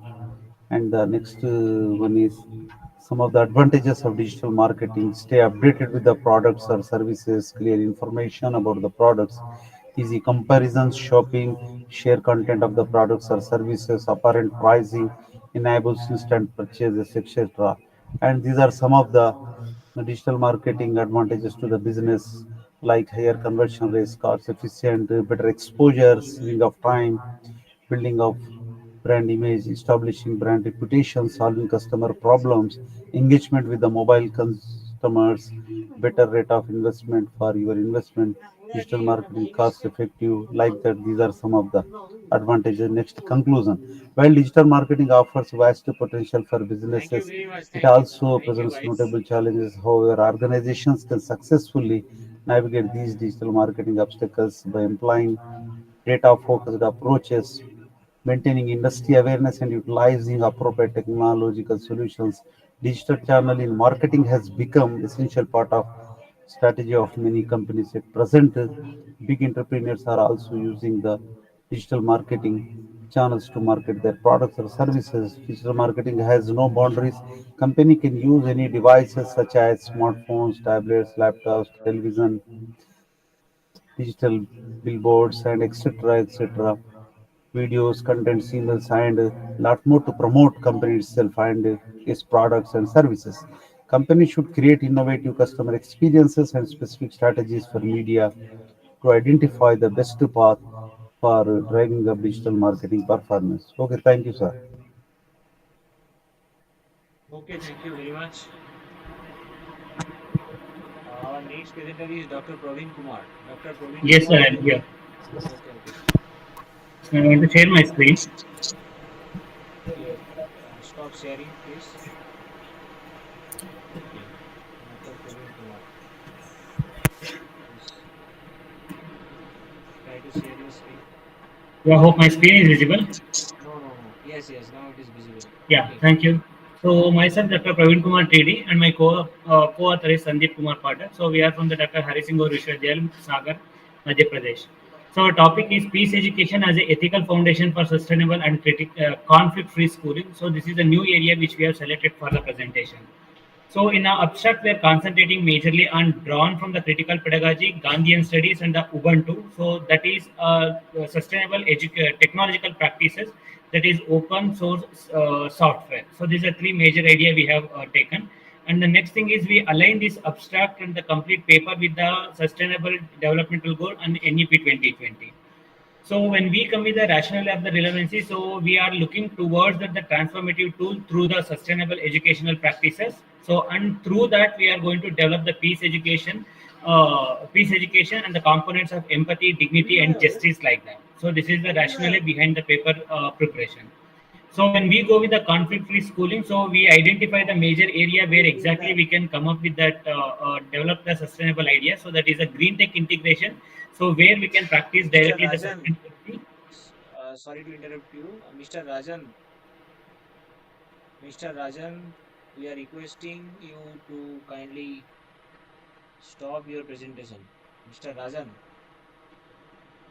Mr. Rajan, can So you is hear my us? presentation visible? No, no, Mr. Rajan, I think is facing some problem. Mr. Rajan, yes, yes. Yes, Okay, sir. thank you, Mr. Rajan. Okay, now share. Okay, start Oh, your presentation again. yeah, thank you. So conflict, if we are going to talk about the conflict-free schooling, so for that we have a major six sustainable ideas. That is, one is the green tech integration. The second one is inclusive, non-violent school culture. So ethical development, experiential learning, community involvement, aligned with NEP 2020 and SDG. These are the six major areas we have concentrated.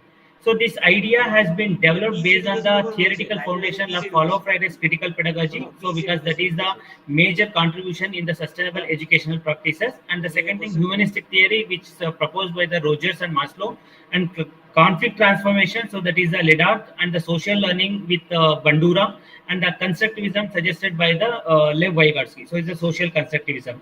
So by using all these theoretical foundations, we can develop the sustainable educational practices, and we can develop the peaceful environment in the school level situation, the school level environment. And when we come with the ethical and philosophical foundation, so majorly concentrate, because we majorly concentrating on the peace, sustainable educational practices through the peace education. So that's why we have identified the Gandhian non-violence study and the humanistic education, Ubuntu philosophy, and the global citizenship and eco philosophy. So these are the again sub more components where we have concentrated to explore the information related to the peace education. And the holistic approach is the major part of the paper. So formal and informal delivery has to be given to the school students, those who are to whom we can call it as the learners, and the sustainable linkages with the communities, and the conflict resolution practices has to be made in the school level itself, and the ethical and real world learning through the experiential learning has to be made. So that is suggested by the NEP 2020, and indigenous system and the green tech practices has to be made in the school level educational practices. So that will helpful for us to maintain the sustainable educational practices. When we are going to adopt all these are the strategies in the school conflict free schooling system, so there is a barriers. So when we come with the barrier, there is a lack of the teacher training, there is a lack of infrastructure, and there is a curriculum gap. So this has to be built up with the next upcoming research ideas. And the opportunities, when we come with that opportunity, so there is a opportunity for the capacity building, policy support, and as well as the community engagement. These three major area can be integrated with the school education system, so that will made us to be contribute more and more towards the sustainable educational practices. So then the policy recommendation through the paper, what we have suggested is, so institutionalize the peace education, that has to be made as a mandatory policy to the school level education system, and more promote the inclusiveness education system in the present education system, because we are practicing, but it has to be in a larger way. And the train in the conflict mediation, so student and as well as the teachers has to be undergo with the training how the conflict can be mediated, how we can maintain and manage the conflict. So that has to be training given to the students and the teachers. And the integrate environmental and global citizenship education, so we have to develop the students, we have to develop the mindset of the students in the concept of that Vasudhaiva Kutumbakam. So that will give that global educational citizenship to the students. So then their attitude and the dimensions will be going to be developed in an elaborated way. So when we come with the conclusion, so the peace education is a vital for ethical, sustainable, and inclusive education. It combines the environmental consciousness, moral development, and conflict resolution, and it's always supposed to the SGD, NEP 2020, and the future ready learning.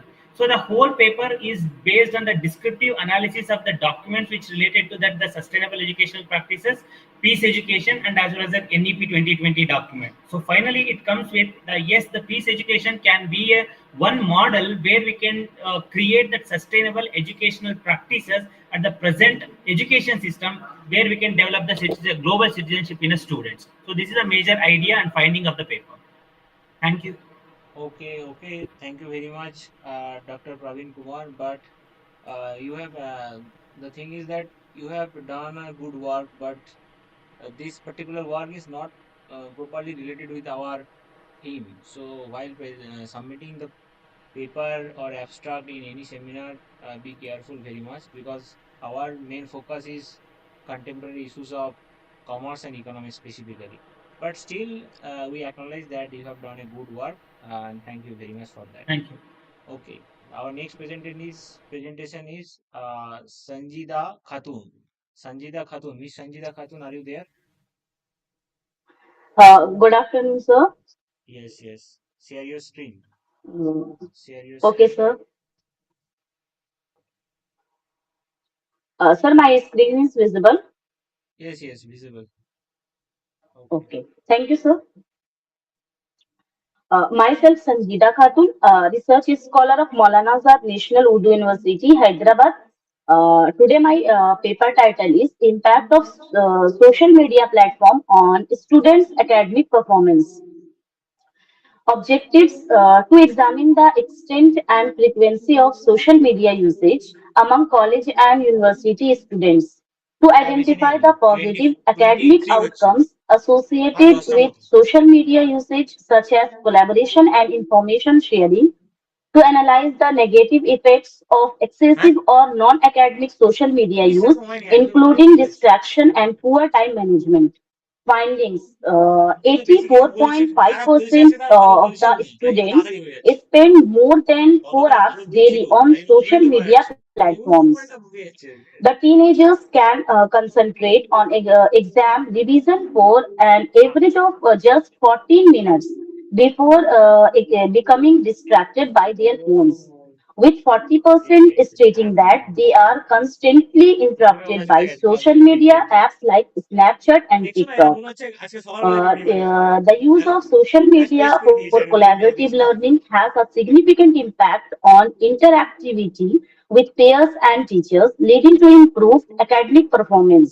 হ্যাঁ Students use social media to share অবশ্যই আছে study tips, না সব motivational কিছুই দরকার content, সবসময় quality and এগুলো থাকলে academic হবে resources, fostering a supportive environment that না প্রবলেম encourages ঠিক আছে সব academic রকমই দরকার আছে achievement. Impact of social media on students' academic performance: 30% positive impact, 60% negative, and 10% no আমি ভাবছি এরা significant গাড়িতে যেতে impact. যেতে না ইউটিউব স্ট্রিমিং করে নামার প্ল্যান Students with লাগাই যে high স্যার দেখুন frequency আমি কি usage করছি of এটা Facebook আরে per day tend to be more distracted live during live YouTube academic live tasks, leading to lower লাইভটা বাড়াতো academic achievement. আমার কথা তো শুনতে Excessive পাবে use of এইসব হচ্ছে social media contributes to procrastination and reduced academic আজকে performance. কনসেন্ট্রেট করে Students সেইভাবে ইয়ে often করালাম না spend Pathao significant time on social media at expense of study time. The students who frequently switch between academic tasks and social media experience a 40% reduction in comprehension and retention rates. Conclusion: this study concludes that social media platforms have both positive ওটা and এখানে একটু negative effects জিজ্ঞেস করে on একটু students' academic নাহলে এমনি দিব performance. দরকার নেই Analysis of secondary data from Malaysia, Saudi Arabia, and Philippines indicates that while 68% of students use social media daily, excessive non-academic use leads to a এই দেখাচ্ছে 60% মদন decline বিশ্বাস in left the meeting performance due to distraction and poor time management. Conversely, 30% of students benefits academically through collaboration and access to learning resources. Significant factors include time appropriateness, usage nature, and health-related addiction, while time duration and privacy concern are less impactful. This study recommends promoting responsible educational use of social media in academic setting. Thank you so much. Okay, thank you very much, Dr. to Miss Sanjida Khatun. One suggestion is to you that you have done, I think you have done this paper on the basis of the literature review only. Have you done any survey or primary survey or anything like that? Have you done anything? Have you used any that kind of data? Sir, I have used secondary data. Second data, which source? Because you Sir, know various sources. research papers. No, actually, when you are saying that you are going to analyze the impact of social media, so you have to be very careful because people will ask that what is the data source. So otherwise, it is very difficult to analyze the impact, right? So, but still, it is a good Okay, presentation. sir. Okay, try to be careful about this data sources in future. Okay, thank you very much. Next presenter is Soubhik Mukherjee. Soubhik Mukherjee, are you there? Yes, sir. Just a minute. I'm sharing my Okay, PPT. try to share your screen. Just Soubhik Mukherjee is going to present on startup ecosystem and employment generation scenario in Northeast India. okay. Is it visible, sir? Yes, yes, it is visible. Just a minute. North Bengal University. দেখো Just paper আছে নি যেখান থেকে okay. Paper এসছে দেখো So I'm research scholar at University of North Bengal, and my paper topic is startup ecosystem and employment generation scenario in Northeast India. So at first, north Bengal just a minute. Calcutta ইউনিভার্সিটির present করেছে কিন্তু আজকে At north first, Bengal we need to see শুধু বিদ্যাসাগর করেনি what আমার is startup means. So the Vidyasagar English startup course এসেছে can be there is no hard and fast rule to which company that can be referred to startup in particular, but any business structure that result from an out of the box invention or is powered by breakthrough idea to solve problem can be termed as startup. However, the term startup is only when a venture is in its initial 7 year or has a turnover of rupees 250 millions per year in any previous year. Okay. Now let's see some key sectors for startup scenario in India. Here we can see the key sector in India startup ecosystem is e-commerce, health tech, fintech, edutech, travel tech, as well as logistics. Ravichandra সিএটাকে দেখছো ও So I'm not মাঠে going মাঠ in দিয়ে ঘুরে details, যাচ্ছে though I have noted কি some বলেছো details. ইগনোর I'm not করতে going হবে in details. মানে ও কোথা Directly, থেকে I'm গেছে going to the হচ্ছে যে Northeast India scenario in respect of startup. So this slide, this data I've taken from a report. The name of the report is Startup India 9 Years Fact Book 2016 to 2024, published by Ministry of Commerce and Industry. As per the scenario, we can see that in Northeast India, 1.3% of total certificates issued belongs to this region, and more than 2,000 total certificate issued in this region belongs to this Northeast India, and more than 9,000 startups in Northeast India is led by women. And the next slide, also this is also taken from the same report. As per this, just as per this year, startups in Northeast India, Northeast region have shown an average year-on-year growth of 46%, with 60% average growth for the year from 2017 to 2021. Okay, and this is also taken from the same report that I have mentioned. Here we can see during this same time frame, that is from 2016 to 2024, 26% of the startups belongs to construction sector, 18% in health and life science sector, and IT sector in 16% startups here in the Northeast India region belongs to IT services, and 24% of the startup belong to agricultural sector. Okay. And in the right hand side graph, as from the right hand side graph, there it shows the employment numbers. Their employment numbers, as can be observed for the given period, that is from 2016 to 2024, Assam is showing the highest number of employment generated by the startups. This is basically due to the actually, if you see at Northeast India, it is climate vulnerable. We all know climate vulnerable. Terrain. It's terrain not mostly covered by hills and forests. So mostly in Assam, we can observe the plain lands in Northeast India is mostly available in Assam. So that's why there is ample of opportunity to do a business, to begin a startup. That's why the most impact we can see in Assam region only. So this table. This table has been created from the data collected from the annual report published by Department for Promotion of Industry and Internal Trade of Ministry of Commerce and Industry. So this table represents the state-wise breakup of IEMs I'm coming into the details. IEMs implemented based on the Part B of IEM form filed by the entrepreneurs, and the figure is the investment figure is as presented in rupees crores. Here IEM IEM means Industrial Entrepreneur Memorandum. Okay.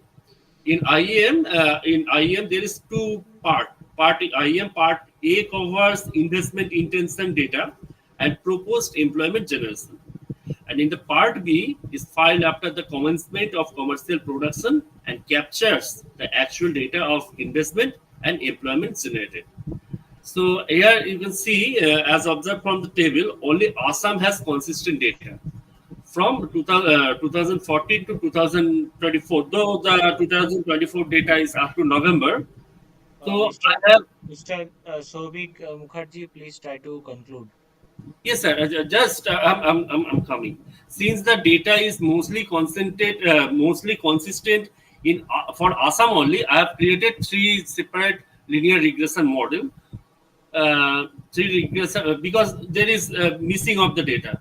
So actually, the objective of my study was to quantify how the startup creation impacts the employment scenario of Northeast India. So for this purpose, I have taken data from two sources. Previous data sources I have just mentioned that total state-wise breakup of IEMs implemented as taken from the annual reports of Department of Promotion and Industrial Trade. And the employment-related data, I have taken three variables: labor force participation, working population rate, and unemployment rate from the PLFS, periodic labor force survey, and the year range is 2017 to 2023, because if you see PLFS has been started from April 2027. So for comparison purpose, I need to take this small portion only, and accordingly I have made three linear regression model where the independent variable is state-wise breakup of IAMs implemented, and dependent variables are different. One is labor force participation rate. This one the first model. This one is linear regression for the impact of IAMs on the working population participation rate, and this one is for unemployment rate, all taken from PLFS. But if you see these three outputs, you can observe that this coefficient, this very coefficient, I'm marking, highlighting it, that this coefficient is positive, though it is small, quite small, but statistically significant as well.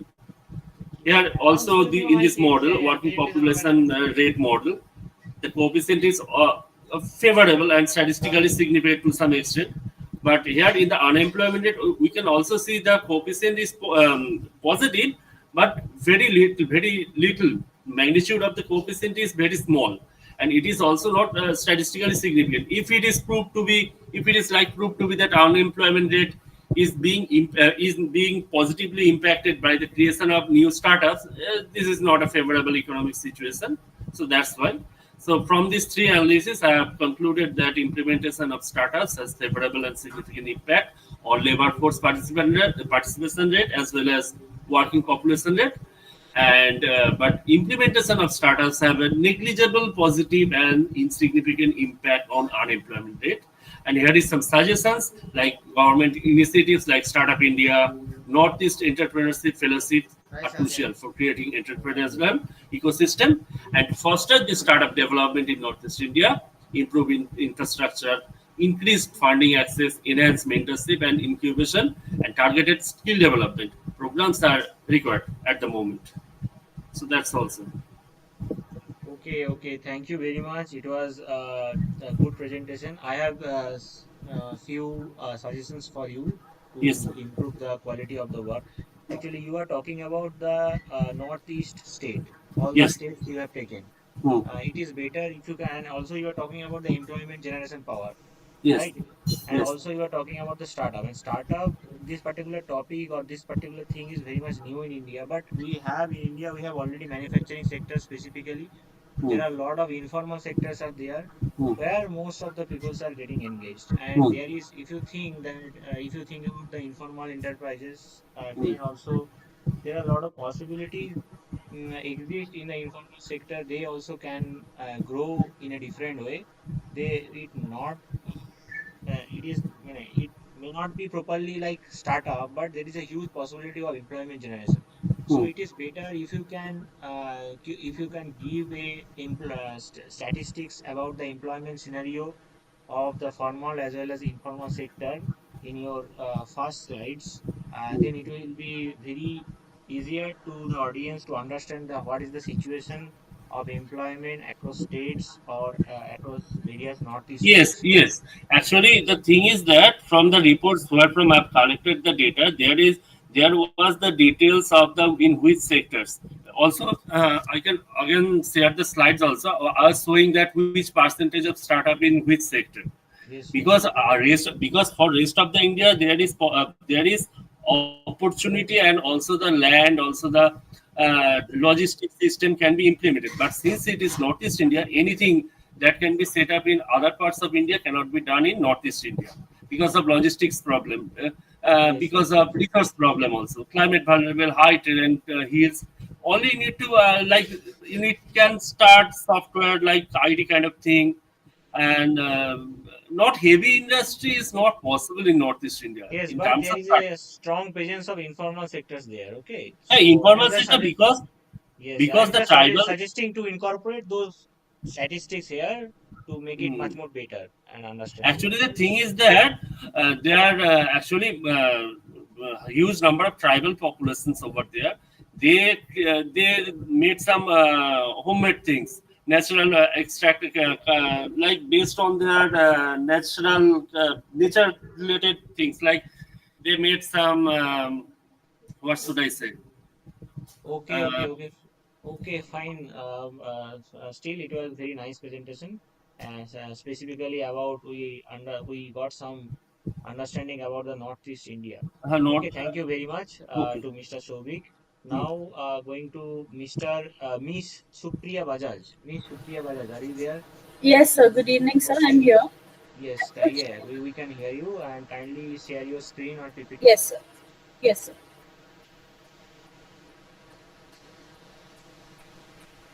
Is my screen visible to you, sir?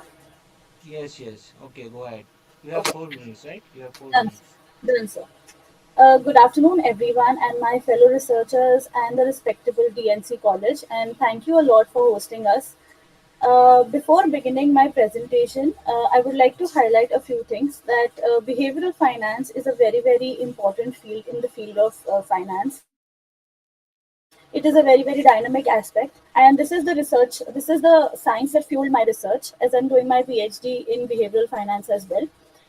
Coming to my slide, unraveling the mind of the investor, a review of behavioral finance through the lens of psychology. This is my research topic for this particular presentation. Let's highlight a little bit of the background. Traditional finance theories like efficient market hypothesis, as highlighted by Eugene Fama, and rational choice theory have shaped our understandings of how the markets work. They assume that investors are perfectly rational, always making logical decisions based on all the available information. But is it really how people behave in the real world? Is there actually a concept of rationality that holds true in the normal market sense? Empirical evidence suggests that, in reality, investors are often driven by emotions, cognitive biases, and social influences. These factors lead to decisions that don't always align with logic and objective data. And that's where behavioral finance steps in. It offers a more realistic and a human centered view of financial decision making, helping us understand the why behind the investors' decisions and not just on what they're supposed to do. The objectives of my study were to examine the psychological theories underpinning behavioral finance, to review key behavioral biases influencing investor decisions, to assess the implications of these biases, and to identify gaps in the existing literature for further research. For data collection, to build a strong foundation for this review, I dived into trusted sources like JSTAR and Google Scholar, pulling insights from peer reviewed journals and expert research. For analysis, I used content analysis, which is a qualitative method perfect for spotting recurring themes in large volumes of text. By coding and categorizing patterns like overconfidence, loss aversion, and anchoring, I could map how these biases influence real world financial decisions. This process not only helped me in connecting the dots between psychology and finance, but also revealed gaps in literature, pointing out to areas that needed more research.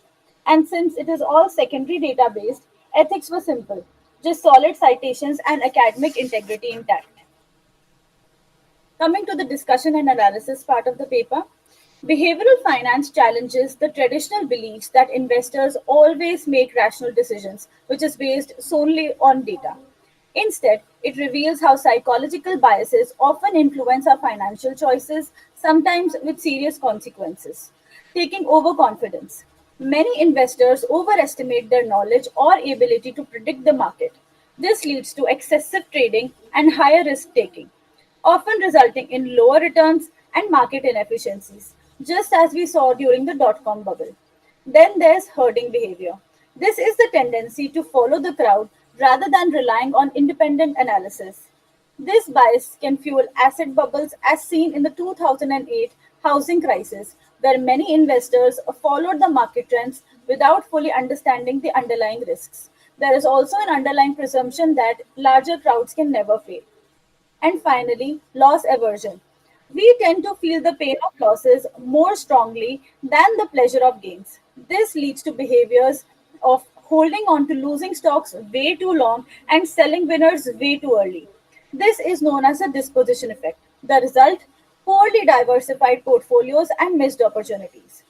Understanding of these behavioral patterns is crucial not just for individual investors but for maintaining the broader market stability. The results.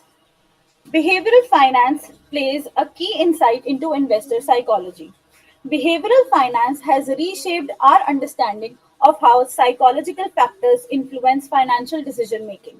Research consistently shows that cognitive biases such as overconfidence, loss aversion, and herding behavior are persistent across all investor groups and market conditions. First, biases are universal and persistent, whether the markets are bullish or bearish. And across retail or institutional investors, behavioral biases remain constant. Overconfidence, as mentioned before, can lead to excessive trading in booms and poor decision making in downturns. Second, psychology drives risk and strategy. Emotions like fear and overconfidence heavily influence investment choices. Loss averse investors tend to avoid risk, while overconfident ones take risk too often, both leading to suboptimal portfolios. Third, behavior fools market anomalies. Market bubbles and crashes often stem from customer irrationality, which is collective in nature. Herd behavior, where investors follow the crowd, can inflate asset prices and contribute to market volatility, as seen in the 2008 housing crisis. Fourth, behavioral insights improve financial models. Traditional theories assume rational markets and investors. However, behavioral finance highlights systematic psychological errors. And incorporating these insights into models has improved our ability to predict investor behavior and market outcomes. Coming to the conclusion of my research, behavioral finance challenges traditional models by showing how cognitive biases and emotions influence financial decisions. Biases like overconfidence, loss aversion, and mental accounting often lead to poor choices and market inefficiencies. There has been a limitation in the traditional models where classical theories like efficient market hypothesis fail to explain market anomalies caused by psychological biases. Behavioral finance has also helped in realistic financial model integration, where it has helped in combining psychology into the field of finance, which has led to more accurate predictions and better aligned models with actual behavior. In my research, while I was conducting various content analysis, I also found that there has been a lot of gap within the Indo-Western culture, the culture that focuses on the Southeast Asian platform, where very less research has been taken place. And lastly, future studies has especially arisen in the form of behavioral finance, where the non-Western contexts are needed to expand behavioral finance and improve financial strategies. Thank you. Okay, Okay, thank you very much to Ms. Supriya Bajaj for this nice presentation, and your PPT was really very nice. Thank You you, have sir. done a lot of work to prepare the PPT, and I have a couple of suggestions for you. You were talking, this analysis was basically on the basis of literature review, right? Yes, sir. This is So, a review so based, sir. when you, yeah, so when you are preparing a slide, you try to put at least top five or six literatures or references in that particular PPT, because Okay, sir. otherwise it is difficult for the audience to understand that actually what you are actually referring to. Got And it. another thing is that there are lot of methodologies are available. Specifically, I am talking about specific graph. You can prepare many graphs on the basis of those literature review or abstract. There are a lot of methodologies already there. You can search in internet like word count and all. So it will be much more interesting to understand that to understand about the conditions or the particular things in the literature which you are particularly gone through. So Yes. otherwise it is good, but it may be much more interesting if you can bring some figures, some graphs, Duly and noted. already there are a lot of methodologies up there. You can check those things, and otherwise overall it was very interesting. Thank you so much, Thank you sir. very much. Thank you. Next, our next presenter is Dr. Vaishali. Dr. Vaishali, are you there? Hanji, good evening, sir. Good evening. Try to share your screen first. Sir, actually, I'm finding it difficult to share now. I have shared my PPT in WhatsApp group now. Okay. Okay. Try to present your main findings in brief. Okay. Okay, sir. Sure, sir. I have shared my PPT in your WhatsApp Okay. group. Fine. Fine. I am Dr. Vaishali, Assistant Professor, Doon University, Dehradun. The topic of my research paper is the role of fintech in driving sustainable development, a review of recent advancement 2020 to 2024. Coming over to the objectives of my research, first objective is to analyze the recent technological innovation in fintech from 2020 to 2024 and their applications in promoting sustainable development goals, to evaluate the impact of fintech solutions on financial inclusion, environmental sustainability, and social equity within the context of sustainable development, to identify key challenges and risks associated with the adoption of fintech driven initiatives aimed at sustainability, and purpose strategies to mitigate these issues, uh, to explore the policy and regulatory framework that have evolved between 2020 and 2024 to support the responsible integration of fintech in sustainable development efforts. Coming over to the methodology part, literature review is from 2020 to 24. We have searched Google Scholars, Scopus, SSRN using keywords related to the fintech and sustainability. Selection criteria depends on the high citations, Scopus index, recent and relevant data, focus on fintech sustainability impact. Final output is 10 high impact articles selected from the detailed analysis. Coming over to the findings of this bibliometric analysis, uh, selection criteria after incorporating an important set of fintech papers, we assess their significance and impact based on the following criteria. Citation count, studies with a higher numeral of citation on Google Scholar were prioritized, as citation often indicate a research paper's impact and credibility. Publication in Scopus Index journals, to ensure the research made high academic standards, we cross-verified the selected papers with Scopus, which traces peer-reviewed publications known for their intellectual rigor, recency, and relevance. We focused on studies published between 2020 and 24 to incorporate the latest development in fintech and sustainabilities. Thematic fit, analyzed only those studies which have head-on addressed fintech's impact on sustainability. Environmental consideration were included, though an overly stringent data protection rule over the EU impedes financial fintech's expansion. It keeps being an important partner for sustainable development. Thank you, sir. Okay, thank you very much. And we also able to see the PPT because one participant shared your PPT. Thank you so I much. have a couple of suggestions for you. You are talking about the use of fintech for sustainable development. In the SDGs, there are a lot of goals, so it will be much better if you can classify these goals or categorize the role of fintech for different or separate goal. You can also uh, do a clustering there that how the fintech is actually affecting the specific goals. And Okay, if sir. you do that kind of classification and if you can conclude on the basis of those classification, it will be much more understandable to the audience, and obviously it will be good for any reader, because otherwise when you are saying about the SDG means it is a big things, it is a broad things, so you have to be very much specific, and then only it will be much more understandable for the audience. Otherwise it was very good. Thank you very much Thank to you so Dr. much. Vaishali. Thank you. Thanks Our for next sharing my PPT. Thank you. our next presenter is Raju, Mr. Raju. Are you there? Yes, sir. Uh, Yes. Okay, okay, sir. okay. Share your Uh, screen. okay. I'm trying to share.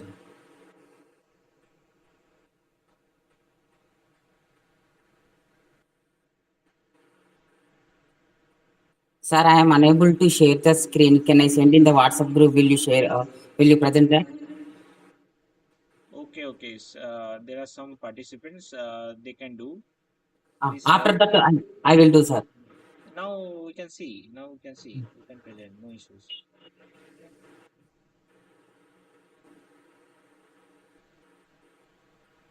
হ্যাঁ বলো না গো না না না না এখানে কেউ নেই তো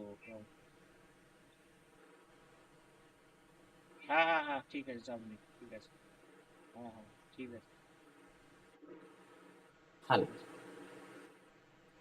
yes yes we can see you can start your presentation. Sir, okay, sir. Okay. Sir, my topic. Who is this Rajan M? Who is this Okay. Rajan M? Rajan is mine, sir. Me, sir. Rajan M, you okay, okay. Yeah, me, sir. Me, sir. My name is Rajan. Okay, Okay. okay, go Okay, ahead. sir. Okay, sir. My name is Raju. Okay. My topic is the impact of social media hashtags on business policies.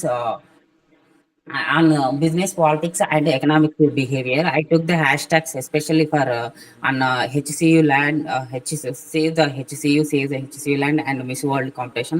How they are promoting to the Telangana, especially those happened in the Telangana. My research is focused on the examining the nuisance of social media influences on business strategies and political activism and economic choices in Telangana.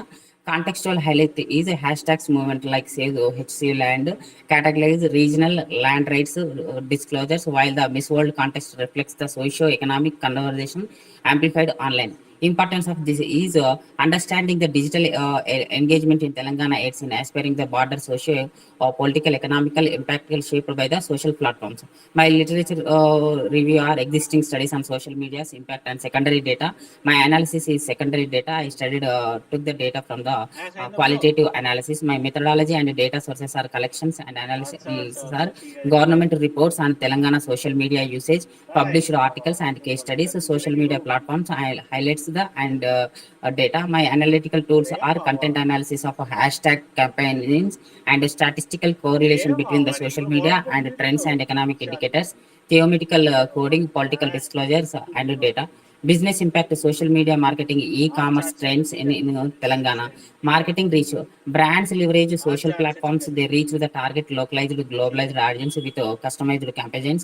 And in the hashtag, the mobile commerce, smartphones, penetration boosts e-commerce adaptation throughout the Telangana's urban and rural areas. Data-driven decisions. Social media analytics informs product launches, pricings, and customers' engagements. Political influence, hashtag activism, political disclosures, and public opinion formation. These hashtags are activism hashtags unify the citizens digitally, creating a moment around the issues like HCU lands and disputes, political disclosures, and social media broadens participation beyond the traditional platforms, enabling the diverse voices. So public opinions and online narratives greatly influence the voter perceptions and community mobilization in Telangana and politicals. In the economic behavior, consumer spending, investment decisions influenced social media. It makes the consumer awareness. Social media campaigns informs the buyer, shaping the preferences and demand for local products and investment trends. How the platforms are facilitating the crowd investing and financial learning. Altering the traditional economic activism, behavioral shifts, peer reviews and influencers endorsements drives the spending habits and brand loyalty. Case studies analyzing the specific social media campaigns hashtags are Save HCU Lands and Miss World Contest. Campaign and Save HCU Land. Objective is protect the university land from the commercial encroachment. Outcomes is raised widespread public awareness, influenced the political decisions. And Miss World Contest is showcase the Telangana cultural and promote tourism and increase international attention to boost up the local economic activity. My findings and discussion key insights from the data, secondary data is business growth. Social media boosts the brand visibility and support the Telangana growing digital economy. And political empowerment, hashtags and online movement enhance the democratic participation and policy engagement. Economic decision, consumers and investors' behavior increasingly shaped by the peer interactions on social platforms. My conclusions and future research is social media is a pivotal force in Telangana, is a business, political, and economic shaping, forecasting, engagement, and growth through the digital connectivity. My limitations are reliance on the secondary data presentation, challenges in capturing the real-time nonsense and unreported dynamics. Thank you, sir. Okay, thank you very much to Mr. Raju. It was again a very nice preparation of the PPT, and your topic was also very interesting. Acha, I want to know that what kind of data you used for this analysis. Sir, You can. I took the hashtags, how the hashtags are popularized in the social media like Facebook, WhatsApp, Facebook, Instagram. How did you analyze those data? And by how the in one day how it reaches how many of the interactions appeared in the social media. How trending. If we take if we take the hashtags of his says excellent, how many of people are created that aware that we get the data by typing in that social media also, sir. Okay, as per my understanding, there are a lot of machine learning technique or LLM techniques are there. You can use. Yes, sir. ANOVA analysis also we can do it. Many things we can do it. Because of lack of I have. Yes, yes, you can try to use those machine learning technique, because when you are talking about the social media data, and there are a lot of hashtags and all those kind of data are available. So Yes, sir. We can. those machine learning techniques will give you much more very good and interesting result, and ultimately you are trying to link the social media data with the business, politics, and economic behavior. So that will be a good source and good methodology also. I think there are a lot of standard literatures are there on the basis of that particular thing. Try to go and check. But still, it was a very nice presentation. Thank you very Thank much you for very it. much. Thank you very much, sir. Thank you very much. Our next presenter is Mr. Palchain Lepcha. Are you there, Mr. Yes, Palchain? sir. I'm there. Yes, sir. Try to share your screen. Mr. Rajan, I will request you to please kindly off your presentation. Mr. Rajan M or Mr. Raju, kindly off your presentation.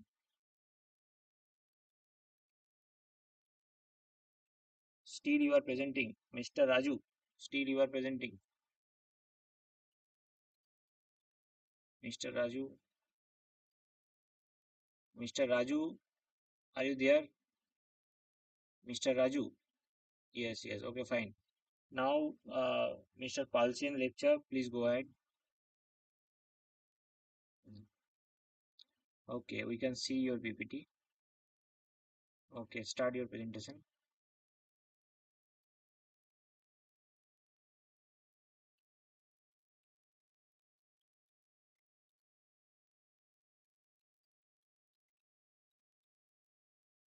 You are not audible. Yes, you are not audible.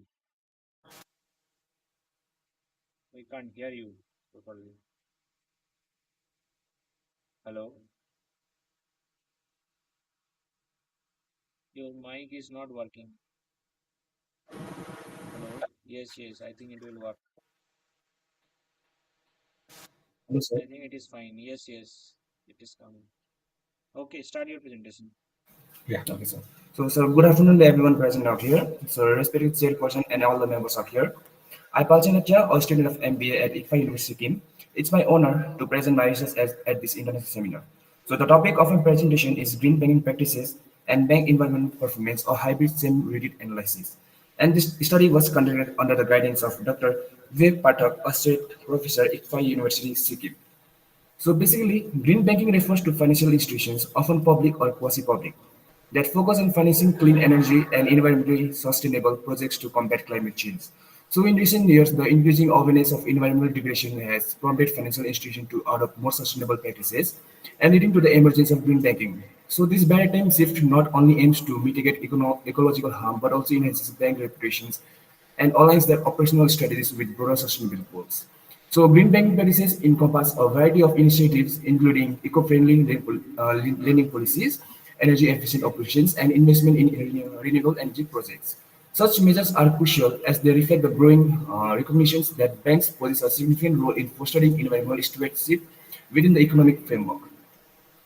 So this is, so the objective of the study is to investigate the impact of green banking practices on bank environment performance in Sikkim private banking sector, and to assess the precedence of the green banking practices influence on bank environment performance based on the respondents' opinion. So the hypothesis is like the bank employee-related green practices have a significant positive influence on their environment performance. The second hypothesis is like the bank's operation-related green practices have a significant positive influence on their environmental performance. And the third hypothesis is was like the bank's customer-related green practices have a significant positive influence on the environmental performance. And the fourth hypothesis is the bank policy-related green practices have a significant positive influence on their environmental performance. And the methodology is like the survey was administered among the employee of private banking sector in Sikkim. And in total, 188 respondents submitted the fully filled up e-questionnaires. And the survey utilized a 7-point Likert scale ranging from 1, representing strongly disagree, to 7, the strongly agree. So prior to the actual survey, the questionnaire was pretested to ensure the accuracy of the questions, phrasings, and the sequence. The data collected was analyzed using SPSS package, and the structural equation modeling was applied to investigate the causal relationship between the variables. So the next slide is will be explained by my guide, that is Dr. Dev Patel. Yeah, good evening, all of the members present out there. So these are the students presenting paper from ICFA Sikkim, and I am assisting them. So the methodology part I'll be taking care of the three presentations with your due permission. Thank you. For the data analysis, we have done basically two things. One, you can see the screen descriptive statistics is there. Data was found to be almost little not normal as of the benchmarks given, but we'll update on that one after the seminar. 188 sample was taken from the private bank employees, and reliability statistics 0.845 from which alpha we got, suggesting quite good consistency in the data. When we applied regression analysis, we use multiple regression analysis from SPSS. We have not yet used the structure equation modeling because of the data is showing little bit unnormality in the data, and we could not find the rotated factor analysis right now. So we'll be seeing that how to rectify that one. When going for the standard linear regression, we found that 62% is the dependency of independent variable on the dependent variable.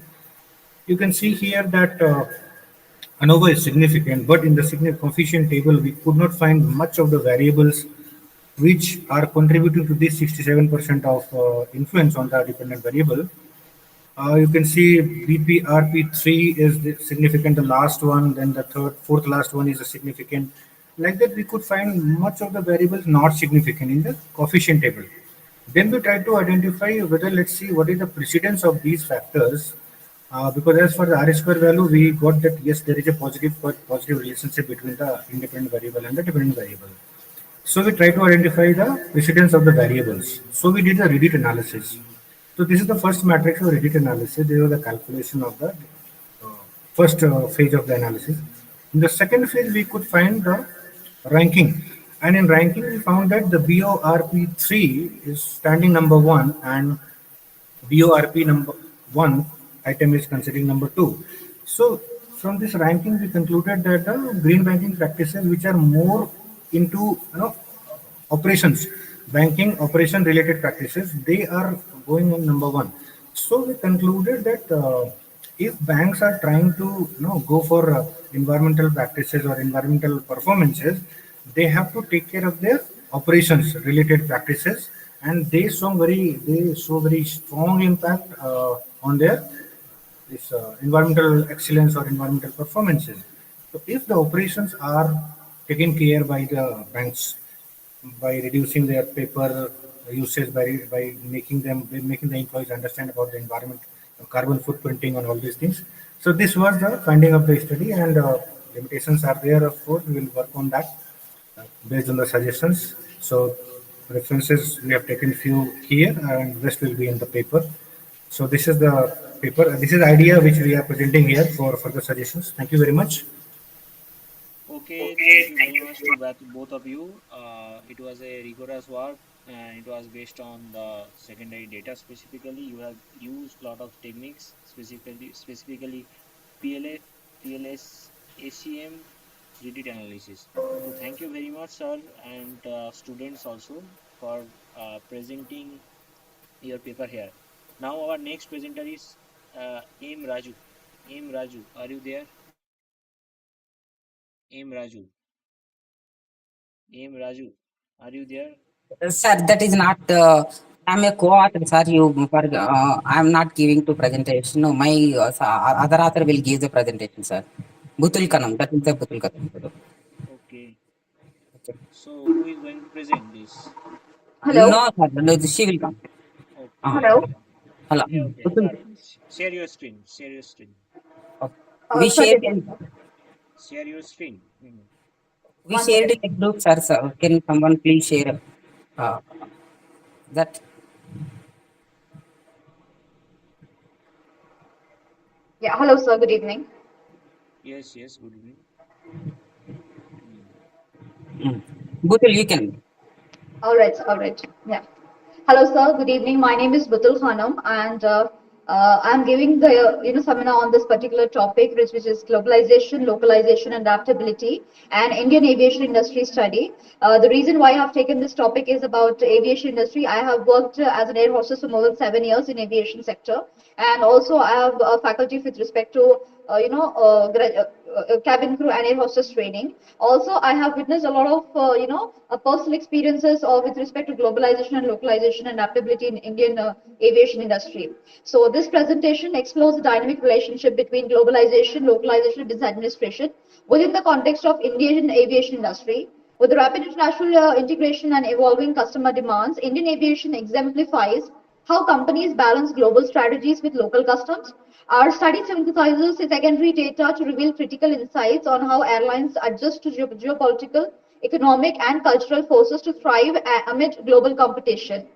And also, when I'm talking about the difference between globalization and localization, here I was because aviation is an international industry and it connects people from different countries worldwide. And the aviation industry is an international industry which regulates and which operates in the same manner, be it be India, be it be any other country. So here in all the countries, it has been, globalization is common and is one of the major industries which adapts globalization. Coming to the localization, it also has adopted international products and services to meet local cultures, linguistics, and regulatory requirements. It ensures relevance and acceptance by diverse local customers bases, enhancing market penetration and loyalty. And coming to the next part, that is because nowadays not only business class people but also domestic, not only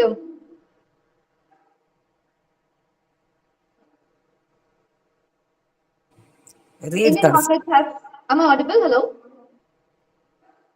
Yeah, not only in Indian, not only business class people, but also middle class people have started getting into aviation sector, and they are preferring airways comparatively to bus transport, road transportation, or railways transportation. And how globalization drives the needs for localization is because company expands internationally, but must tailor offerings in distinct local markets where preferences, regulations, and cultures vary widely. And competitive advantage is that localization differentiates products in crowded global markets turning global presence into localized appeal with customized service and branding. And risk mitigation, because adapting to the local regulations and social norms reduces the compliance risk and fosters goodwill among stakeholders.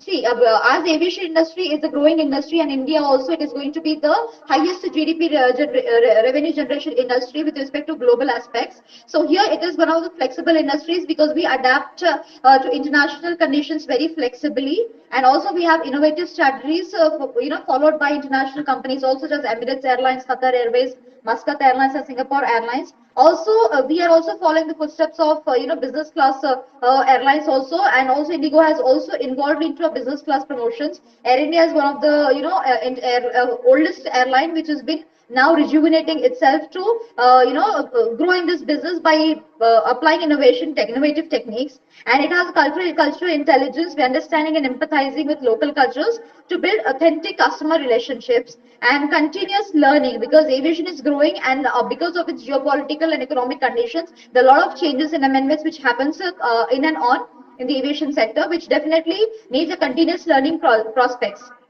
And in the aviation industry, a case study which we are talking about is market growth. That Indian aviation sector witnessed rapid expansion fueled by raising middle class incomes, liberalized policies, and global connectivity. This growth requires balancing international safety and efficiency standards with uniquely Indian travel behaviors and expectations. And the industry players basically form global carriers entering the markets to home ground airlines, evolving the industry displays varied strategies for localization and adaptability. And data and methodology, if I talk about, the secondary source data has been taken here from government aviation reports and statistics, industry market research and consultancy publications, airline annual reports and press releases, and academic and trade journal articles. And the analytical approaches, basically we conducted a comprehensive review and synthesis focusing on trends, regulatory impacts, consumer behaviors, and strategic responses. The framework emphasizes the interaction between global pressures and local market adaptations, shaping business success. Also, the findings of the particular thing is increasing in connectivity, because globalization is nothing but connecting people worldwide, and the expansion of the international routes has boosted trade and tourism, enhancing India's position as a global hub. And if you talk about Telangana tourism, also we have been majorly, according to the recent tourism policy of Telangana, also we have been noticing to increase the connectivity among state-wise as well as international countries-wise, and regulatory homogenization. Indian aligns in safety and operations regulations with global standards, improving passenger confidence and industry credibility. And about the cost pressures, rising fuel prices and competition from low-cost carriers globally force Indian airlines to innovate in pricing and services. And localization strategies employed by Indian aviation companies is basically with respect to customized customer experiences, as airlines tailor in-flight menus, entertainment announcements to regional languages, and preference to build loyalty. And infrastructure adaptations has been taken from different international carriers, airline carriers, which facilitates airports, and check-in processes are optimized for local passengers, flow patterns, and cultural expectations. And partnerships and alliances have also been into progress between different airlines such as Indigo Airlines, and having a code sharing partnership with Qatar Airways. Collaborations with local suppliers and global alliances provide a balance of reach and authenticity. The analysis, what we have seen, adaptability as a key difference in competitive markets, market responsiveness, adaptability enables quick reactions to policy changes, market disruptions, and consumer trends, allowing airlines to outperform competitors. And operational efficiency, flexible cost structures, and agile workforce practices enhance resilience against economic fluctuations. And brand differentiation, localized branding fosters deeper connections with diverse customer segments with India's vast population.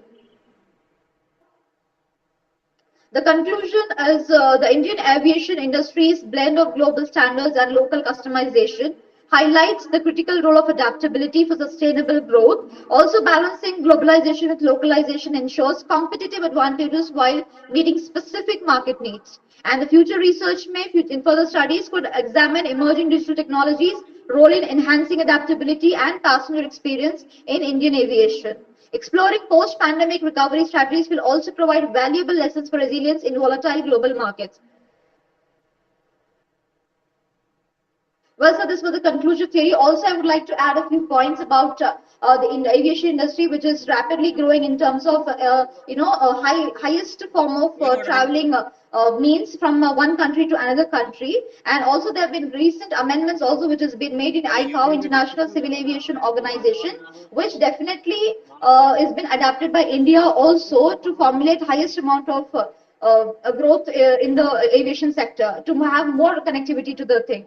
And also, I would like to finally, I would like to conclude and say thanks to the organization for giving me this opportunity. And also, I would like to thank my professor, my mentor, Mr. M. Rajan, who has been literally been supporting me in every aspect of my research, and also been, kind enough to, do the corrections and necessary steps to be taken accordingly.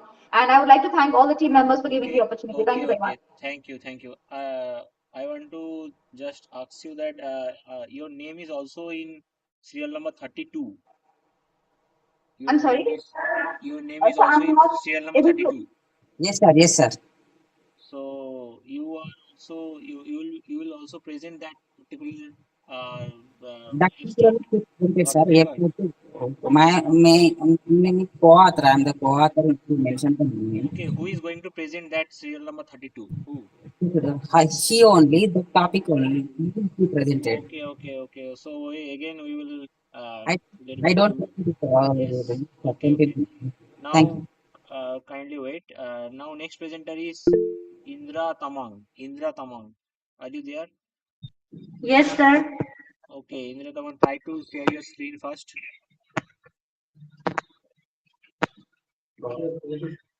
Yes, sir. नहीं वो किसी का वो miss हो गया था वो नहीं Start. She is going to talk about work flexibility, job autonomy, and digital connectivity. Drivers of work-life balance in a digital workplace. Okay, so it is not properly visible. Now it is fine. Okay, okay. Try to be very much specific and don't read the slide and be try to speak about your background, objectives, findings, and conclusions. Okay, okay, go ahead. Good afternoon to everyone present here. Respected chairperson, I am Indra Tamang, a student of MBA at ICPA University, Sikkim. It's an honor to present my research at this international seminar. The topic of my presentation is work flexibility, job autonomy, and digital connectivity, diverse of work-life balance in a digital workplace. This study was conducted under guidance of Dr. Vivek Pathak, Associate Professor, ICPA University, Sikkim. So, introduction. A rapid evaluation of digital technology has transformed as a modern workplace and enabling unpredicted level of flexibility, autonomy, and connectivity. This rise of remote work facilitated by digital tools has redefine how employees manage their professional and personal life, make a work-life balance a critical area of inquiry. Work-life balance difficult as the ability to effectively manage responsibility across work and personal domains. It increasingly influenced by workplace factors such as work flexibility, job autonomy, and digital connectivity. These factors have become silent in digital workplace where employees leverage technology to perform tasks across t- temporal temporal and spectacle boundaries. However, while digital workplace offer opportunity for enhanced work-life balance, they Okay, become introduced. try to discuss about your objectives. Okay, try to discuss about your objectives. Okay. The primary objective of this study is to examine the influence of work flexibility, job autonomy, and digital connectivity on work-life balance in digital workplace. Hypothesis development. Work flexibility is positively associated with work-life balance in and digital workplace. Job autonomy is positively associated with work-life balance in and digital workplace. Digital connectivity is positively associated with work-life balance in and digital workplace. So I would like to request faculty Dr. Vivek Pathak to continue the topic. Thank you, dear. Once again, good evening to all of you. So the students are still learning the way of this scholars. So this is a survey done in the basically the concepts of companies who are providing work from home concepts. So we have surveyed them and we have given the survey questionnaire to 154 respondents. As of now, we have got this much respondents to understand what is their opinion on the questionnaire which we have made. So we have basically had three concepts: work flexibility, job autonomy, and digital connectivity. And we, based on the literature review, found that these three are having influence on a work-life balance in the digital workplace. So we tried to understand in the context of northeastern region of India. So from Sikkim, we have tried to gather all the 80 states. So descriptive statistic, this is there. We got quite good Cronbach alpha 0.915, and fact rotated component factor analysis we have got nicely. We have got the factors divided into four components, and when we got the regression, we have basically done the structure equation modeling here. In this model, we have done it, and overall impact of work flexibility, job autonomy, and digital connectivity was around 29%. The R square value we got was 29%, and still we got like all the relationship got significant here. Only the third one is little bit, but still it is significant on the 95%. Others are significant 99%. So we found that yes, these factors are quite well to have an influence on the work-life balance in the digital workplace. So the model got validated, and the same have given us the analysis finding like work flexibility was kind of a more in relation to job autonomy and digital connectivity. Work flexibility was the component which was impacting more on with the beta coefficient of around 39. So work flexibility is because when the flexibility is there, the employee can choose when to work, what time he will be or she will be working, and what dress code he will or she will be working. Then they little bit of more equipped or comfortable in working, and they balance their work life. So this is what is the finding from our study. So we'll conclude here of the suggestions. Thank you very much.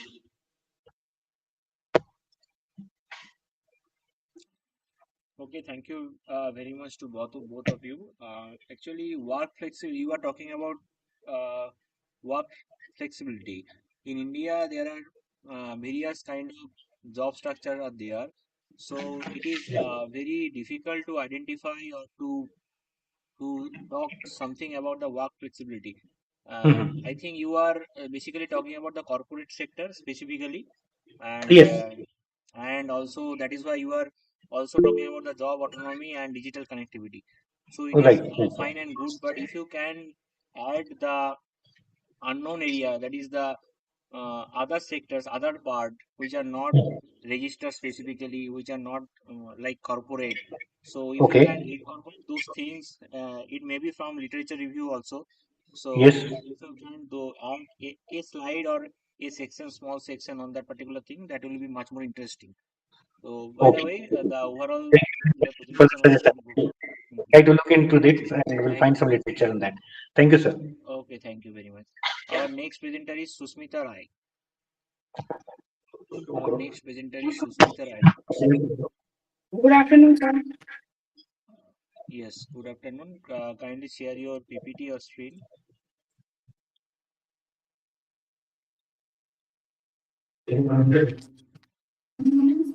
Yes, wait for a while. Yes. Okay, go ahead. Okay. So, good afternoon, everyone. Respected Chairperson, I'm Susmita Rai, MBA student at ICFI University, Sikkim. I'm here to present my research title, Human Resource Development Practice and Employee Performance, or Hybrid Regression Graded Analysis.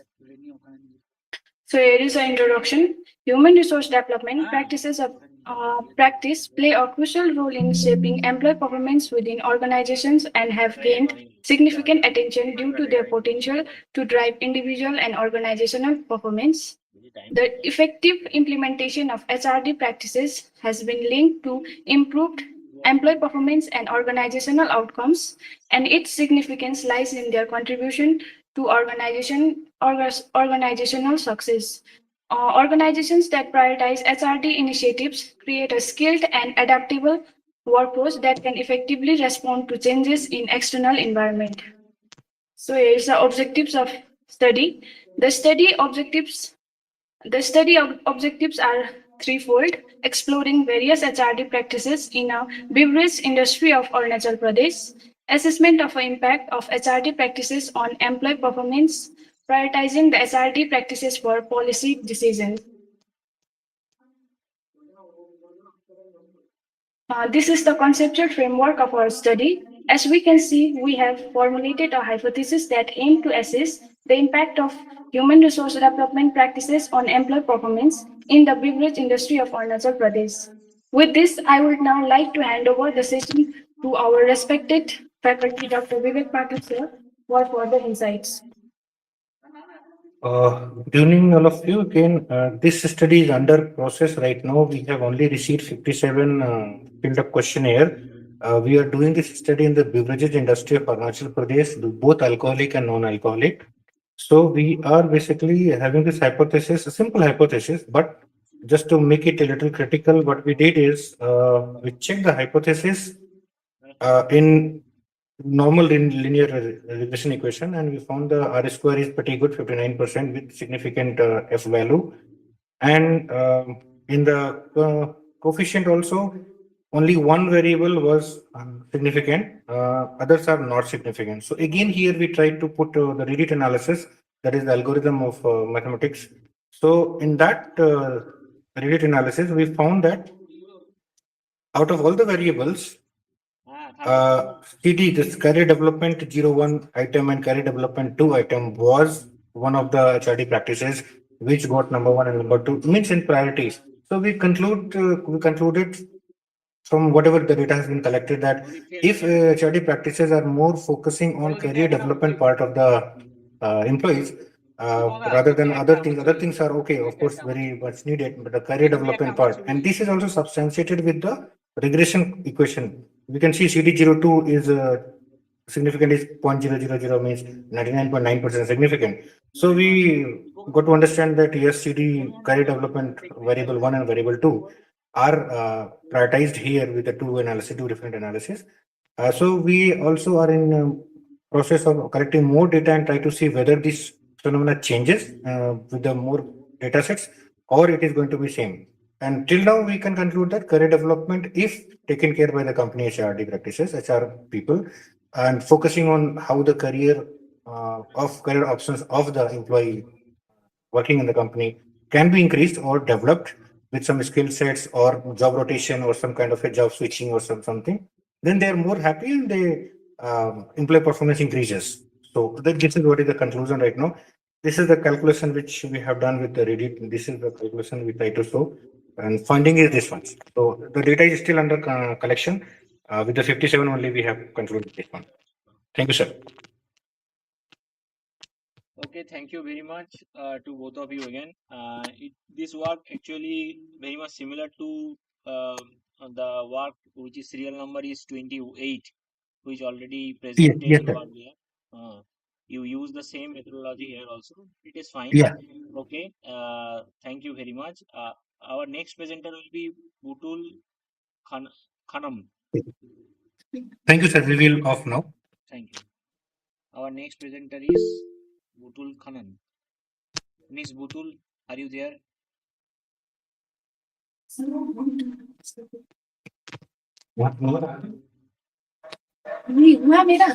Susmita Rai, please kindly off your presentation. Susmita Rai, kindly off your presentation. Susmita Rai, kindly off your presentation. Susmita Rai, kindly off your. Okay. Kindly mute yourself, Susmita Rai.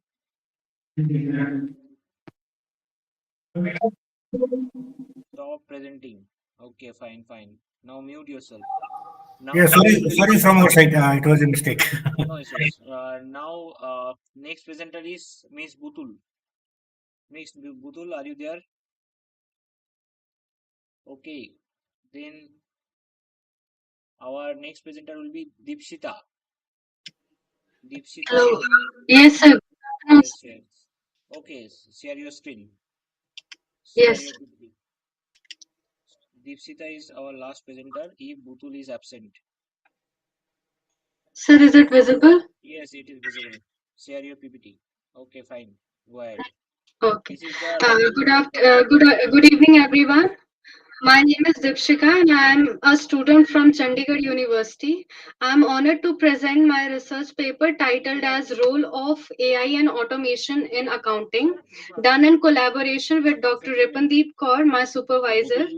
This study investigates how emerging technologies like artificial intelligence, machine learning, and robotic process automation are redefining the way accounting tasks are carried out. So, these tools are not only improving speed and precision, but also altering the role of accounting professionals. So, today I'll walk you through my uh, key findings, implications, future outlook, and AI in the accounting sector. So, moving towards the introduction, the accounting has long been viewed as a traditional and structured field.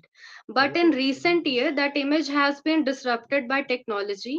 With the rise of AI, the profession is evolving faster than ever. The routine and time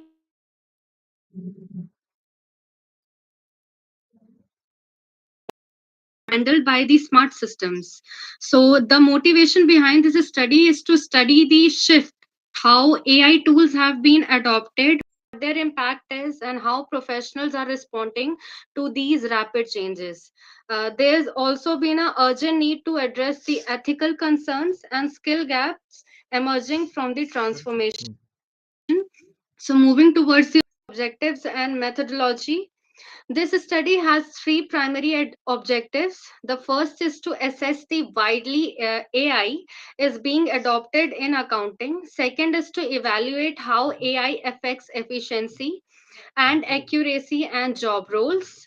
And third is to explore how skills required and ethical considerations that must be addressed. Our research design has been descriptive in nature and combining both the qualitative and quantitative methods. We surveyed around the approx 100 accounting professionals, which various sectors and structured questionnaires.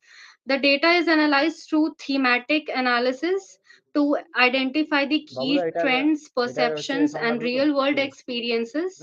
This approach helped us understand that not just a number, but also the human stories behind them. So, moving towards the key findings of AI adoption and tools, our research has showed that 40% of the professionals surveyed have already adopted AI tools, and another 20% to do in the same near future, while the remaining 40% haven't yet made a shift.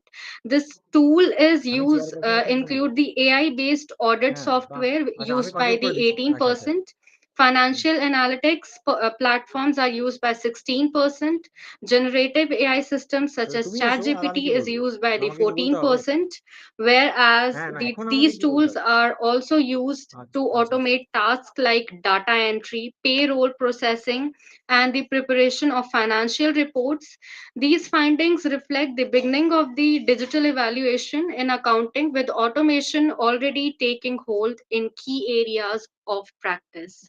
So, describing description to the image that straightly holds about the AI automation and adoption.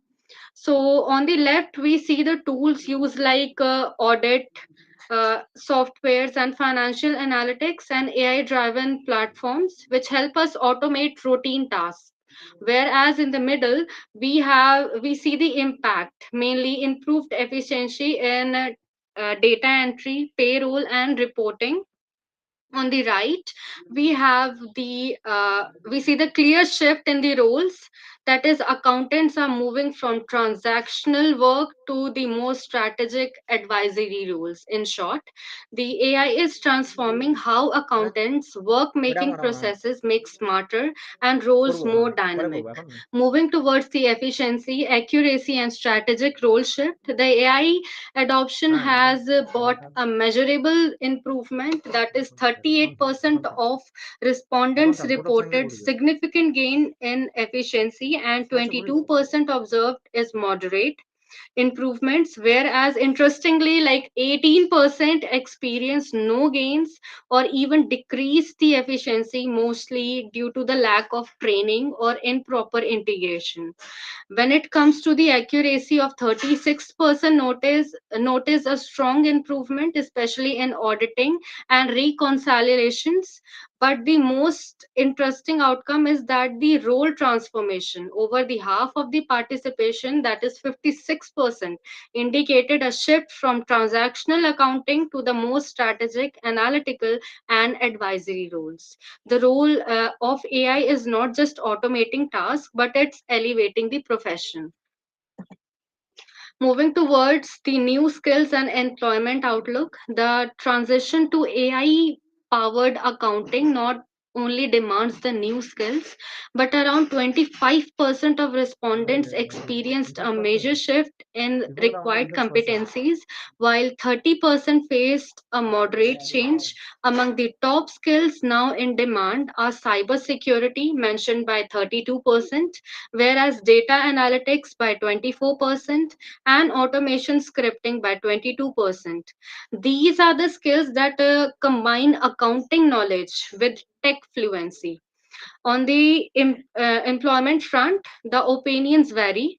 That is, from 12% fear being replaced, 28% anticipate reduced roles, and 26% see that the emergence of new and more strategic opportunities.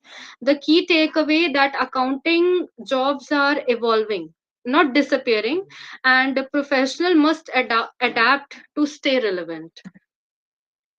Moving towards the barriers and ethical concerns, which includes with opportunity comes a challenge. The biggest barrier to Okay, try to conclude your findings. Try to uh, conclude. okay. Moving towards the conclusion. So where do we go from here? The AI and automation are not just threat to the accounting profession; they are tools for transformation. With the right training, ethical safeguards, the AI can help accountants become more efficient, accurate, and valuable to the organizations. Whereas the future of accounting lies in human AI collaboration, accountants will need to combine analytical thinking and technical agility and ethical judgment. We must not fear AI, but rather embrace it as a partner that can enhance our roles and open new frontiers. So, last but not least, is the recommendations. For based on our findings, we suggest that clear action steps. The first, educators must उस person में update बोले accounting curricula to include AI technologies, digital कोई tools, नहीं देख के and बोले मुझे ethical वाला ये नहीं करना ये ethics साला training. कर Whereas students must बोले be टाइम फोन not में just क्या prepare, ये just person not ये for audits and balance तो sheet, तुम्हारा but बंदे for क्या ये नहीं automation था बात and analytics. The second, companies should invest in upskilling employees and developing structured and AI implementation strategies. The third is the policymakers that should frame regulation that govern ethical AI use, ensuring data security and promote fair access.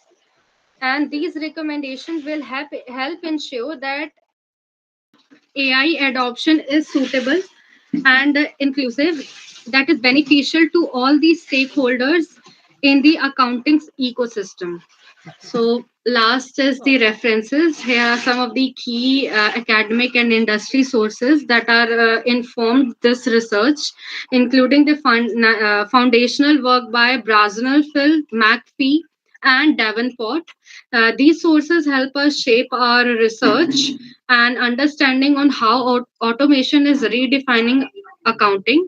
Thank you very much for your time and attention. I hope this session sparked and thought open a new perspective on AI Okay. in our profession. Okay, thank you very much. Thank you very much for this nice elaborative presentation. So, in this session, you were the last presenter, and Hello. hello. Hello. Yes, Yes. sir. My presentation is not done yet. Okay, what is your serial number? Sir, my serial number was not in the list I have made. My session was in technical session 3. So Okay. I have messaged your technical team. So my session shift in technical session 5.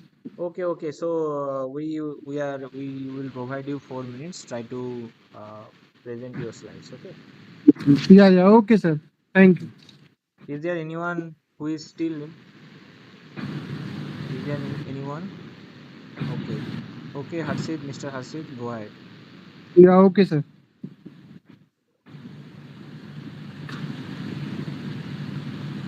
এই situation গুলোর mind ইয়েটাকে of করতে পারো, ক্যামেরাটাকে of করতে পারো।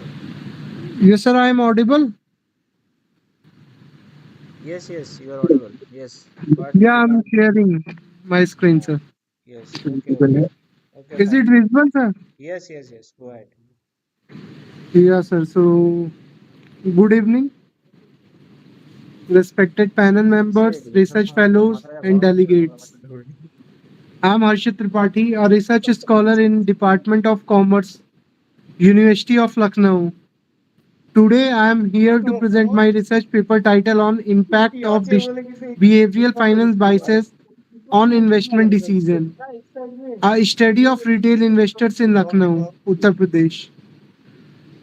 With collaboration of Dr. Chandkant Kushwaha and Mr. Vishal Trivedi. না লোক দরকার এখন। This study shed lights on how certain psychological biases shape financial behavior among retail investors in a growing semi-urban economy like Lucknow. So basically now I would like to introduce what is behavioral finance. হ্যাঁ ঠিকই বলেছো, বলুন। To begin with, let us briefly understand the foundation of behavioral finance. Traditional finance assumes rational decision making, but in behavioral finance, charge একদম মানে কম আছে, the একদম কম আছে। behavioral finance 15%, challenge this 30%। notion by integrating psychology into financial decisions. Here, biases and heuristic play ব্যাকে। investment behavior, specifically in developing regions. Lucknow, being a rapidly urbanizing city, presents a unique setting to observe these patterns in retail investor behavior. Our study focused on four prominent behavioral biases: overconfidence, herding, anchoring, and disposition effect. So, first is overconfidence, where investors overrate their knowledge. And second one is herding behavior, our tendency to follow crowd decision. Next one is anchoring, where initial reference skew further judgments.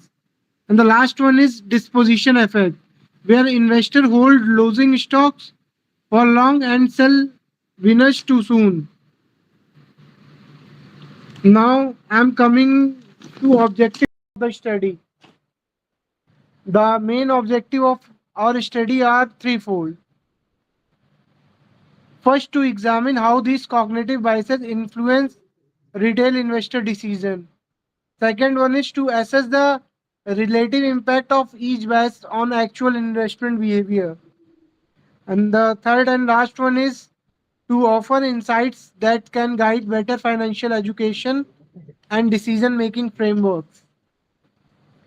Now, coming to the hypothesis part, the research hypotheses are as follows.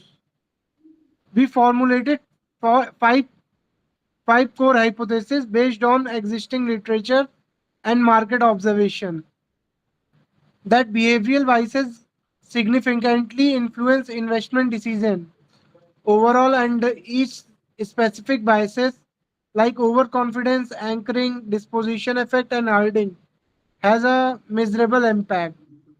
These hypotheses structured our empirical investigation. Now, coming to the methodology part, we have used cross-sectional qualitative study conducted with a stratified sample of 150 retail investors. We used a structured questionnaire and data was analyzed using SPSS and analyzed through SPSS and regression. The tool reliability was validated with a Chronovatch alpha of 0.761 and indicating solid internal consistency. Our methodology was designed to capture both the intensity and influence of behavioral biases. Correlation and regression results. So now coming to our findings, I have find out that overconfidence showed a strong positive impact on investment decision and with a high significance. Holding also had a statistically significant through moderate impact. Interestingly, anchoring and disposition effect did not show a significant influence. The overall model had an regression square of 0.236, suggesting that overconfidence and holding together explain about 24% of investment decision variance. Now coming to the discussion part, these research highlights how behavioral patterns in savvy and urban India are shaped. Overconfidence is possibly fueled by easy access to information and digital trading platforms, while herding could reflect the influence of peers, social media, and market rumors. The limited significance of anchoring and disposition effect could related to how financial literacy or smaller variance inviting deeper future inquiry. Now, I would like to conclude my findings. To conclude, our key finding indicate that our overconfidence and holding are dominant behavioral vices among retail investors in Lucknow. These vices shape how investors assess risk and make transaction choices. From policy standpoint, this calls for targeted financial literacy program focuses on behavioral tendency and scope for future research. This is our last slide. Future research can expand this behavioral framework by including other biases such as loss aversion and confirmation bias. Using longitudinal or mixed method will help track evolving investor psychology over time. Comparative studies across urban, rural, and institutional investor profiles should reveal deeper contextual insights. Thank you, sir. Okay, okay. Hello. Thank you very much, Mr. Harshit. We forgot actually you mailed us few days ago about your presentation. By mistake, you were in the offline. Yeah, Sorry. yeah, sir. I have mailed. Yes, yes, yes. Mhm. Sorry for that. Okay, thank you very much. Thank you to all the paper presenters of this session. In this particular session, there were around 30 paper presenters who successfully presented their paper. We are very much happy that we got a lot of papers from across various regions of India, and they covered the topics specifically covered fintech, financial inclusion, digital penetration, and also a lot of interesting topics such as role of the various Grameen Bank, regional rural bank, and also entrepreneurship, and also startup, and also there are topics on related to the systematic investment plan. So really, all the paper presenters and all the discussions was very much informative to all of us. Thank you very much to all the paper presenters for contributing in this particular online seminar. Now, I would like to conclude this session here. Okay, thank you all. Thank you, sir.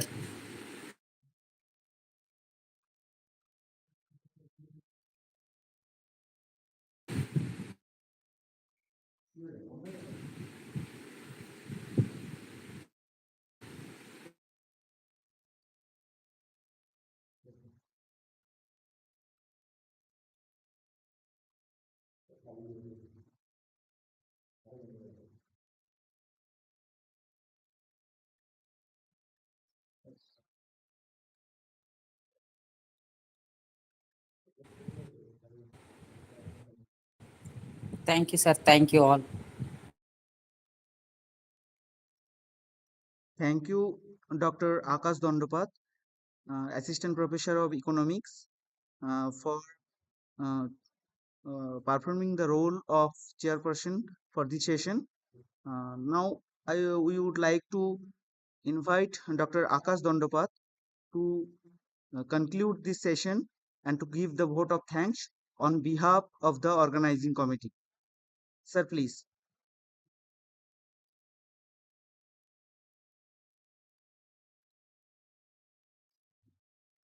Okay, thank you very much to Dr. Deepak sir for giving me this opportunity. And already I concluded the session. Now my task is to give the vote of thanks formally. Uh, Finally, we have reached the conclusion of this two-day international seminar. We have successfully conducted this seminar only because of the support. Oh, sound is not working.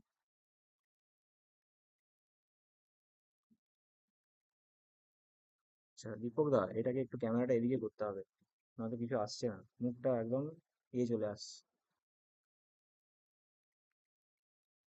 এদিকে এলে আসবে না, তোমাকে এদিকেই করতে হবে আমার মনে হয়। আসছে? ঠিক আছে, ওকে।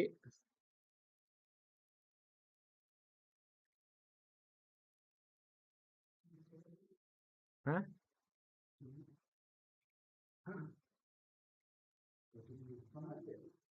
হ্যাঁ ঠিক আছে, আমাকে দেখা যাচ্ছে না, বাট ঠিক আছে, ওকে শোনা গেলে। না ঠিক আছে, ফাইন। হ্যাঁ এরকম ঠিক আছে, okay fine. Okay, thank you very much to our technical persons for this. Okay, now finally my task is to conclude this particular 2 days international seminar. Finally, we have reached the conclusion of this 2 days international seminar. We have successfully conducted this seminar only because of the support and encouragement of our chief patron and beloved principal sir. I would like to specifically thank our Madhav sir, senior professor of Department of Commerce. His seniority and expertise made the journey much easier for the team. Similarly, the managing secretary Gopal sir also done a lot to organize the seminar. Now, I would like to take a moment to express my deepest gratitude to Sahin sir of Department of Commerce. I would say that this is the person who has given a continuous effort during the last couple of months to make the seminar a grand success. A heartiest thanks to Professor Deepak sir for his visionary approach. He was the person who called me few months ago and we discussed about the scope to make the seminar international. Again, without the technical expertise of him and Saurabh sir, we were not able to connect the online and offline participants. A special thanks to both of you, sir, for such significant contribution to this seminar. I also extend my sincere gratitude to our Polomi ma'am for managing the entire program so nicely. The participation of Edwin sir, Rahul sir, Tafajul sir have given us additional support during the entire journey. Our special thanks to Amit sir, our IQAC coordinator, whose expertise, whose expertise guided us to organize the program in a more formal way. Our beloved Haroj Babu, who always walked behind the scene, handled so nicely the responsibilities of accommodation, fooding, and logistics. Thank you, Haroj Babu. Moreover, all other faculties and non-teaching staff of the D.N.C college, specifically Babuda, has done a lot in this entire journey. Last but not the least, our organizing team is very much thankful to all the students of our college and participants across various regions of India for showing interest on the seminar. We hope that we are able to provide you valuable experience, and also we seek your forgiveness for any shortcomings from our part. We look forward to meeting you again next year with even more valuable insights and experience to offer. Thank you once again, and we wish you all the very best. Thank you.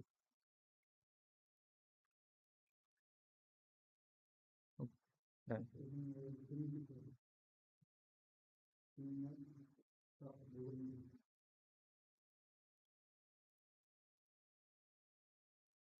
And করছি। ডান।